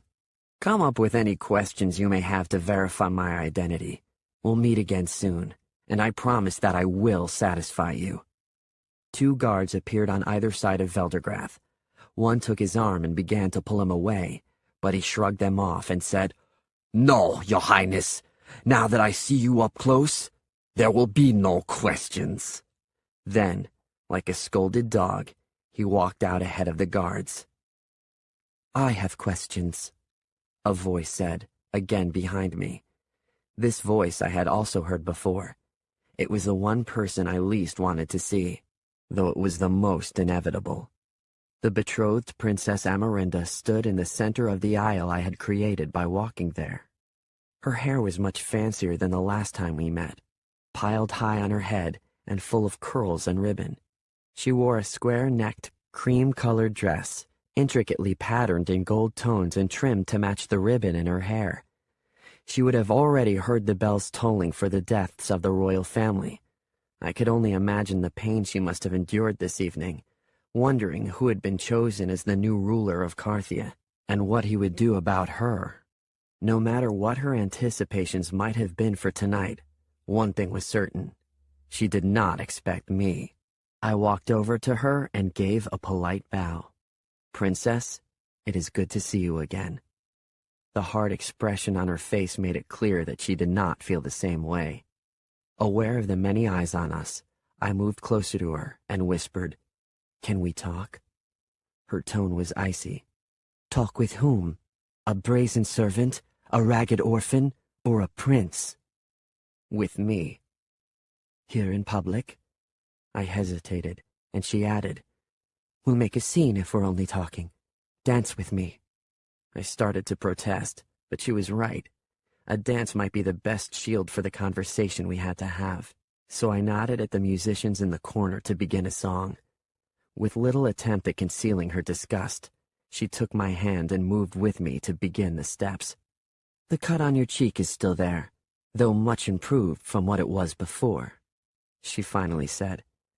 "It was never intended that you noticed me that night," I explained. "Then you should not have spoken to me the way you did." "I sometimes lack the talent of knowing when to speak and when to keep quiet." "That's not true," she snapped. Then she took a deep breath and fell back into rhythm with the dance. "You had every opportunity to be honest with me about the one thing that mattered most. It was no lack of talent. You designed it that way." "I never lied to you that night, not once. Even after I begged for it, you failed to tell me the truth. Only the devils know the difference between that and a lie. You have hurt and insulted me." I had no answer to that, and only said, "You will never find me dishonest with you again, Princess." "I hope not. Neither to spare your feelings nor mine." How shall I address you now? You're no longer sage. The dance step called for me to lean to my right. If she noticed me wince from the ache in my ribs, she didn't acknowledge it. When I stood straight, I could speak again. Call me Jaren. You dance like a royal, Jaren. Better than your brother did. Don't compare me to him. She stiffened. It was my attempt at a compliment. Darius and I are very different people. If you think of him when you think of me, I'll always be a failure to you. Her eyes fluttered, blinking back tears, and we fell into silence. We both knew there was more to be said, much more, and yet we completed the rest of the dance without another word. As the music ended, Amarinda pulled away from me. What happens now for me? Whatever you want, I said. All I want is to be happy, she said softly. But I fear that is too much to ask. My smile at her was weak and apologetic. I hadn't caused my brother's death, but I was a consequence of it. We'll talk later, in private. She agreed, though the look of disgust had returned to her face. May I have your permission to leave now? I'm upset and wish to be alone. I nodded at her, and as Amarinda disappeared into the crowd, I was again alone in a sea of strangers. Still at the head of the room, Kerwin said, Your Highness, there must be a ceremony to make your new title official. I regret that your old crown is long lost. I have it! Tobias pushed forward through the crowd, holding something wrapped in a kitchen towel in his arms. He was wet and smelled horrible. I wondered how he'd made it this far into the castle. He stopped when he saw me and bowed. So, you were the prince all along. Why couldn't I see it? Then his face paled. Oh, the crimes I've committed against you. You committed them against an orphan named Sage. You've done nothing to Jaren. Tobias nodded and unwrapped the towel. Your crown, my prince. Connor was suddenly there beside him. He grabbed the crown and said, I am his prime regent. It is my duty to crown him in the ceremony. As we walked forward together, Connor whispered, If you forgive me here, I will serve you forever, on your terms. Jaren. I said nothing. Although it did not go the way he had intended, Connor's plan was complete. Mine was not. 54. The ceremony to crown me king went by very quickly. Kerwin produced the Book of Faith, which Connor read from to administer the blessing of the king. When it was finished, Kerwin gave him a ring, which Connor placed on my finger. This belonged to King Egbert. Connor said, It was your father's. The king's ring. It was heavier than I'd expected, made of gold and imprinted with my family crest. It was too large and looked funny on my hand, like something I'd stolen rather than inherited through birthright. Then he lifted from a ruby-red pillow my crown, still wet from having been washed. This is a prince's crown. A new one will be commissioned for you immediately, but it will do for now. He placed it on my head, this time with much humbler and gentler hands than had crowned me at the inn. Connor went to his knees again and said, Hail, King Jaren! Hail, King Jaren! The audience echoed. Be a better king than your father was, Connor said softly. You come to the throne at a time of great upheaval. There is always upheaval, I said.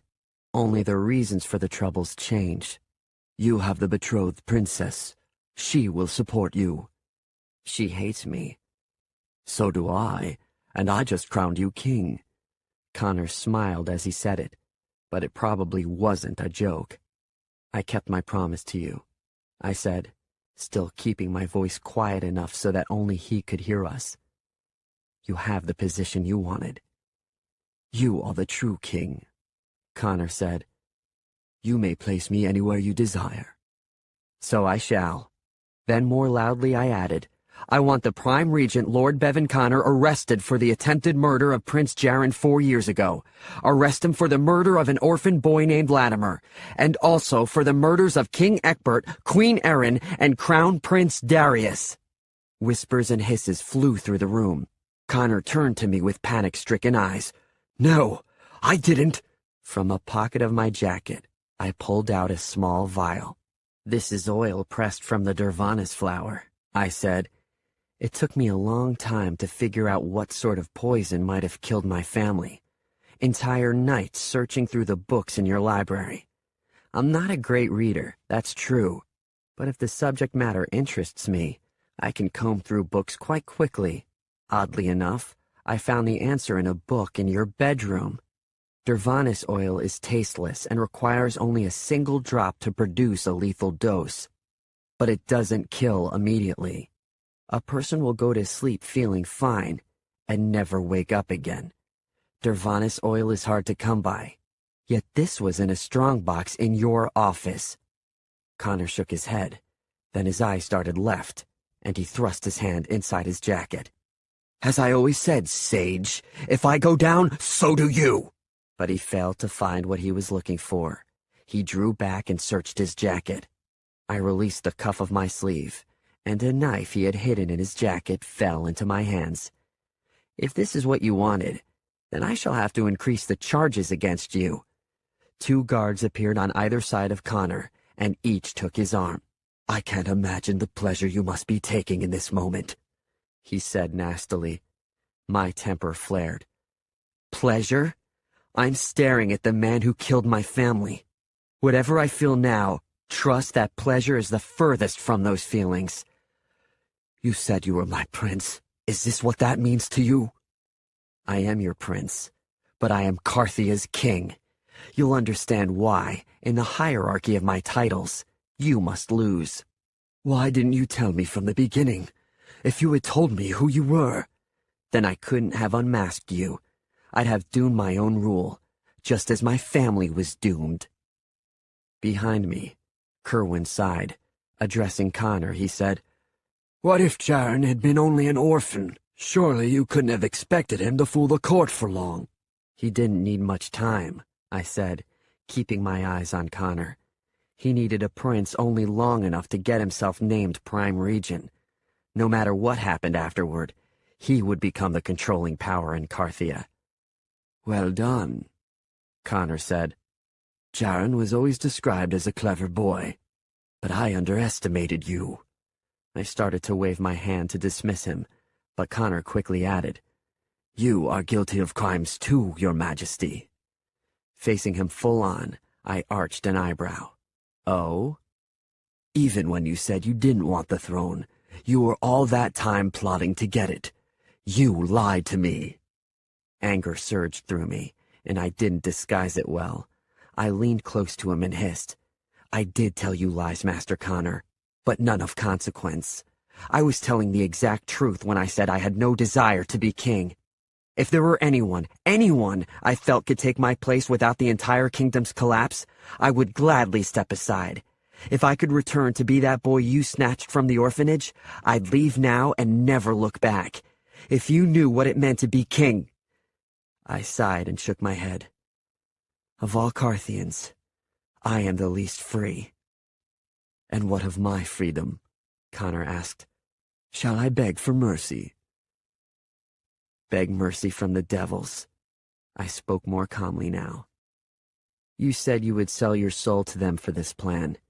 Your plan worked, and the devils may have you." "If the devils have me, then you are their king."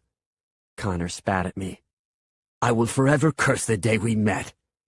"Take him to the prison," I told my guards. "He will be there for some time. Connor, it appears you will be unavailable to fulfill your duties as Prime Regent. Therefore, you are relieved of that position and stripped of your title as a noble." Once Connor was dragged out of the room, I directed the musicians to play.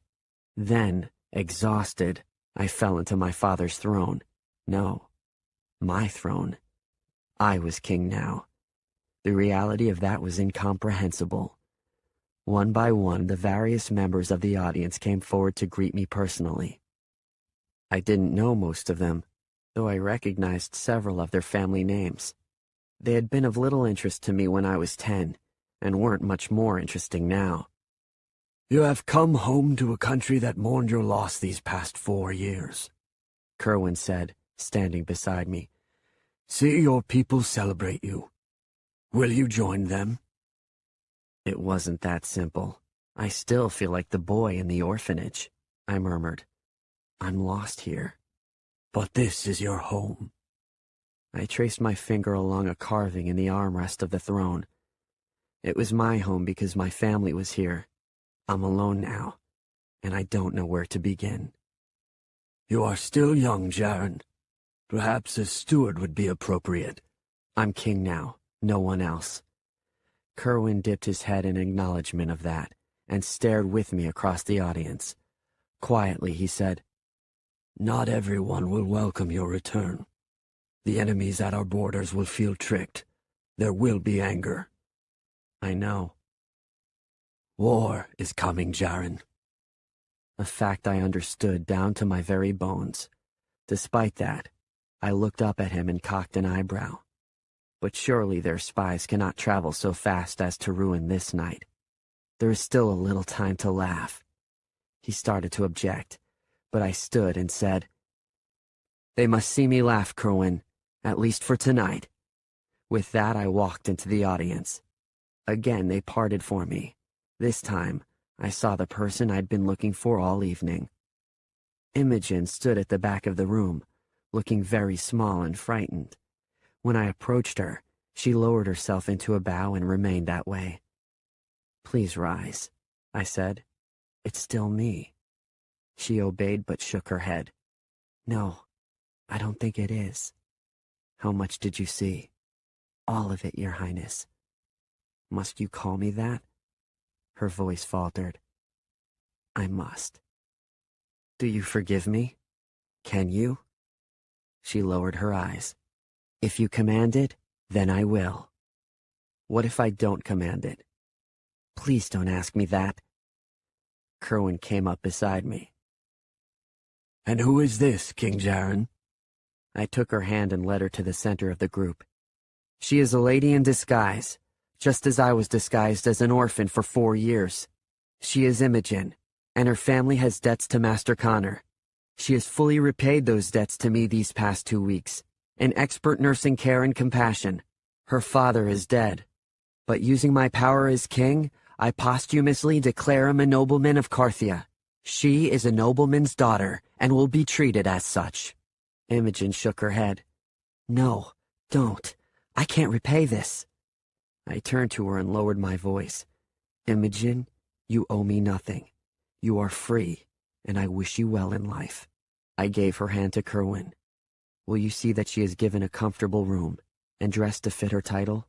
She may stay as long as she wishes, and at whatever point she asks it, see that she is provided a way home.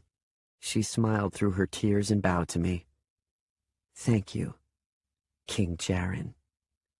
I smiled back at her. Thank you, Imogen. I wouldn't have survived these past 2 weeks except for you. Kerwin led her away, but when he looked back at me, I could almost see a new weight fall upon his shoulders. Difficult times were ahead, for Carthia and for me. But even pending war should never ruin a good party. With a smile on my face, I turned to the group and said, Carthians, tonight I am home again. Let it be a celebration. Tonight we dance.